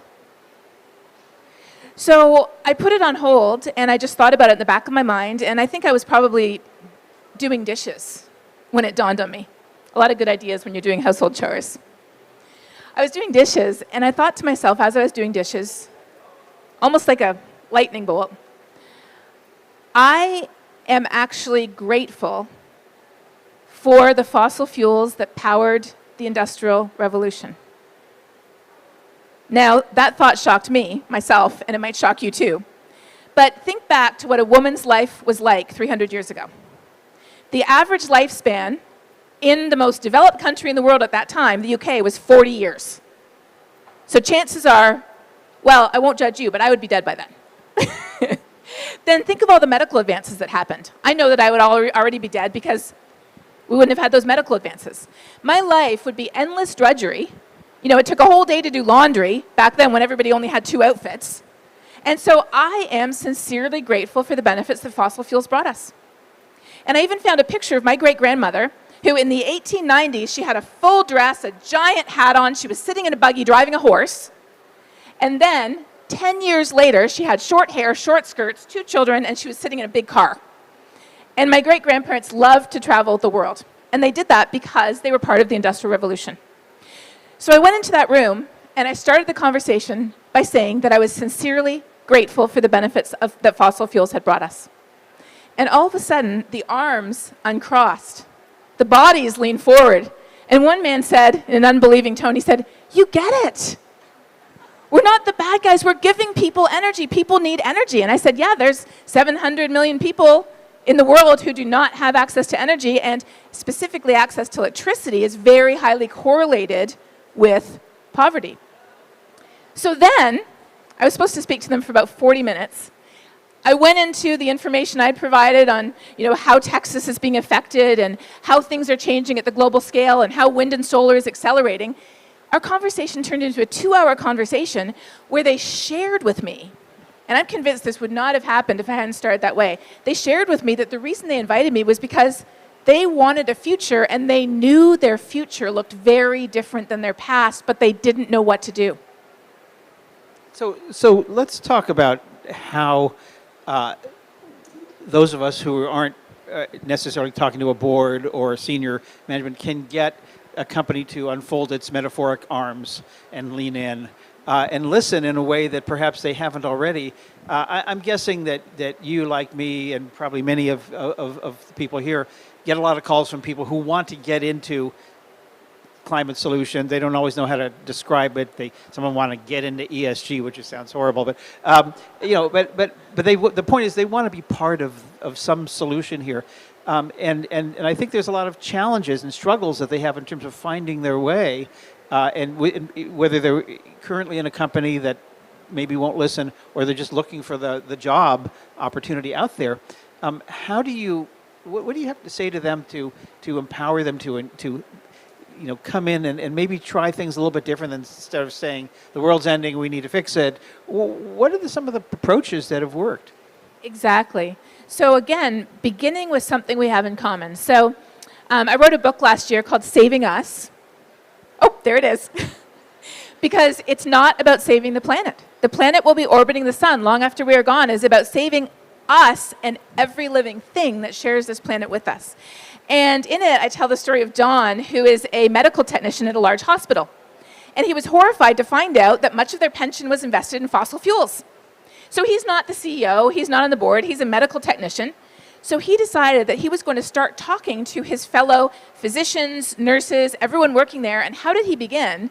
He began by saying, what is our motto? Do no harm. And everybody's like, yes, that's our motto. And then he explained how fossil fuels and their pension fund were doing harm, which is against their values. And then he showed them how asking the hospital to divest from fossil fuels is entirely consistent with who they are and actually helps them do even less harm than they were before. Now, he's still in the fight, and sometimes the fights take years. But beginning with something you have in common, whatever it is that brings you together, is the key place to begin that conversation. And if you don't know what that is, ask questions and listen to the answers. Asking questions is a great way to get engagement. I love that. I think that's really important. So we're winding down here, and I had a question and it just went away. But it'll come back if I keep talking for another 10 or 15 seconds. No. So the question really is how do you stay optimistic? Now, granted, being in sustainability is an inherently optimistic profession. We wake up every day thinking about solutions and positive change and how do we, transforming the world in moonshots or earth shots or whatever it is these days. But you strike me as a exceptionally optimistic human when it comes to the climate. How do you do that, and what can we learn to get some of that mojo?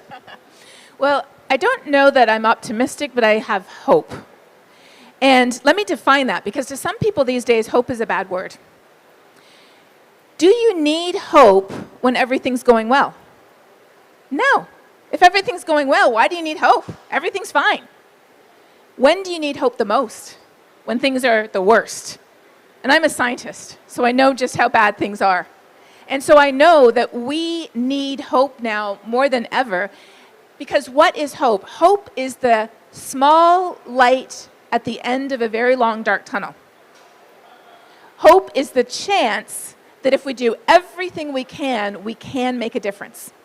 And as a climate scientist, I actually calculate what are the impacts of our choices. And I know for a fact that if we make choices differently the next decade than we have in the last decade, there is hope. But what I also do to foster that hope, to feed that hope, is I practice it. What does that mean? How do you practice hope? I mean, hope is both a noun and a verb, so I'm guessing you're talking more about the verb than the noun, but talk a little bit about what that means. Yeah. So if you just depend on hope to find you, it won't. Our entire media, no offense, is mostly built around sharing negative news. News that is frustrating, makes you angry, makes you overwhelmed, makes you sad or anxious. But if you go out and you deliberately look for stories of people who are doing amazing things, which I'm pretty sure everyone in this room has that story about themselves and probably 5 more stories about someone else, there is hope. And I picture it like this. We often think that climate action is a giant boulder sitting at the bottom of an impossibly steep cliff with only a few hands on it. There's Luisa's hand, There's Greta's hand, there's Al Gore's hand, it's still there. But it's not budging an inch. And if I add my hand, it's not going to move, so why bother? That's the way we think about it. But if we look around, practicing our hope, at all the amazing things that people are doing, and we use our voice to share those things and say, hey, that city's doing that. Maybe our city could do that too. That school is doing that. Maybe our school could do that too. Even just that person's doing that. Maybe I could do that too. We realize that giant boulder is at the top of the cliff. It's already rolling down the hill in the right direction. It has millions of hands on it. And if you add your single hand to a moving boulder, it will go faster. And if you use your voice to encourage others to add their hands, it will go even faster. And to me, that's what hope is. Well, I hope that you continue. Yeah. I hope that you continue to lean in as heavily as you have for so many years in helping us understand the possibilities, not just with the planet, but with ourselves, to take on individually and collectively the climate crisis. And I hope your new book, Saving Us, helps maybe get that out there a little bit more. Thank you so much for what you do. Please join me in thanking Dr. Katharine Hayhoe.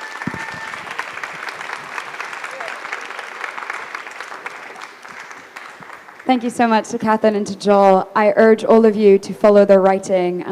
Joel has a weekly newsletter on GreenBiz that you should all read, and Catherine also has a newsletter that I encourage you all to sign up to.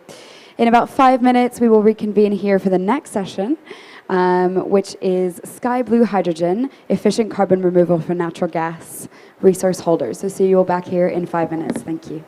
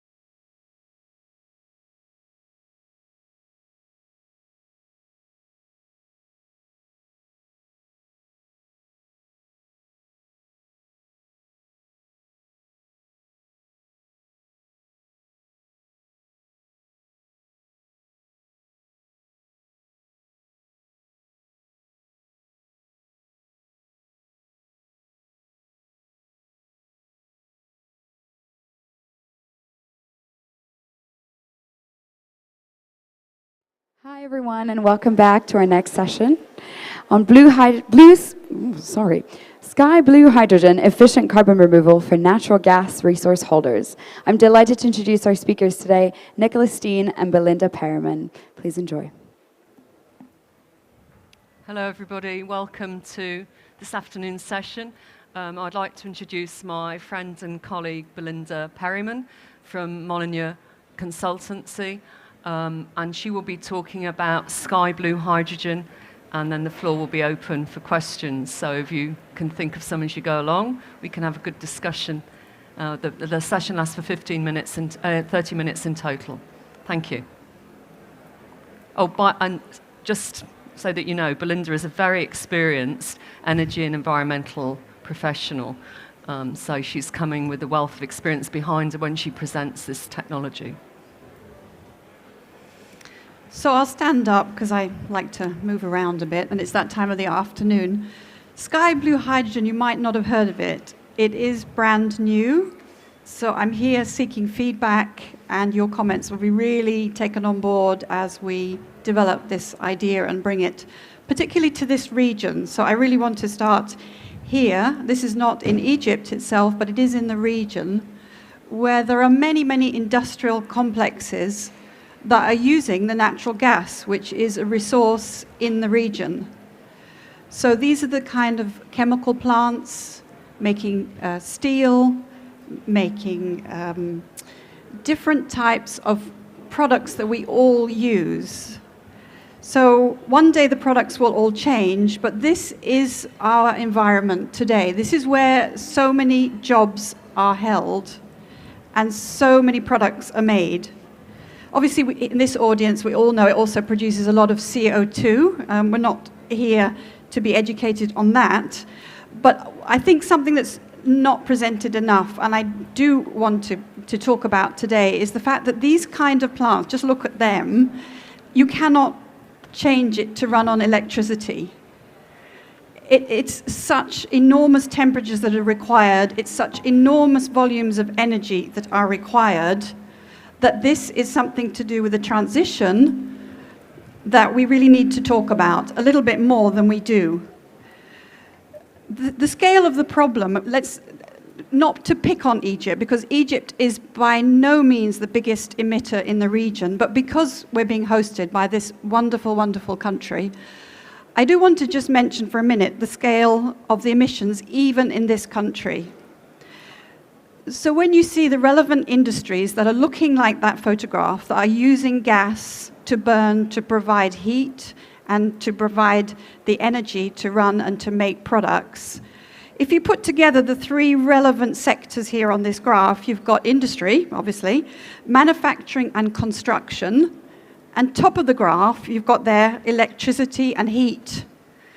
Now, being in Egypt, as you can imagine, that heat is not to keep you warm. That heat is for industry. So the sum of those relevant sectors on the graph, that's over 80% of the emissions of Egypt.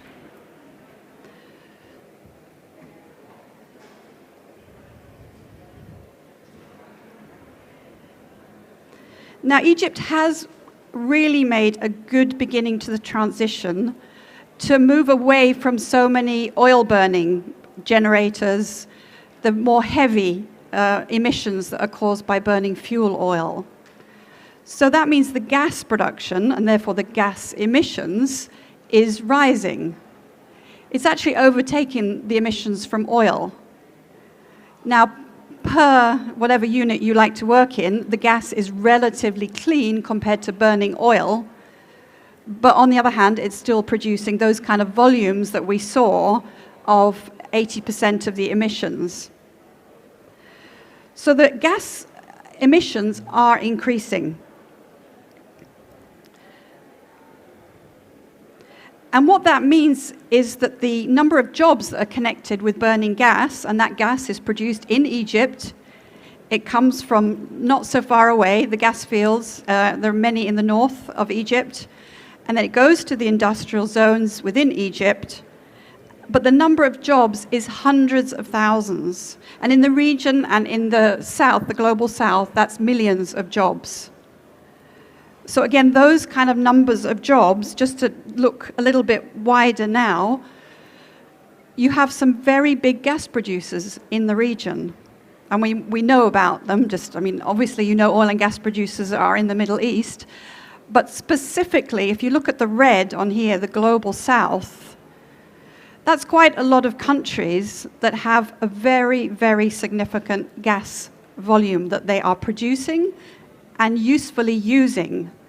Much of that creating good jobs, good products within the region. So whilst you've got the most famous gas producers of America and Russia and Iran in brown, I'm really concentrating on that red zone of countries that need and they burn for good purposes the gas that they have in their own country.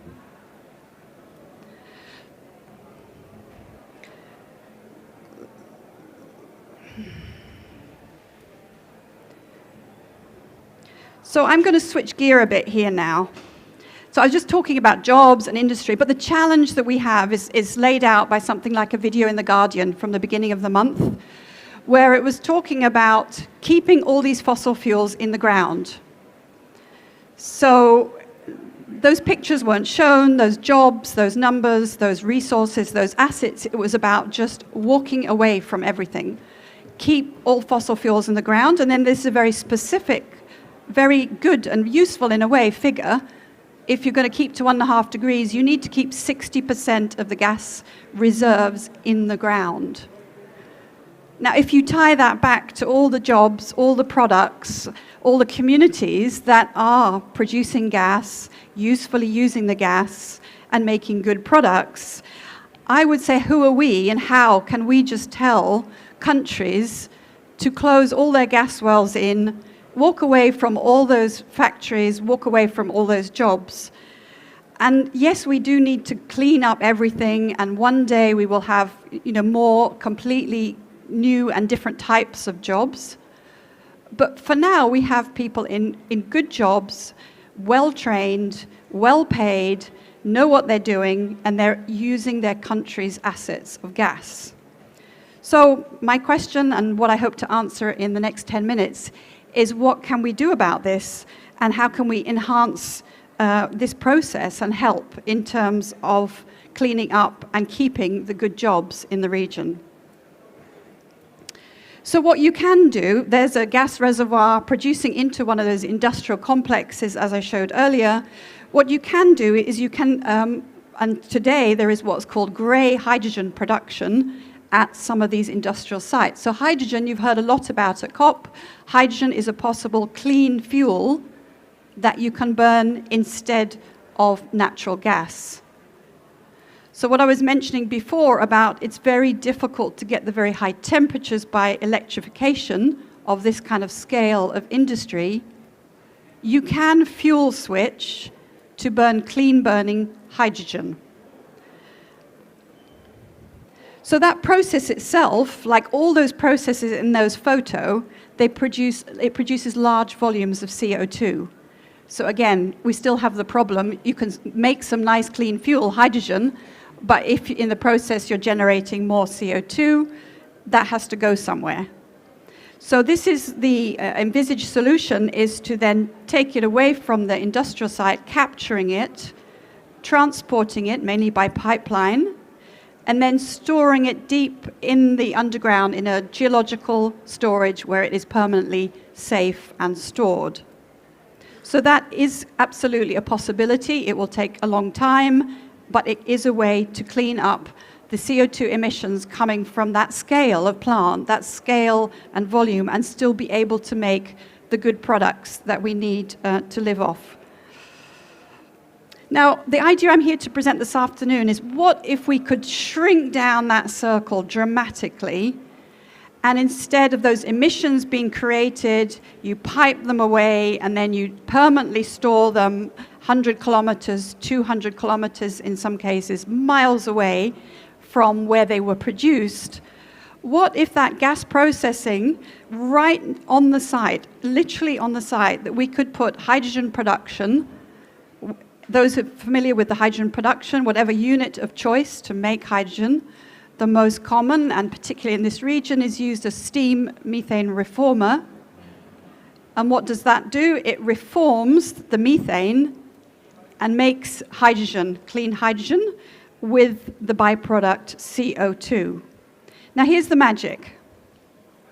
What we can do is put within a few minutes, literally, the carbon dioxide that is produced in the manufacture of that clean hydrogen literally back under the feet, right back down into the gas reservoir. So what that does is it increases, like if you imagine a tire pressure, it's increasing the pressure in the gas reservoir.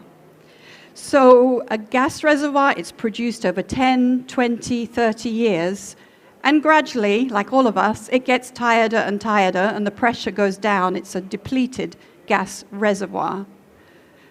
But you can give a gas reservoir a new lease of life if you pump a gas back down in it. So you can have a longer life for your gas wells. Your gas wells get a bit of a spring in their production profile, and they're not going to go down and deplete so much and so quickly. Now you can say that's bad because you're producing more gas, but I'm saying, well, within a few minutes, I'm going to put all of the climate changing emissions straight back down into the reservoir, and as a bonus, I'm going to do something useful with that gas. Now, another thing about having a small circle is the process can be more energy efficient itself. So if you collect the climate changing gases, you also share facilities, you share people, you share safety training, you keep everything within what's called the fence, the industrial fence. So you're doing your production and then you're switching, fuel switching from giving people a fuel that causes climate change, that's natural gas, from your fence will leave a clean burning product, hydrogen, as shown here. So I'm just going to run through it with this little cartoon. Just a case, again, please look at it with a view to challenging it and ask questions like, what actually do you mean? What are you talking about here? So again, here is just a little picture of a gas field now. We've got a couple of wells. Maybe you've got 20 wells. Maybe you've got that sort of number of gas wells. These are assets that belong to this region, this country, right now. So this is the situation now. Producing gas, selling a very valuable product, mainly methane, but called natural gas, and then putting that into industry. And the industry burns that to make all of the useful products in those kind of industrial sites.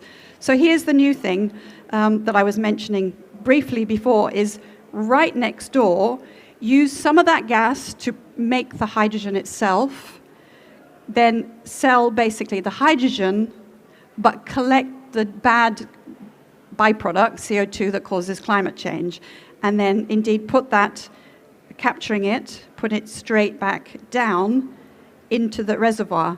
Now again, you need a CO2 compressor. You need to make the pressure of the gas match the reservoir pressure. So you do need to provide something more.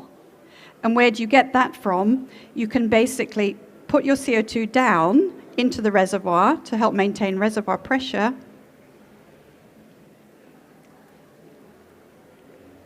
And what I've added here, and now it gets a little complicated because the closed loop is one thing. And what I'm just going to, again, throw out for discussion is if you have other CO2 sources in the region, for example, if you want to do direct air capture, this process can provide a lower cost storage option. Because again, you're doing something useful with the CO2, having captured it from the air. It's all very well capturing it, but of course you have to pay for storage. So whether that's this type of geological storage or mineralization, that is a cost. And here we're saying it can be a useful product to help maintain reservoir pressure. And again, if you have some other industry nearby, maybe a cement factory, and cement factories in their very process, as most of you may know here, I don't know the kind of audience, it's lovely to know the audience, and we didn't have time for that, but a cement process produces a lot of carbon dioxide. These tend to be around the region as well, so the CO2 from a cement factory, for example, again, a lower cost storage option. It's not needed, but it's an option because you're doing this closed loop project and then you can add optionality, more CO2.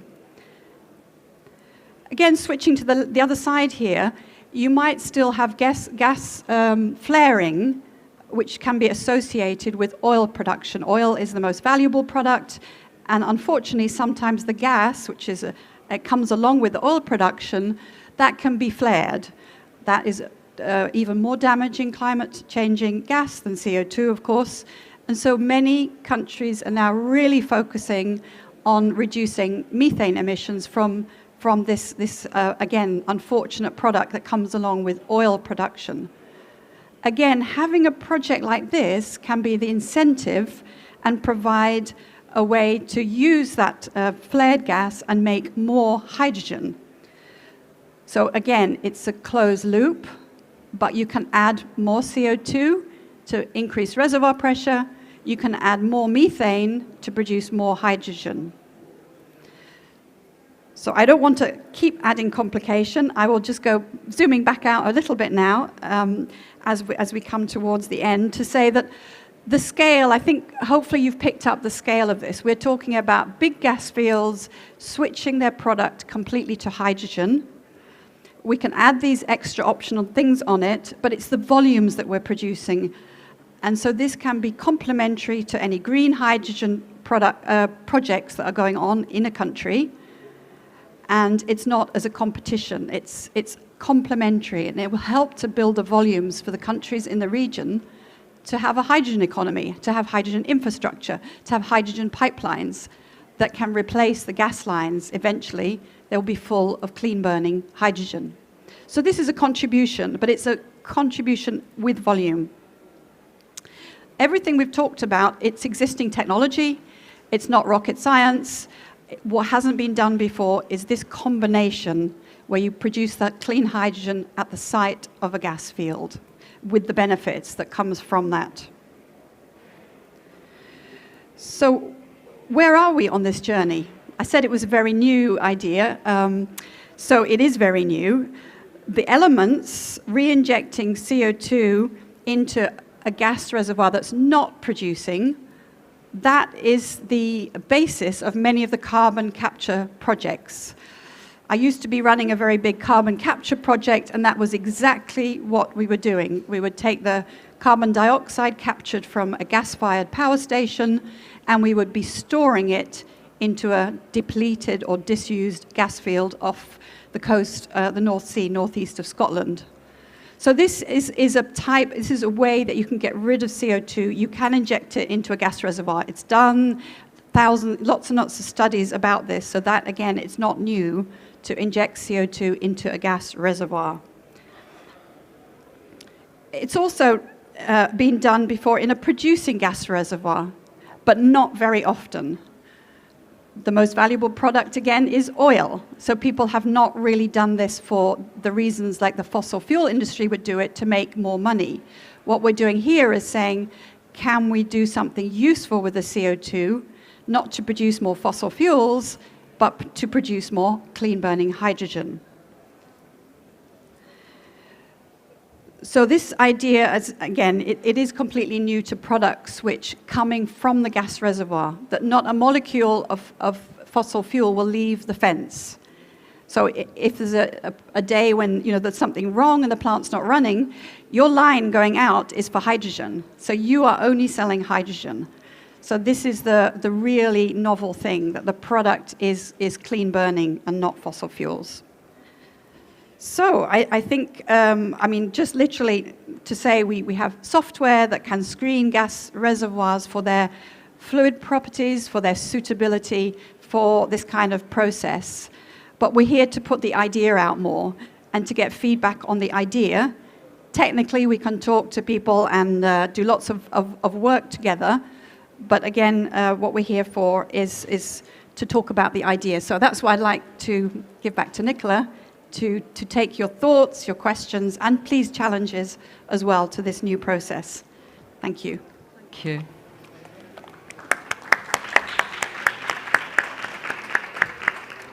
Great, thank you very much. So can we have questions from the floor? Can you say your name, where you're from? Man at the back.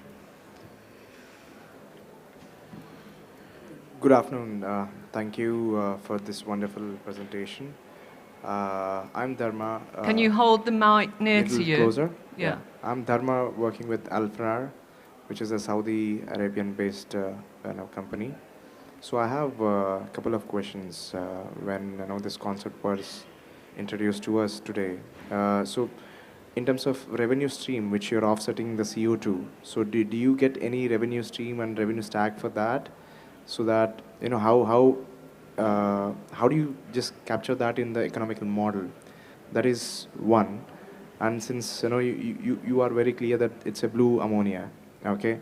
And do you have any calculations in terms of how much offset can be done with a traditional method vis-a-vis with this? After, so these are my two questions. Okay, thank you. So just on the second question for clarification, it's not blue ammonia. Indeed, it's a type of blue hydrogen that we're making.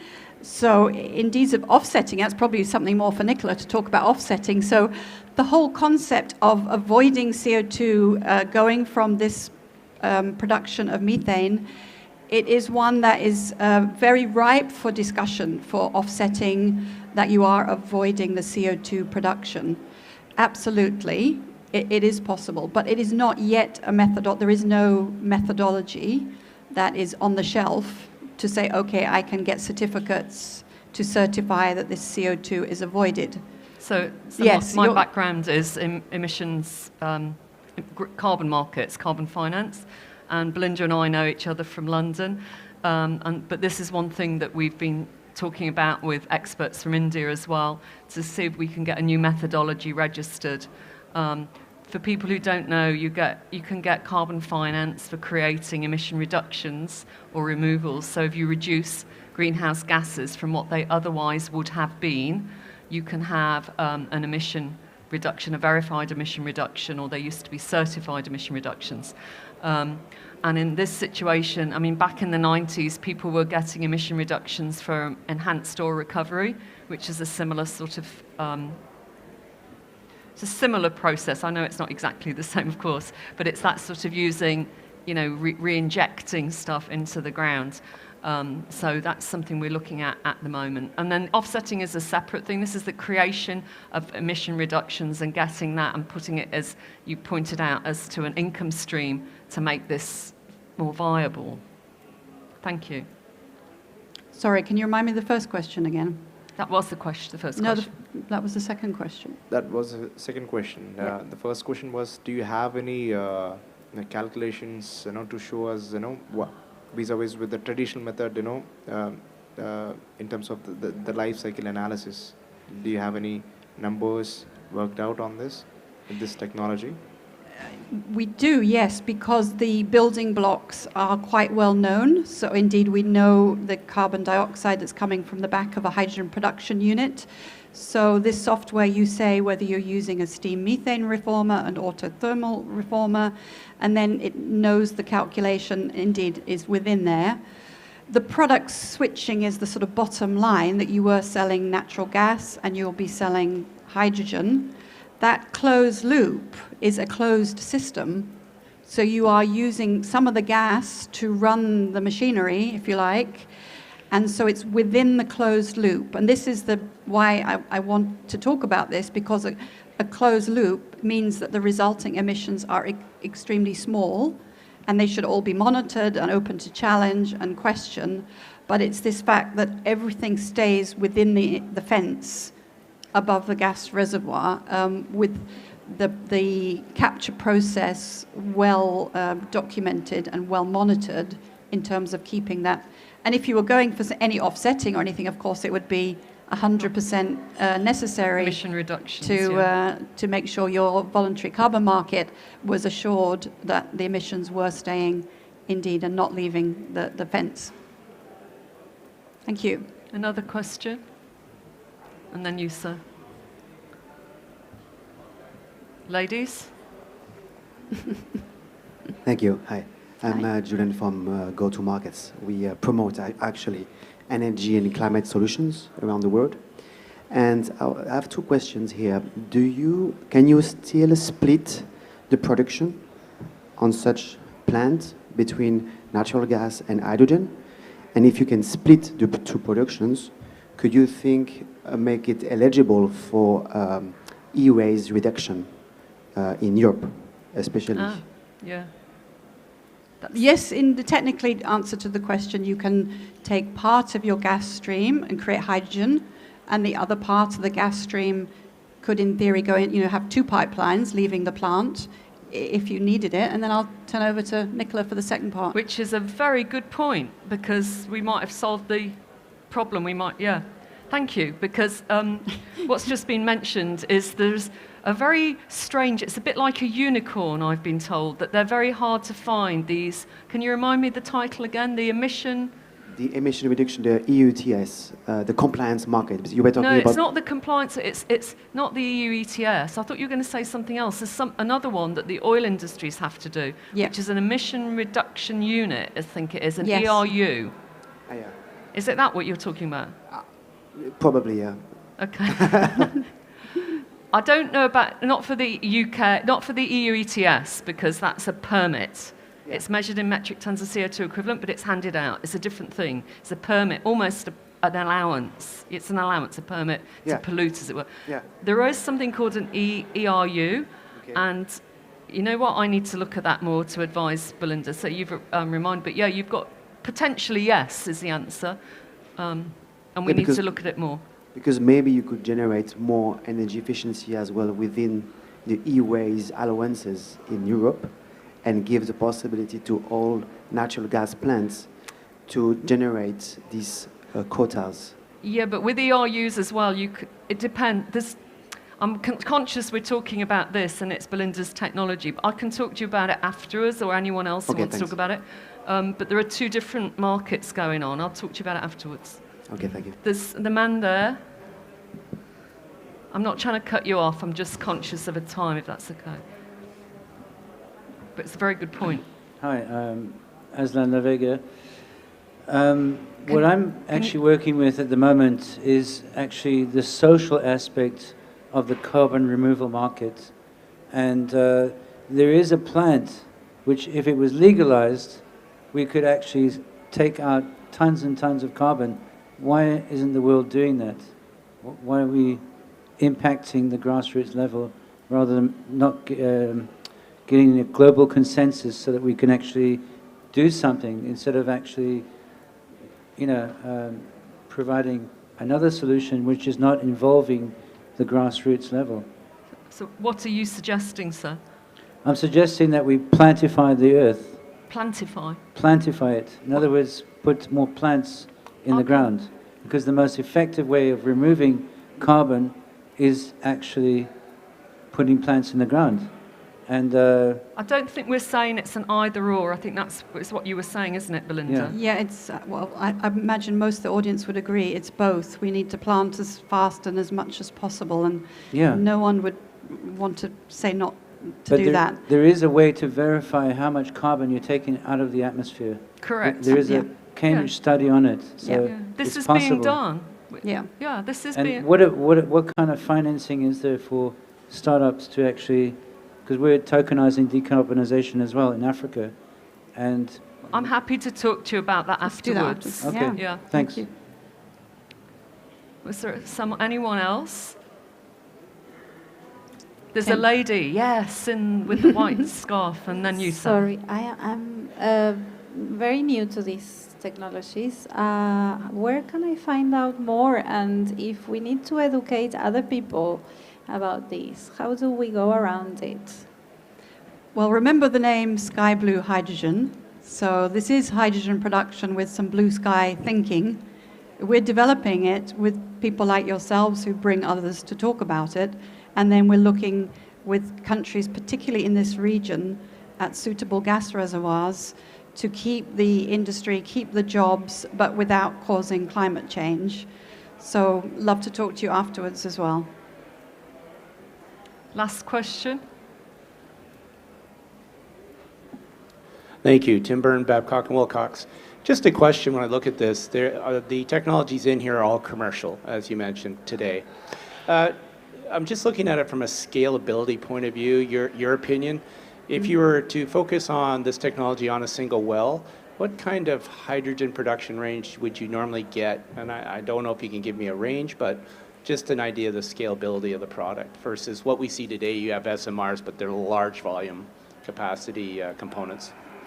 Yeah, you probably from the company that you're with, you probably realize you don't produce hydrogen normally, on a small scale with a steam methane reformer. They're big pieces of kit. So this is why we're talking about identifying gas reservoirs in the region and why this is a scale contribution. So we are not looking at doing single well particularly. It's you have your wells in place today. So every molecule of CO2 you put down there is obviously not causing climate change, but it's also increasing the reservoir pressure. So yes, we can do full field simulations and try and estimate exactly how much extra you will get out, but you will definitely fuel switch. You will be switching your product, leaving the fence from natural gas to hydrogen. And so we're presenting an idea that is at scale. So no, we're not looking from going from lab to small trials to whatever. We're looking for gas fields, small fields, old fields, new fields, any good sized gas fields where we can do this at scale. So good question, but we're going, because we haven't got time to spend 10 years trialing things anymore. We need to go for scale. So queue up afterwards, ladies and gentlemen. The lady is selling this. No. She's happy to chat to you outside. And, you could be some of the first movers in the world to get this technology online. Thank you very much. Thank you, Belinda. Thank you. Thank you so much for attending this session. The next one will start here in 5 minutes, and it will be a conversation on climate blind spots. So see you very soon.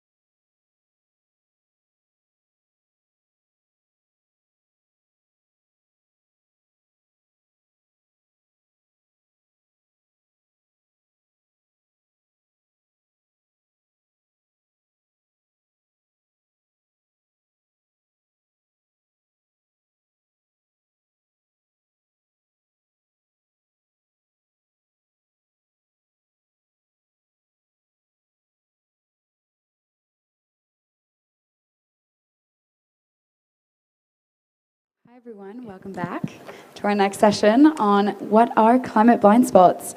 I'm delighted to introduce to you today your two speakers, Maha Aziz and François Germain.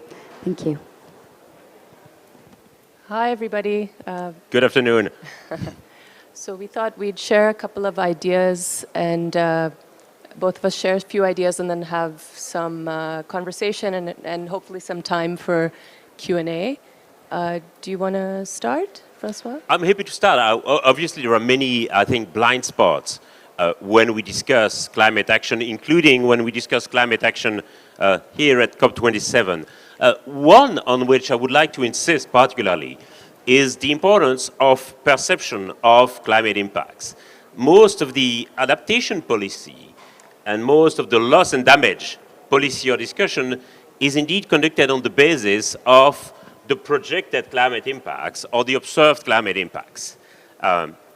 In other words, on a scientific assessment of the impacts of climate change. The problem is that when we conduct studies in countries of the Global South, typically such impacts are perceived very differently. Some population might be able to adapt, others might not. The same impact can be perceived very differently by different populations, and some of the impacts might be perceived in a completely different way from what they're observed. For example, when we do studies on migration induced by climate change in sub-Saharan Africa and in West Africa, for example, we have a lot of people telling us that they've experienced some climate impacts that do not match the actual climate observations. And they've actually perceived some impacts, not on the basis of what would be an objective reality, but on the basis of some expectations, some perceptions, or sometimes a narrative that was attached to these impacts. Typically, we've talked with some migrants who were telling us that the reason why they decided to migrate is because they had experienced a decrease in the rainfall. And when we look at the actual rainfall observations, you observe an actual increase in the rainfall over the past years. And therefore, their perception is completely contrary to the observed climate impacts. And I think this is an extremely important point to take into account and really a key blind spot in climate policy, because very clearly, how to put it, very clearly the decision that people take in terms of adaptation, for example, is based on the perception of the impacts rather than on the observed impacts, and this is clearly a blind spot in policy. So this is the blind spot number one that I wanted to flag. Over to you. Thank you. I'm actually a professor at NYU and author focused on global risk. I thought in 1 minute I would just summarize some of, well, my perspective and then offer a blind spot. Global risk boils down to the threats to our stability. We examine destabilizing factors geopolitically, politically, economically, and socially. And frankly, having worked on this topic, of course, climate change comes up quite a lot, but having worked on this for the last decade, I think everything that we're dealing with now, including the struggle with tackling the climate crisis, boils down to the fact that we are in a new era, the post-Cold War era that was driven by the US global superpower is gone, it's ended. And with regards to that, I mean geopolitically, I think there's a big debate as to who is driving the world order, which countries or country will be leading the world order and leading the charge on climate change. Secondly, we have confusion also, as you know, about our political system. Since the Arab Spring, from my perspective, we've been in a crisis of political legitimacy in most parts of the world, where citizens armed with social media have been challenging their governments, wondering if there could be a better way to govern or a more legitimate way. And this feeds into what I'll mention on climate blind spots in a second. Thirdly, globalization was supposed to be better for everybody and lift millions out of poverty. Obviously, we know that has had significant issues with rising inequality and certain politicians leveraging it strategically with respect to populism. Lastly, with respect to the post-Cold War era, we were supposed to be we were supposed to all get along. We were supposed to embrace human rights, liberalism, but we are in a post-Cold War era where we are confused, and there is a dangerous level of hate and extremism that has evolved from Islamophobia to an East Asian backlash, from Islamist extremism to Buddhist extremism and far-right extremism. So this is how I view the world, and if you take that into account and then reflect on climate, I think part of the reason, or rather what we will likely see this decade, is that a resurgent crisis of political legitimacy. We won't have leaders doing what we need to do. As we know, it's unlikely we'll meet the 1.5 degree target, from what I understand from the conversations last week. And I think it is possible, and this is the climate blind spot, that we might see a non-state actor. My guess would be an activist tech billionaire that tries to hack the planet. As you may be aware, billionaires, particularly in the US, especially during the Trump years, have become a lot more vocal. They have the means, they have the ability to execute in a way that, and drive change in a way that's quicker at times than government. And I think it's not inconceivable that whether it's Elon Musk or Bill Gates in particular, who has talked a lot about solar geoengineering as a way to cool the planet. And I would imagine this could be a significant risk. We don't know the consequences.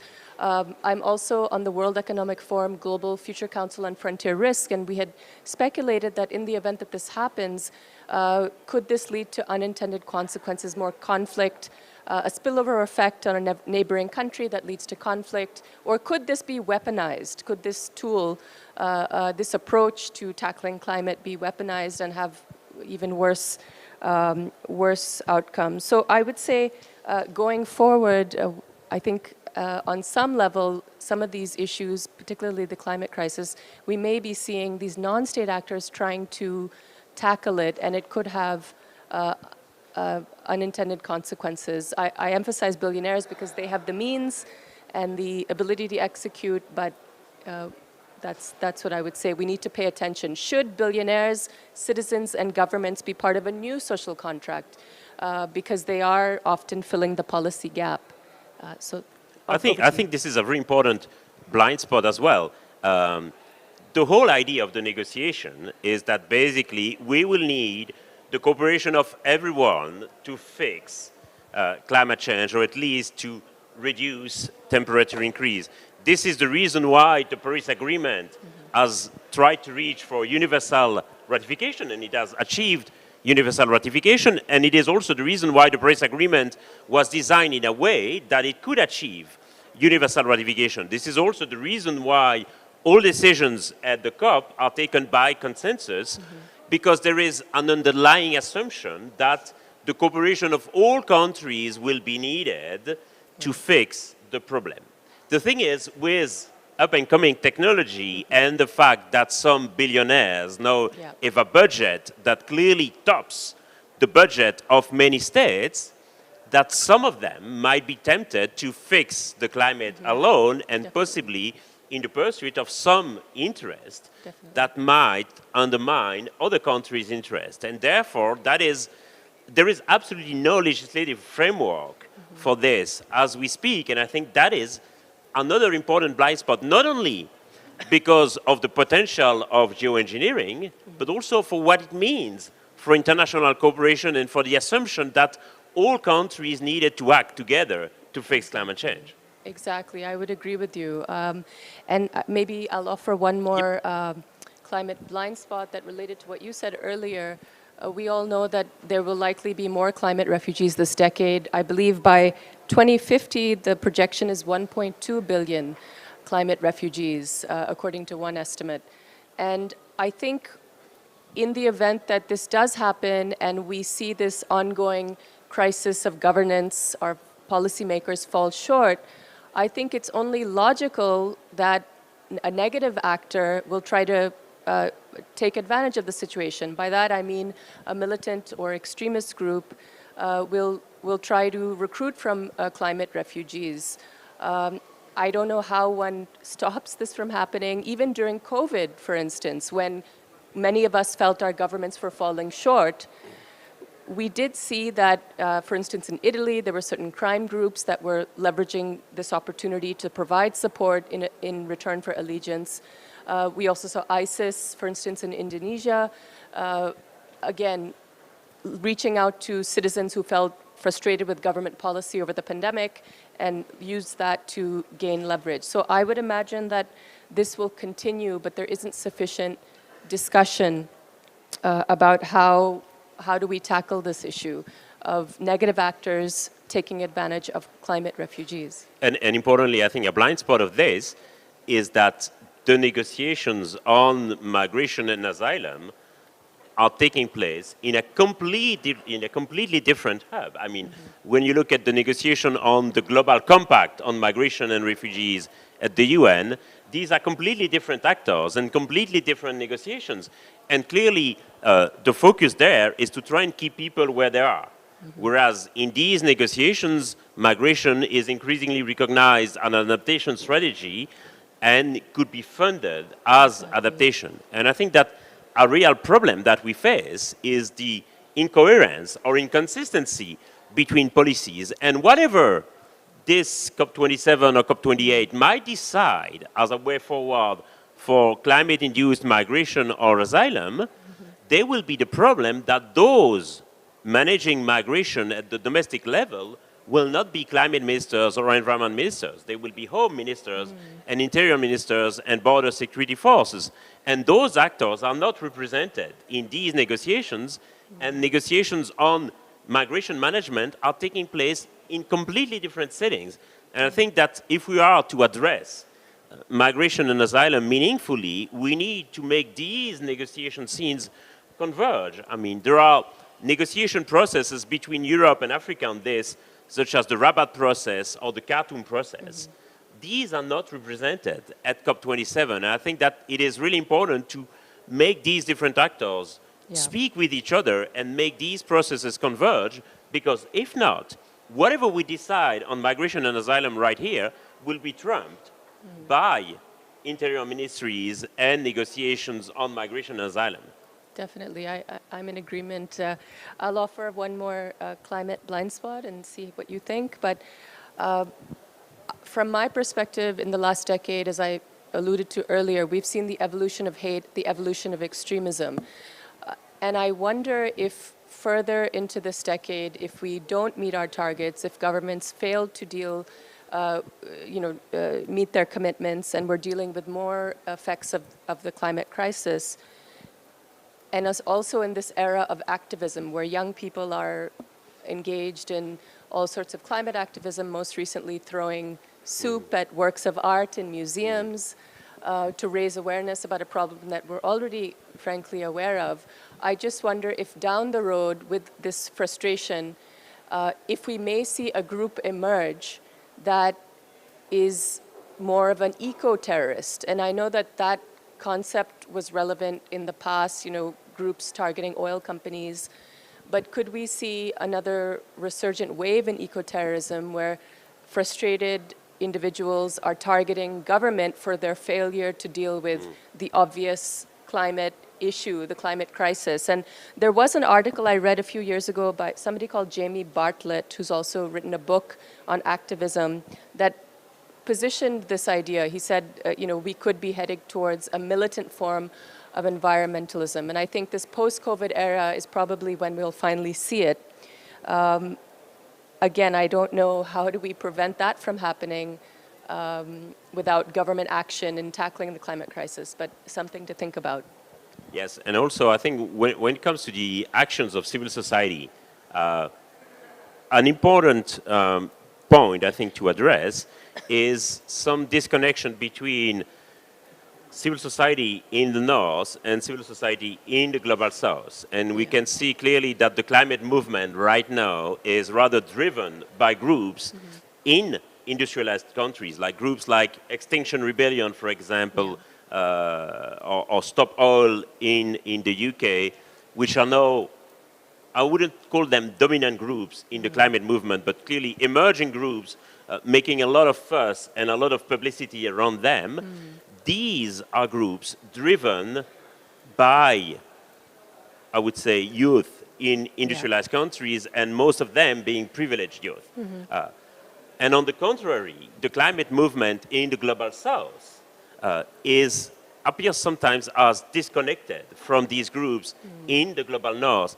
And clearly, the way that civil disobedience is considered in liberal democracies or in authoritarian regime or even in democracies in the global south is very different. And therefore, climate movement in the global south might not be able to resort to civil disobedience, which now seems to be promoted as the key way of climate action by activists and climate groups in the global north. And I think that this disconnection might be difficult to assume in the future if we are to aim for a kind of integrated and cosmopolitist climate movement, and if we want to avoid some kind of schism between climate movement in the global south and industrialized countries, especially given that those in the global south will be, as we all know, the most affected by the impacts. I do wonder if they'll ever form connections across borders, because certainly with extremist groups, the more traditional extremist groups, you do see that they're linked with groups across, in other parts of the world. The last climate blind spot I'll offer has to do with education, especially regarding climate adaptation. Certainly there's been a push for companies to adopt certain policies and to adapt to be more sustainable. I just wonder if there's sufficient focus on educating young people. So in schools, are they receiving a climate education? In researching this, I found, for instance, in the US, there's only one state, New Jersey, which apparently now mandates that all students, I assume all ages, have to be taught about the climate crisis. And just in the last week, I believe the University of Barcelona announced that they are mandating that students must take a course in climate. I think we need to have more sustained focus on making sure that is global in all schools. I also wonder to what extent we are being taught. I mean, maybe you are all living a very sustainable life, but I think for some of us, and for me as a very ancient millennial, I need to be taught what can I do in my life to learn, to live more sustainably. And certainly for the older generation, I don't think government necessarily has a focus on this or has the legitimacy to really shape how we live, given, as I said, this recurrent crisis and crisis of political legitimacy. One of my students talked about how this is really the era of influencers. They're more likely to listen to a pop star or somebody on social media versus what government is saying. And there's even one, Tony Stark, Robert Downey Jr., the Marvel star. He has now started investing in sustainable companies, but he's also speaking out more about how we should all have a plant-based diet. He's writing a book about it. I think we should see more people who have the audience, the built-in audience and the influence, telling us how we can, as individuals, can live more sustainably. Otherwise, it's just going to continue as is. The problem with that, I think that if you involve movie stars or singers or influencers in the debate, is that they will be accused very quickly of hypocrisy. And that clearly movie stars do not live in the same world as most people. And even if they wanted to have a kind of greener lifestyle, they will always be stuck in contradictions. For example, in France, we have a movie star who's really heavily involved in climate action, which is Marion Cotillard. She's also rather famous in the US because she has played in some of the key franchise movies in the US. And the problem with Marion Cotillard is that she often appears in French media telling people, oh, they should have a kind of greener lifestyle, but at the same time, she just bought a villa in Los Angeles and she's traveling back and forth between France and LA. Every holiday, there are pictures of her on a yacht. And basically, people are saying, well, are you kidding me? You're asking me to basically reduce the heating at home and use public transportation, and then I see Marion Cotillard on a yacht or doing transatlantic flights all the time, you are kidding me. And I think that it is very difficult for, for movie stars to be involved. And even though I agree that it's important to involve, opinion leaders and influencers, at the same time, most of them live in a different world. And I think that this contradiction is not easy to solve. I think that's a fair point. Why don't we transition to Q&A? If anybody has some questions, there's a microphone you can use. I actually have the first question from the online audience. So you talked a lot about educating young people, but what about leaders, people in positions of influence in companies, for example? Young people know so much more than most of us, and they understand the fundamental and inherent risk of climate exacerbating inequalities. Should we not educate leaders more systematically and in a systemic way? I think that should happen. Of course, it depends who's in government. For instance, Trump may return to the US presidency in 2 years' time, and then obviously educating somebody like him about climate crisis would be a challenge, but definitely that would be a good move. Yep, there are more and more initiatives about the education of leaders. And, very often I hear the sentence, we should count on the new generation. The youth know so much better and are so much more knowledgeable than the 40 or 50 something. The problem is that we don't have the luxury to wait until the new generation, the generation of millennials, come in power and in power positions.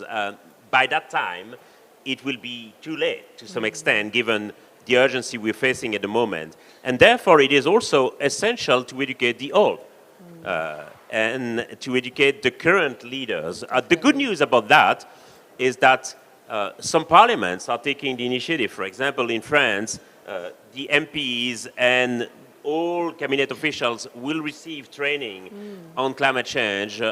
In companies, I also see a lot of companies training their executives and their employees on climate change. And I think that most decision makers are now aware of the need to train themselves and to train their executives on climate change.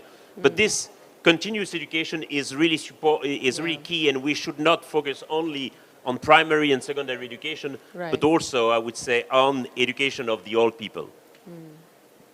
Old people might be an exaggeration, but let's say 40 and over. Thank you very much. Very, very interesting indeed. Can I ask two questions? Firstly, Professor Aziz, you sort of talk about the possible rise of the sort of tech billionaire. Very Bond-esque, if I may say. It's great. But the serious part is, do you just see that as an extension of humanity always betting on technology to get us out of a difficult situation? So, for example, we go through COVID, we develop vaccines in the fastest time ever. It was impossible. So we now talk about carbon extraction, etc. You talk about, geoengineering in the atmosphere. So that was my first question. Go ahead. Sorry. And my second question to either of you is in relation to finance. And I wondered what you think the blind spot in finance is. In other words, everyone knows there's a finance gap. That's not blind. But there's a sort of uncomfortable issue here where I'm attending panels and I keep hearing time and time again that the banks don't understand risk. And that is what they do every single day. They price risk. Tell an insurance company they don't know how to price risk. That is what they do every second of the day. So is that a blind spot? Is it easy to say, in this particular case, the global north in particular, you're not supporting the global south because you don't understand it? Or do they understand it, but they don't think the frameworks and things are in place? Well, with respect to your first question, I think it's inevitable that many of our issues will be resolved by tech, right? This is a tech world order now. There's no turning back. There will likely be a pushback and maybe a wave of anti-tech extremists who emerge. especially with the wave of automation that's going to take away 40% of jobs in most countries. So I think it's inevitable that tech is a tool that we need, frankly, to solve a lot of these issues. I do often get a pushback about why am I emphasizing a role for billionaires. It's not that I want billionaires to fix our problems. It's again going back to this crisis of leadership, this crisis of political legitimacy, where our governments are just not acting fast enough, that we have no choice but to embrace the non-state actor and, for better or worse, at this stage, certainly not decentralized web leaders who are now, that FTX young man, but certainly these older tech billionaires, they have a lot of initiative. They have the funds and the initiative, the passion to do it. So it's inevitable. Maybe a word on the assessment of risks by banks and insurance. I think that one of the key problems with such assessment is that the risk assessment which is made by banks is mostly in the short run. That is, if I put $1 million here, what will be the return on my investment over the next 3 years, 5 years, 10 years? The problem is that the consequence of this investment will be felt in 20 or 50 years. And that is not something that is taken into account in the financial calculation of banks and insurance companies. I recall some years ago I was doing some research in the Maldives, and I was surprised that new hotels were still under construction. And I would go to the managers of these hotels and I told them, isn't there a risk? You must be aware of sea level rise, and why would you take the risk of such an investment in the Maldives right now? And they would tell me, well, we are well aware of sea level rise, but you need to take into account this. We built the hotel after 7 years, first renovation. After 14, 15 years, second renovation. After 20 years, we demolished the hotel. So we've calculated that this investment was worth it despite sea level rise, because we were counting on a 20-year investment, and sea level rise would become a problem in, let's say, 30 years. And I think that banks and insurance companies make the same kind of calculation, and therefore adjusting the time frame of risk assessment of finance and climate impacts is one of the key challenges for the so-called green finance today. It looks like we are over time, but thank you so much for listening to us, and we're certainly welcome to ask us questions off the stage. Thank you. With pleasure. Thank you. Many thanks to you too. And thank you all in the audience for being here. I'd now like to introduce Valentine Goblet, who will come and lead the next session on the work that reconnects. Just a moment to breathe and reflect on the day so far. So thank you all.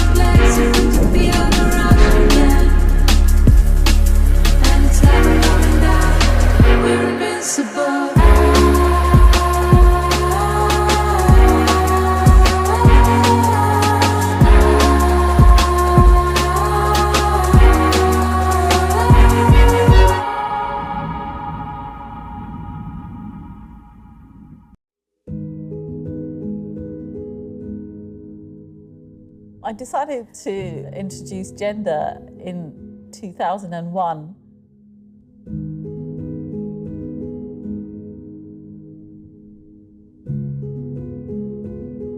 And it was because I was utterly frustrated and voicing on behalf of so many women in the UN meetings in Marrakesh the huge frustration about being excluded from decision making and it being excluded from major positions of power, major offices and roles that were being elected. I think people are just really comfortable with the status quo. My attitude is, why not me? Like, we need more people who feel like that, otherwise no change is going to be made.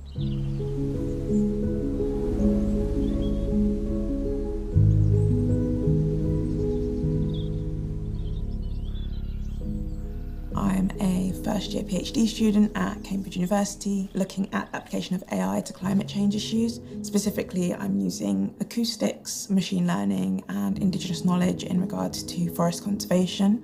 Women's experiences with climate change are so different because women usually uphold the community and they give care to the community. So if that community is harmed by drought, by hurricanes, by flooding, they are the ones at the forefront piecing the logistics together and supporting the whole community from the effects of climate change. We have to include women in decision making because they have the expertise on the ground. They know exactly how it affects them and the community, and they can bring the solution and another perspective. Friendship is an NGO from Bangladesh that Runa funded 20 years ago. I can see the direct impact it has on the most vulnerable in education, in health, in climate adaptation, in gender equality. It's amazing when you see that millions of people are impacted by the work she does. So Friendship has been working with the most vulnerable climate-impacted migrants or IDPs. Bangladesh is in the forefront of climate impact, and the people that we have been working with are those migratory communities. We have been working for healthcare because that's what you need to address when people are suffering. Climate action, so that, with agriculture, with indigenous knowledge, so that as they migrate, they can stand back on their feet again. This was the most important thing to give to them. It was not a choice that we work with women, but when a cyclone strikes, when floods come in, it is those, the old, the women and children who are the left behind. Women are so often portrayed as victims. They needed not quicksand, but a platform on which to stand. If we open up the definition of what it means to be a leader, we can get rid of this victim label that gets put onto people and actually see that those people are also leaders. When I look at the forest protection movement, when I look at community organizations, when I look at amazing projects that are helping protect forests, the vast majority are led by women. Let's start with having at least 50% of all negotiations, climate negotiating teams be women, and that at least a portion of those women are indigenous. Alipunja. Mi nombre es Verónica Imunda. Soy quichua de Ecuador. Represento a la Confederación de Nacionalidades Indígenas de la Amazonía Ecuatoriana. El ser mujer es muy complicado desde cada una de las cosmovisión de las nacionalidades. Para que una mujer esté al frente necesita luchar primeramente con su propia cosmovisión, porque en cada cultura las mujeres siempre hemos estado no visibles. prácticamente desde las mujeres que han luchado desde diferentes espacios, es muy importante la inclusión, porque vemos mujeres lideresas desde algunas nacionalidades que han destacado, y sobre todo ahora tenemos también mujeres en espacios grandes como parlamentarias en mi país, Miriam Cisneros. Entonces nosotros solo estamos siguiendo ese sueño de las mujeres, como jóvenes, como mujeres, decir que no vamos a dejar así sola a nuestra Pachamama. Vamos a seguir desde cualquier rincón de Cuenca Sagrada, vamos a estar acá como mujeres de lucha. Para mí es muy triste porque estamos tocando puertas ahora, pero puertas para salvar la misma humanidad. Y es muy triste porque el cambio climático nos afecta mucho a nosotros. No solo a nosotros, al mundo entero está afectando. If you look at the theme of biodiversity, for example, if you look at just where are all the species on planet Earth, what we find is that 80% of all of the remaining biodiversity on planet Earth is on indigenous territories. And that half of the world's intact forests are on indigenous lands as well. And then so you ask, well, why is that? It's no coincidence. For example, I'm in a forest walking with an indigenous person, woman or man. Maybe that person is in their 40s. They know more than 500 species of plants, how to use it, where they grow, what it's good for, when they can hunt certain animals, when they can't, the patterns of the rain, the patterns of the weather. They are scientists. One of the biggest themes in my research is redefining this distinction of what science is and what expertise is. And often, even when we're trying to be positive and say, you know, let's include local people, let's include different cultures, let's include traditional knowledge or indigenous knowledge, there's still an othering of that knowledge being separate to the science. Whereas what I'm trying to get across is that indigenous knowledge is science. It's a process. Science is a process. Expertise is a process. It's a knowing. It's hypothesizing. It's creating solutions. And so they're not separate things. They're one and the same. Effective decision making is really having an understanding of who has expertise, and expertise not being seen as something that is institutionalized, you know, whether that's with the university or with a political party, but expertise through lived experience, expertise through understanding, through tradition, through culture. Effective decision making for me means that, first of all, the people who are affected by a decision take part in making that decision. So nothing about us without us is a phrase that was coined by the disability movement activists, and it applies to everything. That's a mantra that I, you know, start off as a lawyer thinking, well, who needs to make this decision? But if you don't have the right people, if others are in charge, in power terms, making decisions really for others without consulting, without acknowledging, without involving them, and without their say-so, those are generally poor decisions. The latest statistics from the World Economic Forum are saying that actually it will be 136 years before we get to gender parity. It's actually got worse as a result of COVID because the figure was 100 years and it's now, you know, 36 years more. We have to become even more savvy in terms of making sure that our political leaders understand the need for gender equality and act on it. When more women are elected to Parliament, stronger environmental bills are passed and they're enforced more strongly, more strictly. There is some clear correlation there, and without it, we're not going to make the critical changes and implement the critical solutions that we need to solve the climate crisis. I think the more we just see women owning what it is that they do, that's what changes the conversation, rather than these platitudes of people discussing, oh, so we're going to talk about female representation in academia or female representation in politics. I think having key women there who are ready to set an example, be role models and open the door for others as they come through, that's what's motivating. I would say focus on the 5 Fs. So food, fashion, finance, fuel, and friendships and community. So actually, if you look at all aspects of climate are covered in those categories, and we can relate to them a bit more than if we just talk about climate change in terms of the energy sector or the transport sector or the agriculture sector. Those are quite technical ways of looking at how climate impacts our lives every day. Women are completely at the forefront of climate solutions in everyday life. You know, our life is dominated by food, by finance, and finally fashion, which is, you know, almost always seen as a gendered, you know, issue affecting women disproportionately. A huge sector in terms of its global emissions, huge supply chains, from cotton to leather to disposable fashion, which is now, you know, being shipped off, mainly going to landfill. You know, most of our clothes end up in landfill after a handful of uses. Fashion is very much about all of us. The majority, I think, the great majority of the population wears clothes.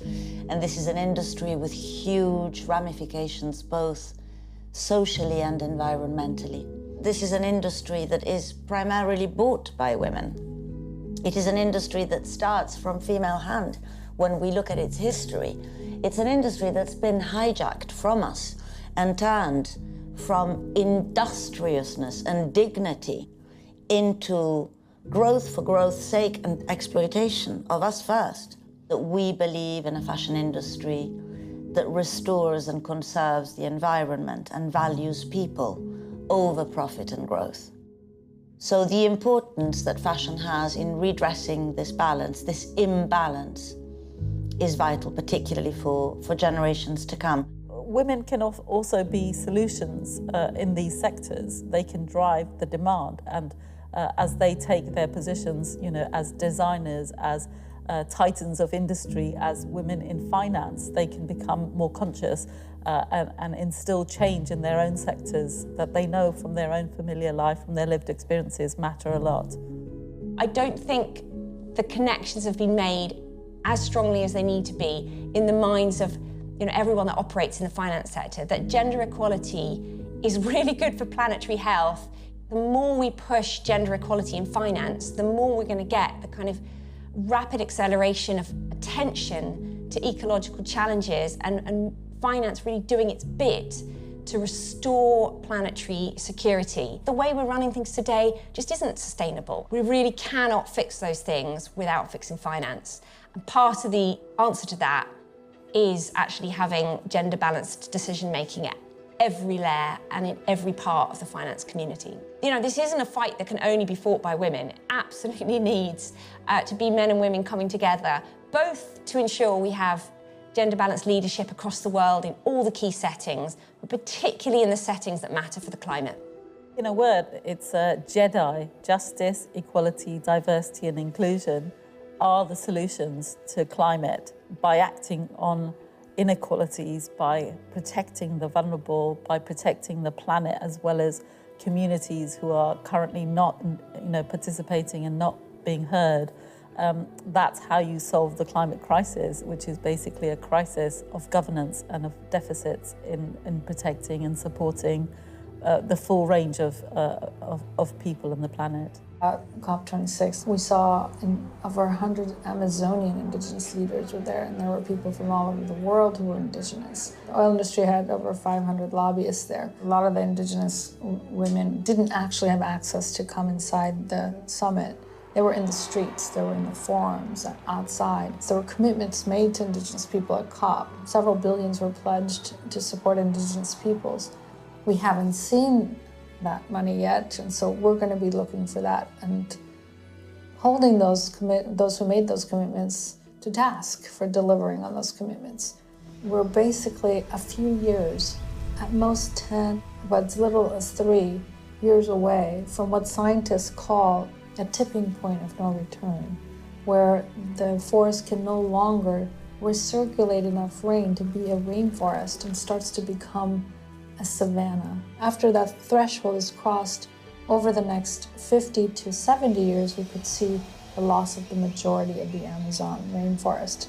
People aren't realizing that where we are, we're at the edge of the cliff. Once we go off the cliff, we cannot get back on the cliff. We're there now. We're basically at tipping point. So our actions need to commensurate with the scale of the problems we're facing. Join a movement, pester politicians, demand accountability and action, because it's a huge systemic issue. Of course, some people have more responsibility than others. Governments have a huge amount of responsibility. Major corporations and the wealthy have huge responsibility, as well as the media. We all share in this responsibility, but there are some of us who can do more than others. What will happen if we don't achieve gender equality? You just have such a diminishing of the talents of everyone, and it is, at the end of the day, an abuse of human rights to not allow everyone to flourish to their full capacities based on gender differences. We need to acknowledge that women absolutely have a vital role to play in leadership roles relating to the climate crisis. When it is to be seated at the table of negotiation, when it really matters, well, they are still not there. If you exclude or diminish or don't recognise the contribution of half of the planet, you are not going to get the best solutions. You're not going to get them taken up at speed. You're not going to get them implemented fast enough. Not all solutions are going to need the same people. And by having this sort of fluidity, we're much more able to make quicker change and actually more impactful change. We see the solutions, we know what needs to be done. We need the political will, we need the capital, and we need the urgency to know we're at the edge of the cliff. I still have hope that we will wake up and see that, because the alternative is unthinkable.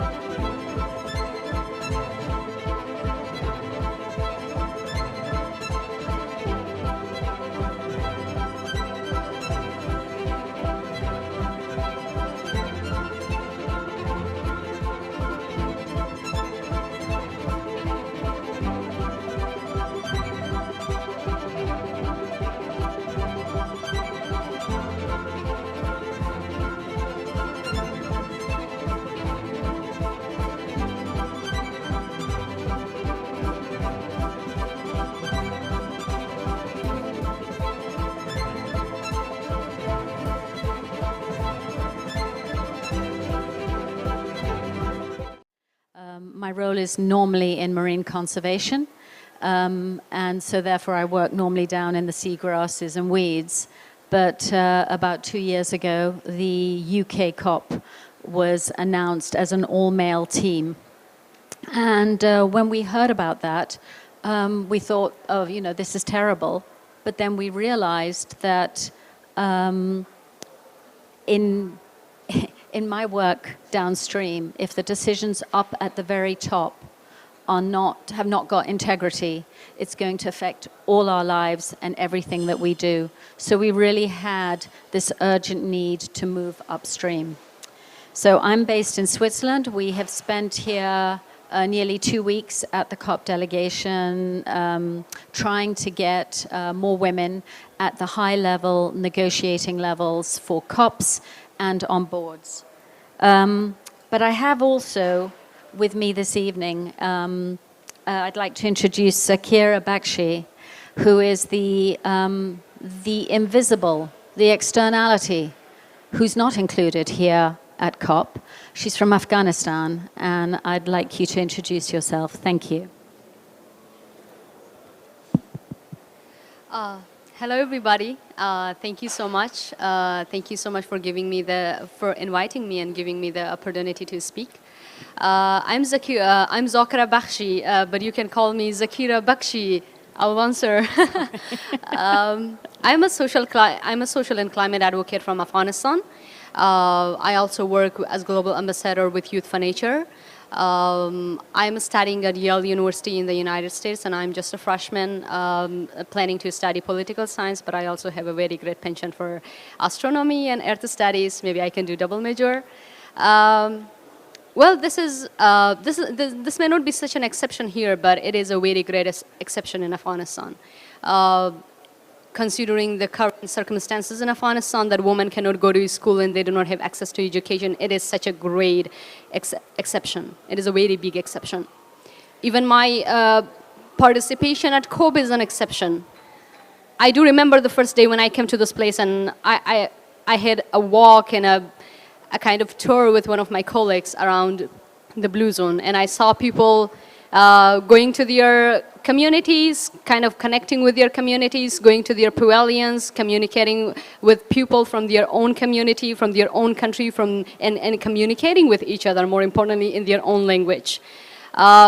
I feel, deep inside, I feel so weird because I'm sure that I was happy because I was at COPE, and then I feel so weird because I couldn't find any pavilion from my country. I couldn't find any person from my country. I couldn't find any person to speak to them, and they are from my country. I couldn't find my community, and I couldn't find the community where I could feel really belong to. There are so many communities that I can go to them, and then I can talk to them. But talking to your people from your country is something else. It is, believe me, something else. You only can understand it once you do not have the opportunity to have it. You will only know the value when you do not have it.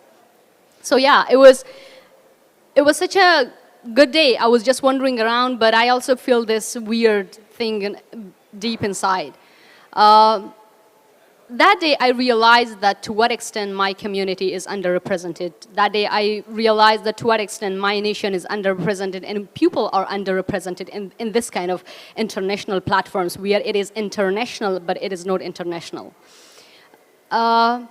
To talk about my country, Afghanistan is the marginal contributor to climate change, and it is still the most affected community and the most affected and susceptible community, and also it is the ill-equipped to deal with the consequences. The things are getting worse, this environmental degradation, this land degradation, environmental crisis, along with all the inflation and drought in the country in Afghanistan, along with the recent humanitarian crisis after the fall of Kabul, is only adding to the Afghan misery and further fuel conflict, mass displacement, child marriages, and child labor. Things are getting more complicated and more complex as Taliban, who are the extremist group and who have long been in the terrorist watch list. They're ruling the country, and they do not let women and girls to go to school, to get education, to access to free and fair education.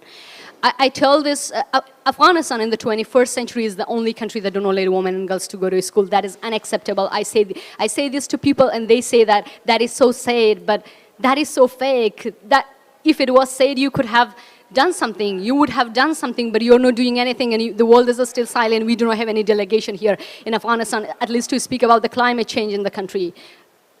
So that is how people are affected in Afghanistan, and that is where I feel really belong to. So my community is where it is really underrepresented, but I just wish that at least I could raise the voice of my people in this sort of platforms. And thank you so much for inviting me here.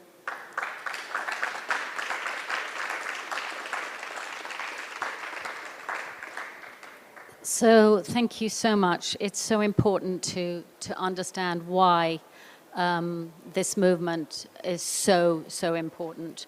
Farhana Yamin, who was featured in the movie, says that those affected by the decisions affecting climate should be making it. And at the moment, we're still not seeing that. So, women are fighting for change, but they have to start by changing it within their own culture.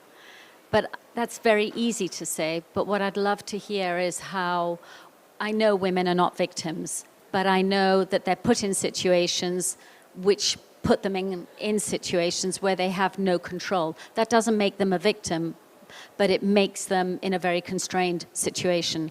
How would you see a vision in Afghanistan and beyond, how that could go beyond? What would you like to see happen there? What would you like to happen here to make a difference in Afghanistan? Well, I would like to frame this with saying that just imagine yourself being in your home for a single day. You spend your whole time in your home for one day, So it feels so good. It feels so relaxing. You chill and you go around, watch movies. That is so nice. The second day you do the same. The third day you do the same. The fourth day you do the same. The fifth day, believe me, and please don't tell me that you want to still stay at home doing the same thing. You just want to go out, do something else, do something different. But imagine that there is still a country in the world that they cannot do that. Women in Afghanistan, they're not able to go to school. They cannot access to education. They cannot work. They cannot raise their voice. They cannot really participate in, not only in government, but they cannot participate in local community. They do not have the right to do so. So this is a very good example. This is a very good way to imagine what is happening in Afghanistan. Imagining yourself just being surrounded by walls and doing nothing but watching TV. So that is, watching TV is something good. It feels so good, but not all the time. What I envision, what is my vision of the world is to be equal. But when we talk about equality, we need to consider the developing countries. We need to consider the most vulnerable communities, the most susceptible communities. Communities like Afghanistan, communities like Iran. At COPE, we speak about equality. We speak about justice. We speak about climate adaptation, we speak about climate education, but there is a country in the world that do not let women and girls to go to school. Come on, please understand this. It has been more than a year. It has been more than a year. The Taliban are ruling the country and they do not let women to go to school. They cannot get education, but the world is silent. There is no mention of Afghanistan. There is literally little to zero to little attention, practical attention towards Afghanistan. I went to several events so far and I saw people speaking about developing countries, the most susceptible communities, climate education, but please do something for climate education. When we want climate change, we need women on the ground. We need women on the negotiating table. But not only that, we do not have any representation from Afghanistan. We don't have any delegation, youth delegation from Afghanistan. Not only that, we do not have any woman delegation from Afghanistan. We do not have any youth advocates here. We do not have any pavilion because we do not have any government. The government is not able to provide money to have like this fancy, beautiful places, pavilions, but I'm sure that there are a lot of climate advocates who needs to be supported. Thank you. So how to take it from something that is so dramatic and so extreme? We can't solve everything, but I think at the beginning we have to start at the top. And at the moment, for the last 27 COPs, only 5 have had female presidents. Why are we asking for women? Women bring a diverse form of thinking, but women are just the tip of the iceberg. It's the point that bursts the balloon that brings everyone else in. We need inclusivity. Farhana also mentioned that. It is essential that we therefore appeal to the men in the room to step forward and step aside for women or push them up or make sure that their voices are heard. In particular, and with She Changes Climate, we've synthesized it to a simple ask in the hopes that it will be listened to. And that is really that we're more powerful when we are both women and men working together in all their diversity. And we have to build a movement for collaborative climate action. So we're asking for co-presidents at all COPs going forward, mixed gender, man and woman, and to preside over every future COP, and at least 50% of women on all COP negotiating teams.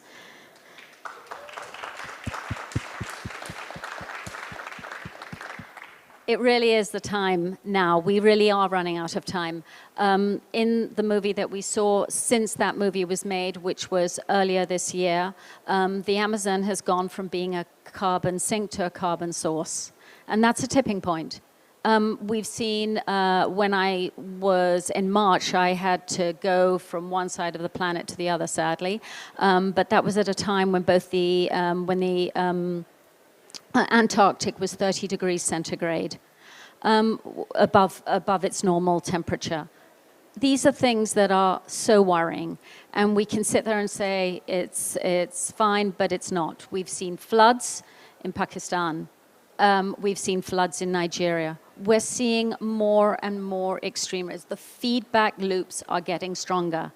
So therefore, it is really, really important that we move forward and bring more women to the top. And I'm really asking here in this room for men with divine feminine to really look around and help this. And that can just translate into, if you walk into a meeting and you see no women there, ask where they are and ask for the next meeting that there are women. And if they are there, give equal time so that they can speak and listen to what they say. And then bring in other minority groups. We are the largest minority group. So at that point, I am open for one or two questions, if anyone would like to ask a question. Thank you.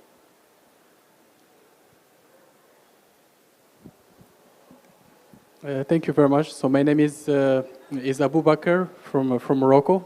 I'm very happy to say that you have like a woman minister of energy, and I was just saying to the beautiful lady next to me that like in Morocco we do have like more women engineers than men, and there is like an indication that that there is like more active role like in women ever from like a Muslim developing country in North Africa, and that's really promising. What I have is not like a question, but just like a remark from like a man in this event. I just want to say that like there is like a crucial role that women has to play in this like in this climate crisis and in all like the challenges that we face in the world, because we have to agree that like men and women like perceive things like differently and in a very complementary manner, and the fact that like a man or like men group has to lead this is like unfair and it's not smart. So like to be smart is like to be like more inclusive like to women participation, and that's why I appreciate the point that you said that there's like if there's like a meeting, if there's like a decision making, then it's very important like to take like women opinion on that, and this is not like a grant or a favor. This is like a smart move, and you should be grateful for that in order to make decisions.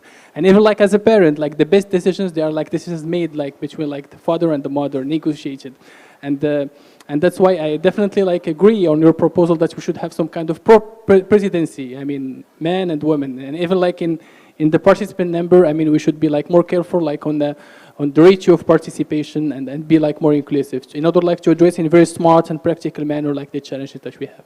Thank you very much. Thank you so much. I'm going to reply by saying that biodiversity is rich with variety, and at the moment we have a very one-dimensional societal thinking, and that needs to change as well.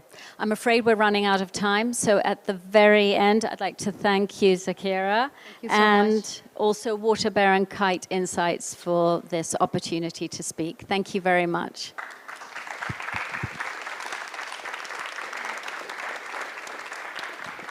Thank you both very much, and thank you to all your audience, the audience in person and watching online.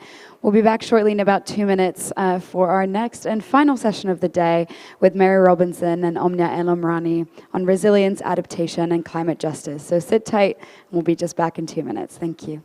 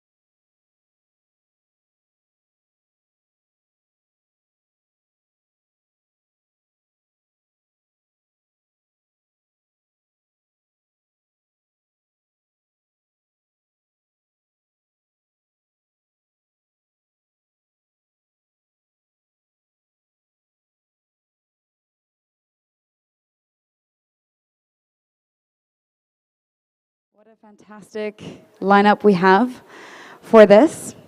So I'd like to hand it over again to Joel Makauer for this next session on adaptation, resilience, and climate justice. Great, thank you. And come on up to the stage. I'm so excited. Oh, I don't think I need this mic, or here, you can have this one. Is that all right? I'm extraordinarily excited to have this conversation with these really two amazing women.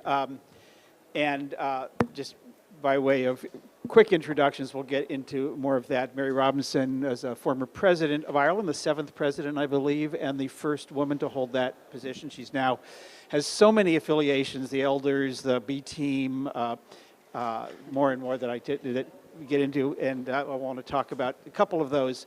And Omania El Omrani is among other things, the COP27 President Envoy on Youth. Let's just get into the conversation. Welcome to you both. So Mary, let's talk a little bit about the topic of climate justice. We're hearing a lot about money and loss and damage. We're hearing a lot about adaptation and resilience. But where does climate justice, just first of all, fit into all of this? Well, first of all, it's great to be here with Omnia. She was one of the early bloggers on the website of the Elders because we love the intergenerational kind of, and because you also have a medical background, you're a doctor, you were able to link COVID, I remember, the pandemic and climate. And we'll get into some of that too. Just to make the point, it's just nice to be here. Climate justice really is a people-centered approach to the climate crisis. Put people in the center of it. If we did that more, we would have much better approaches. When I went to my first climate conference, which actually was Copenhagen, I couldn't believe how male, technical, scientific, and no reference to human beings and human rights and gender. I mean, all of that was somehow out in the margins with the civil society, but not in the halls. That has changed a bit, but not enough. Well, talk about how that has changed here at COP27. What's the conversation that you're hearing? Well, the very fact that we're talking about loss and damage, that's very much a climate justice issue, because it's talking about the fact that there's a link between mitigation, adaptation, and loss and damage. I don't want to be too technical because I think you have a pretty broad audience, but they're the three things. And if we mitigate it more, we wouldn't have to adapt. But we haven't mitigated enough. We've too much now need for adaptation finance, but now we've gone beyond that. We're now in the sad world where we have the need for vulnerable groups to get loss and damage. And it's hard to get agreement on it. So the conversation that's happened so far here at COP27, do you think that we're starting to talk about it in the right way, or is it still a little bit just sort of a new topic that we're giving lip service to? It's good that it was on the agenda from right at the beginning. It's been a tough negotiation and remains so. And I think there's enough goodwill, I think, to land well, but it's going to take skill. Well, I want to come back to what you're hoping to see come out of this COP. But Omnia, let's turn to you. First of all, as Mary already said, you're a physician, an MD, in addition to the President Envoy on Youth. But first of all, talk about, we all know what an MD is, we don't need to go there, but talk about what is the Envoy on Youth? What is your role here and in general and here at COP? First of all, thank you so much for having me. This is the first time when we learned that COP was happening in Egypt. And in Egypt, we have a strong commitment towards empowering young people, and in a way that is meaningful, more than just a token. And we also recognize that there has always been a distance between the needs and the solutions that young climate leaders and experts have, and the work of the presidency, which is the main facilitator of the negotiation process. So there was the idea of creating a direct link between the COP president and young people in order to really translate the solutions that young people have, but also the specific demands into the work of the presidency, from the preparations of COP to COP itself, as well as the post-COP period, so that we can also sustain the momentum and hold our nations accountable for the demands that they will commit to today. So it sounds like your role is a bit of as an interpreter between the elders, I guess, in general, and the youth. Which way is the conversation flowing? Are you informing the youth? Are the youth informing the elders? How does that work here? So I see it as a very beautiful bilateral relationship, because when I started, the first priority that I had was to listen, and I held several consultations in Gabon, in New York, and then many virtual consultations with independent youth-led groups, asking them specifically about what are the challenges that they face to be able to come to COP and to be able to participate at COP. And then what I did is that they mentioned main key issues, including capacity building, understanding the technicalities of the COP, as well as getting their voices integrated into the presidency's work and the negotiations. And then I translated all these challenges to the presidency, and we started working together. How can we address that? When it comes to capacity building, together we developed a short guide to really explain to young people what are the different sessions that they can attend, what are the negotiations, but also with a calendar of all the events that they can be part of, as well as for the first time this year, we have a children and a youth pavilion, which is a youth-led space, independently made by young people for the youth, inviting policymakers like we had today with Mary, to have an open intergenerational dialogue between the youth and the key actors. So Mary, what are you learning from those dialogues? I think, it's so important to recognize that young people are very connected. They're very smart. They're very digital, which puts us elders a little bit into the shade. And they really want a future that will be a clean energy future. And I'm so impressed by the fact that they have been making so much noise, good noise, climate justice, Fridays for Future, all of that. I think it's really important. They're also educating their parents and even their grandparents. And so, as elders, it's a two-way dialogue, as Omnia said. We learn from as we listen, and I like the way a number of young people say, we also like your wisdom, your experience, and I think that's the way to complement. So, one of the places that this has shown up is in the Sustainable Development Goals, and I don't remember which goal it is that educating women and girls. But there's a connection here that often isn't made to the COP process. I'll start with you, Mary, and I'd love to hear from Yamne as well. How do you see, what's the connection that we need to be making, and is that in fact being made here? The connection with the Sustainable Development Goals. With the particular one on women and girls. On women and girls. When you talk about climate justice, you talk about injustices. The gender injustice is a very significant one. Very often women have different social roles, different power, different access to credit, different access to the decision making. And no country has full gender equality, no country in the world. But there are all kinds of ways in which, and then there's the gender-based violence. Gender-based violence is exacerbated by climate, it's exacerbated by COVID. So we have a whole range of things where we need to, actually, I was very sorry to see that the gender discussion here in this COP is a bit blocked. I've been talking about it as an elder because there are various issues being, mixed in. There's a midterm review that actually should have been completed last June. Somehow gender is becoming more difficult. We went through a phase where we fought for the Gender Action Plan and it was going quite well. And now, suddenly again, we're having difficulties. And really, that shouldn't be an issue. We want to implement the Gender Action Plan. Well, what went wrong? Where did we get off track? I think part of it was an understandable desire to introduce finance into every discussion. And it doesn't really fit very well with the Gender Action Plan, but it disrupts. So we've been blocked by some issues that aren't helping the Gender Action Plan going forward and being fully implemented, which is what we want. Yeah, not everything is about money, but we make it so here. So Omnia, how do you see that connection between the conversation about women and girls and the climate and climate justice in particular taking shape here at COP? Yes, I see it since last COP. specifically in COP26, when the Malala Foundation, they released a study, and they looked at how climate change affects the education of girls. And they said if we continue on the insufficient political will and pledges, over 12.5 million girls will not access the education that they need.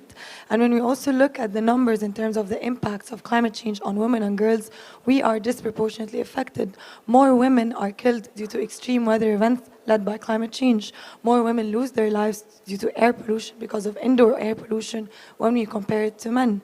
But at the same time, what doesn't make sense is that less women are represented in the policy process that affects our health more.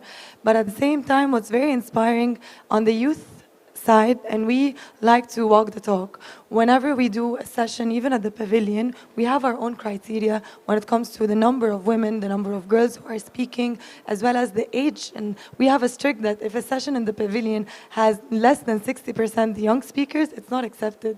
We want to have more youth speaking, as well as what we're doing with the Youth and Future Generations Day. Another issue that I also want to speak upon is also the voices of children and adolescents, because this COP, we made it a priority to have a dedicated session for children and adolescents to talk about their work, about their demands, but also to have a dialogue with the ministers of education and human rights experts to see how the child rights crisis can be legalized within the human rights crisis framework, and how they can be empowered through education to address climate change. I was going to say that's a really important issue, and I will be talking about it tomorrow again. Oh, how much do you think that the youth and adolescents, children and adolescents, are being listened to? Because in my experience, there's sort of a tendency to tokenize them, to say, oh, here's the youth group, let's engage with them, and that's kind of as far as it goes.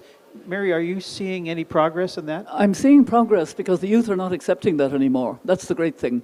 I was on a panel, an intergeneration panel, and Nishreen from Sudan said, no, I don't like this. You have youth over here. No, come on. And she started to move us all around. Mary, you come over here. You know, that's what I like. Youth are not accepting anymore this kind of token thing, or, you know, we have to look good, so we'll have a youth delegate or something. I think it's important that young people speak out and speak truth to power. I mean, in this world today, we spend 1.8 trillion on what's harming us every year. 1.8 trillion. This is B team statistics. I'm as you say, a leader with the B team, a member of the B team. You know, that's truly shocking. And young people should say this more. I mean, I know they've got lots of other things they can say as well, but gets very specific about where the money's going and not going. Money is not going to what's happening on the ground, the wonderful resilience building that women and young people are doing. And, you know, if we're changing the world on the ground, despite the fact that the money isn't going there. Omnio, how will you know that youth voices are truly being heard here at COP? I think this was the first question I asked myself when I got appointed, is that how can this be a milestone for youth? And that is why we decided that this COP, you know that every COP there is a conference of youth that takes place right before COP for 3 days. We've been doing it for 17 years. Every year we come up with a global youth statement, a document that we present to the presidency of COP. We take a good photo with it, and that's it. But then this year we wanted to do things differently. We decided to do two roundtable discussions and not panels. We invited the chairs of the country groups, the negotiators, the ministers, on the same table with the youth and the children representatives, and they were given the floor first. The youth spoke, they started asking questions using the demands that they collected. This statement has the voices of over 1,100 young people from 149 countries. And then we started to get and write down all the key takeaways, so that now, and actually yesterday I was working on its integration in the COP outcome. Because we want to be, you know, I understand how complex this multilateral process is. Our voices needs to be loud and clear, apart from the process and within the process. Mary, you have among your many hats you wear is something called Project Dandelion. Talk a little about what that is. Well, thanks for asking. It's because of the urgency.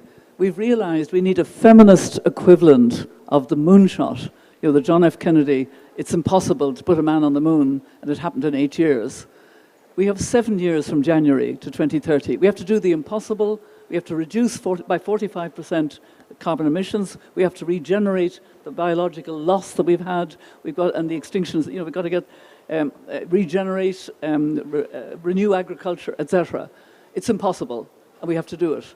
And what we're doing is a very positive narrative. We learned it from Jade Bigot, who's here. She's actually in charge of the, she has provided the pavilion for the indigenous communities. I've been talking to her, and she has a saying in her tribe in New Mexico, what if our best times are still ahead of us?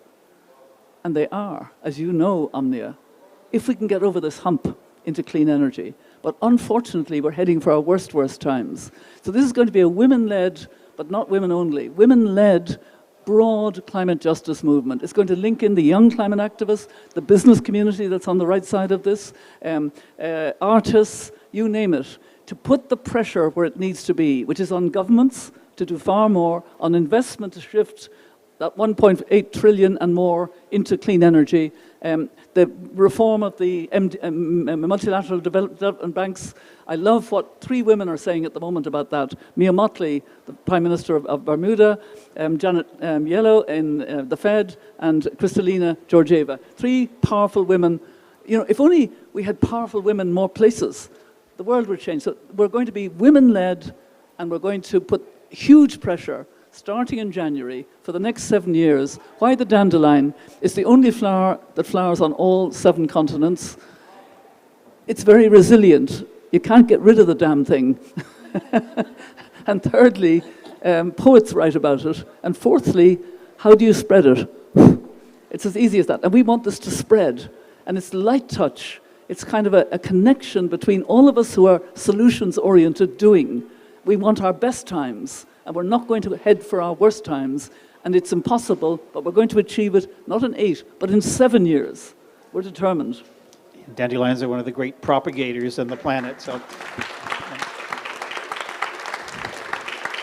So Omnia, as we mentioned a couple times already, that you are a physician, and talk a little bit about how the work you're doing on the youth side connects with the health side of your profession. So when I started in understanding what climate change is, it was when I was doing an internship, and I went to the US to do emergency medicine. And on my second week, there was Hurricane Irma. And it was the first time for me to see how an extreme weather event led by climate change affects human health directly when it comes to morbidities and mortalities, but how it affects our mental health in terms of the anxiety, the worry that we feel because of the power outages, the lack of access to the healthcare services that is so necessary. And when I got back to Egypt and I started studying furthermore and working on the field, I started to see how even the health of my people here in Egypt, from the rise in asthma exacerbations because of the high levels of air pollution coming to the ER, more people are coming in with heat stress because of the increasing temperature that we're not used to. And I started to see, even with COVID, that our healthcare facilities that are at the front line of the impacts that will be the ones to respond to the impacts of climate change on health, they are not ready, they are weak, they are not resilient. And this really empowered me to take time off now from my training at home and advocate for climate change, because I believe that this is not something that I'm doing as a volunteer, but it is an obligation. It is a responsibility that as a doctor, to not just protect or treat my patients, but to protect the health of my people. And the single greatest threat to the health of our people and our communities is climate change. What would you like to see the medical community be doing differently as it relates to climate change? I believe that the medical community has a powerful message to bring in the urgency and the seriousness that is needed for climate change. We provide the health argument that right now it's not about it's of course about the health of the environment, but it's the health of our children, our grandchildren who are already being killed by climate change. When we look at the floods, for example, in Pakistan and the numbers, 16 million children are affected, 400 killed. and many of them lack access to their healthcare facilities, and even women and girls lack access to the sanitary products that they need. All of these affect our health very acutely, and we see it now. As doctors, we are considered as trusted messengers. People like what we have to say. And when we bring in that climate change is a message, is we bring in the powerful health argument for climate action to our communities, to our policymakers, and to the private sector as well, we can really bring in the urgency that is needed for climate prioritization and action. Yeah. Do you see the profession changing much, or is it still where it's been forever? I think I was so inspired since I went to COP in 24 in Poland. We were only 30, doctors, nurses, and health practitioners. And then in Madrid, from 30, we became 50. And then in Glasgow, we've had our very first pavilion, which is the health space, for the very first time. I'm very proud to say that in Egypt, I think we're over 100. We still have our own pavilion. And every day, we're lobbying now with countries, bringing in the powerful health evidence to support the agendas such as loss and damage and adaptation, and that there are health benefits and health, it's not just about the number of people who are losing their lives, it's about saving lives when you are advocating and when you are investing in climate change. Mary, we had hundreds of heads of state, or at least dozens, if not hundreds, a few hundred yards away over in the blue zone. If you were still a head of state, what would you want to, both the message, but what would you want to see happening as an outcome from COP27? I think it was very disappointing to see the photograph of those 90-plus heads of state. There are about 7 women. Yes, exactly. We had to look for them very, very hard. But that has to change. This is the 21st century. That can no longer be the case. We need far more women, not just ministers, but at the very top. When I was president, we founded the Council of Women World Leaders. And in fairness, between current and former presidents and prime ministers, there are about 60 members now. So it's beginning to happen, but it's not happening nearly enough. What I would like to see from this COP is it's an African COP. I've been extremely impressed, not just with African voices, but voices from the South. Ministers, business voices, youth voices, civil society voices, speaking up about these issues and saying we need doubling climate adaptation finance by 2025. You promised in Glasgow. Where's the roadmap? Looking for loss and damage, quite rightly, and we need a very good decision on loss and damage, a real decision which is going to impact on the lives of the most vulnerable. And, there's a sense, actually, of more linkage now. I've been involved in a couple of ministerial meetings, including between Europe and African ministers, exchanging in a way they didn't before. I've been with business with ministers, exchanging in a way that they had begun to do, but it's really come on. That's why I say our best times are around, if they're over this hump, we've just got to get over it. And that means we've got to encourage governments, even though they have huge problems of high inflation, high food prices, high fuel prices, high fertilizer prices, and so on. But they have to actually, I would say, to use this way of saying it, spend their children and even their grandchildren's money now so that their children and grandchildren will have good lives. It's like that.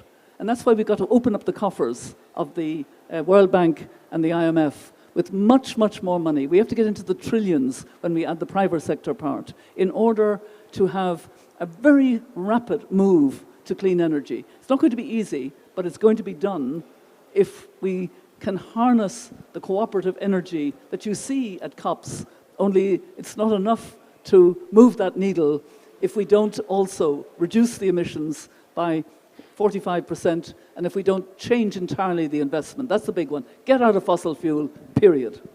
Well, there's also some equity issues there, though, that, cutting off fossil fuels raises prices and makes, and we're seeing this now in Europe and the UK in particular, that there's some balance, a delicate act there in terms of making sure that people stay warm for the coming winter and can have the mobility that they need. So I hear, we need to end fossil fuels. I don't think there's much debate, at least in this room, about that.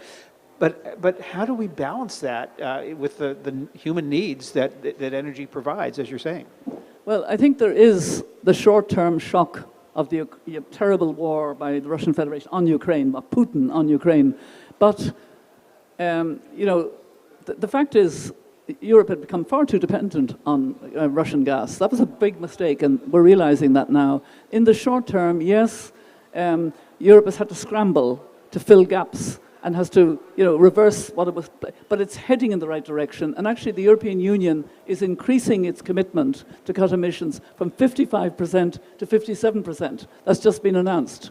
That's ambition that is really serious. And there's a real sense that this is the opportunity for Europe to give complete leadership and accelerating to clean energy. And I'm very glad to be part of the business team, the B team of business leaders, and a network of fearless women who are, who have had a summit at the end of last month, Europe Energy Earthshot, like the feminist dandelion, Earthshot. And we now have panels working, and I'm encouraging, business leaders in particular who weren't part of that, join these panels. I'm telling ministers, join these panels. Let's cooperate on solutions. We're not talking problems anymore, we're talking solutions. Yeah. Well, we are rapidly approaching the close here, and there's so many things I want to ask you, but I wish I could bottle both of your optimism. Because it's infectious and it's so much needed in this. But I want to ask you, starting with you, Omnia, how do you stay optimistic? I stay optimistic because I see two things. The first is the passion and the persistence that young people have, like myself, especially children and youth. We believe that we are not going to take no for an answer. We understand how there is a need to act urgently on climate change, and there is a strong and insufficient political will to do that. But we see that our voices bring in the pressure, and we are able to force our nations. We're doing it now because we recognized right before COP that probably many nations will backtrack on their promises, but we are not accepting that. But what also inspires me even more is the solutions that young people work and do. I've met through the past month incredible young entrepreneurs, experts, innovators, solution makers, especially many women and girls. One of them are two sisters from Egypt, and they started their own social enterprise that designed for the first time solar-powered water heaters for energy-poor communities. And I have so many more examples to give, but this gives me a lot of hope because now they made it to COP and they started sharing their work, and this is what we need. We want to be listened to in terms of our demands for justice, but we also want to be seen as partners, natural partners to the implementation agenda for climate change. We want to work together. We have the innovation, we have the passion, and we have truly the resilience to work on this. We recognize that it's a shared responsibility, but it's also our health and our future that's on the line. Yeah, you are the ultimate stakeholder. Yeah. Mary, I'll give you the last word on this. How do you stay optimistic? I don't use the word optimism. I learned from Archbishop Tutu. I was on a panel with him about 20 years ago in New York, a social good panel in front of young people. When Arch, as we learned to call him, he was our chair of the elders. When he was in front of young people, he would throw his arms around and tell them how much he loved them, etc. And we were being moderated by a woman journalist. And she said very sharply, "Archbishop Tutu, why are you such an optimist?" And he looked at her and he shook his head. He said, "Oh no, dear, I'm not an optimist. I'm a prisoner of hope." And that meant he knew the realities. He knew the dark side. I mean, think of coming out of that apartheid time and chairing that Truth and Reconciliation Commission. You know, he had lived all of that. So he wasn't an optimist. And if you're a prisoner of hope, hope has to be linked to action. You know, and hope brings the energy for action. You know, many of us now could talk about climate in apocalyptic terms. I can never say that word. And in many ways, the Secretary General is doing that, and we maybe need to hear it a bit. But I actually think we, more than that, need to have a positive narrative, that our best times are ahead of us, but we're heading for the wrong direction, the worst times. Let's move, let's change, let's go for the good time. And that's... Yeah, I'll just repeat what I said before. Your enthusiasm, your optimism and hope are contagious and just so amazing.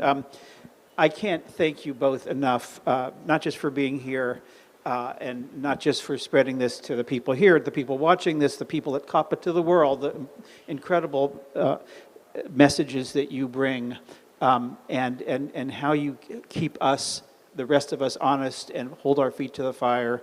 And this is what we need right now. And I just, again, thank you for all of us. Please join me in thanking Mary and Anya.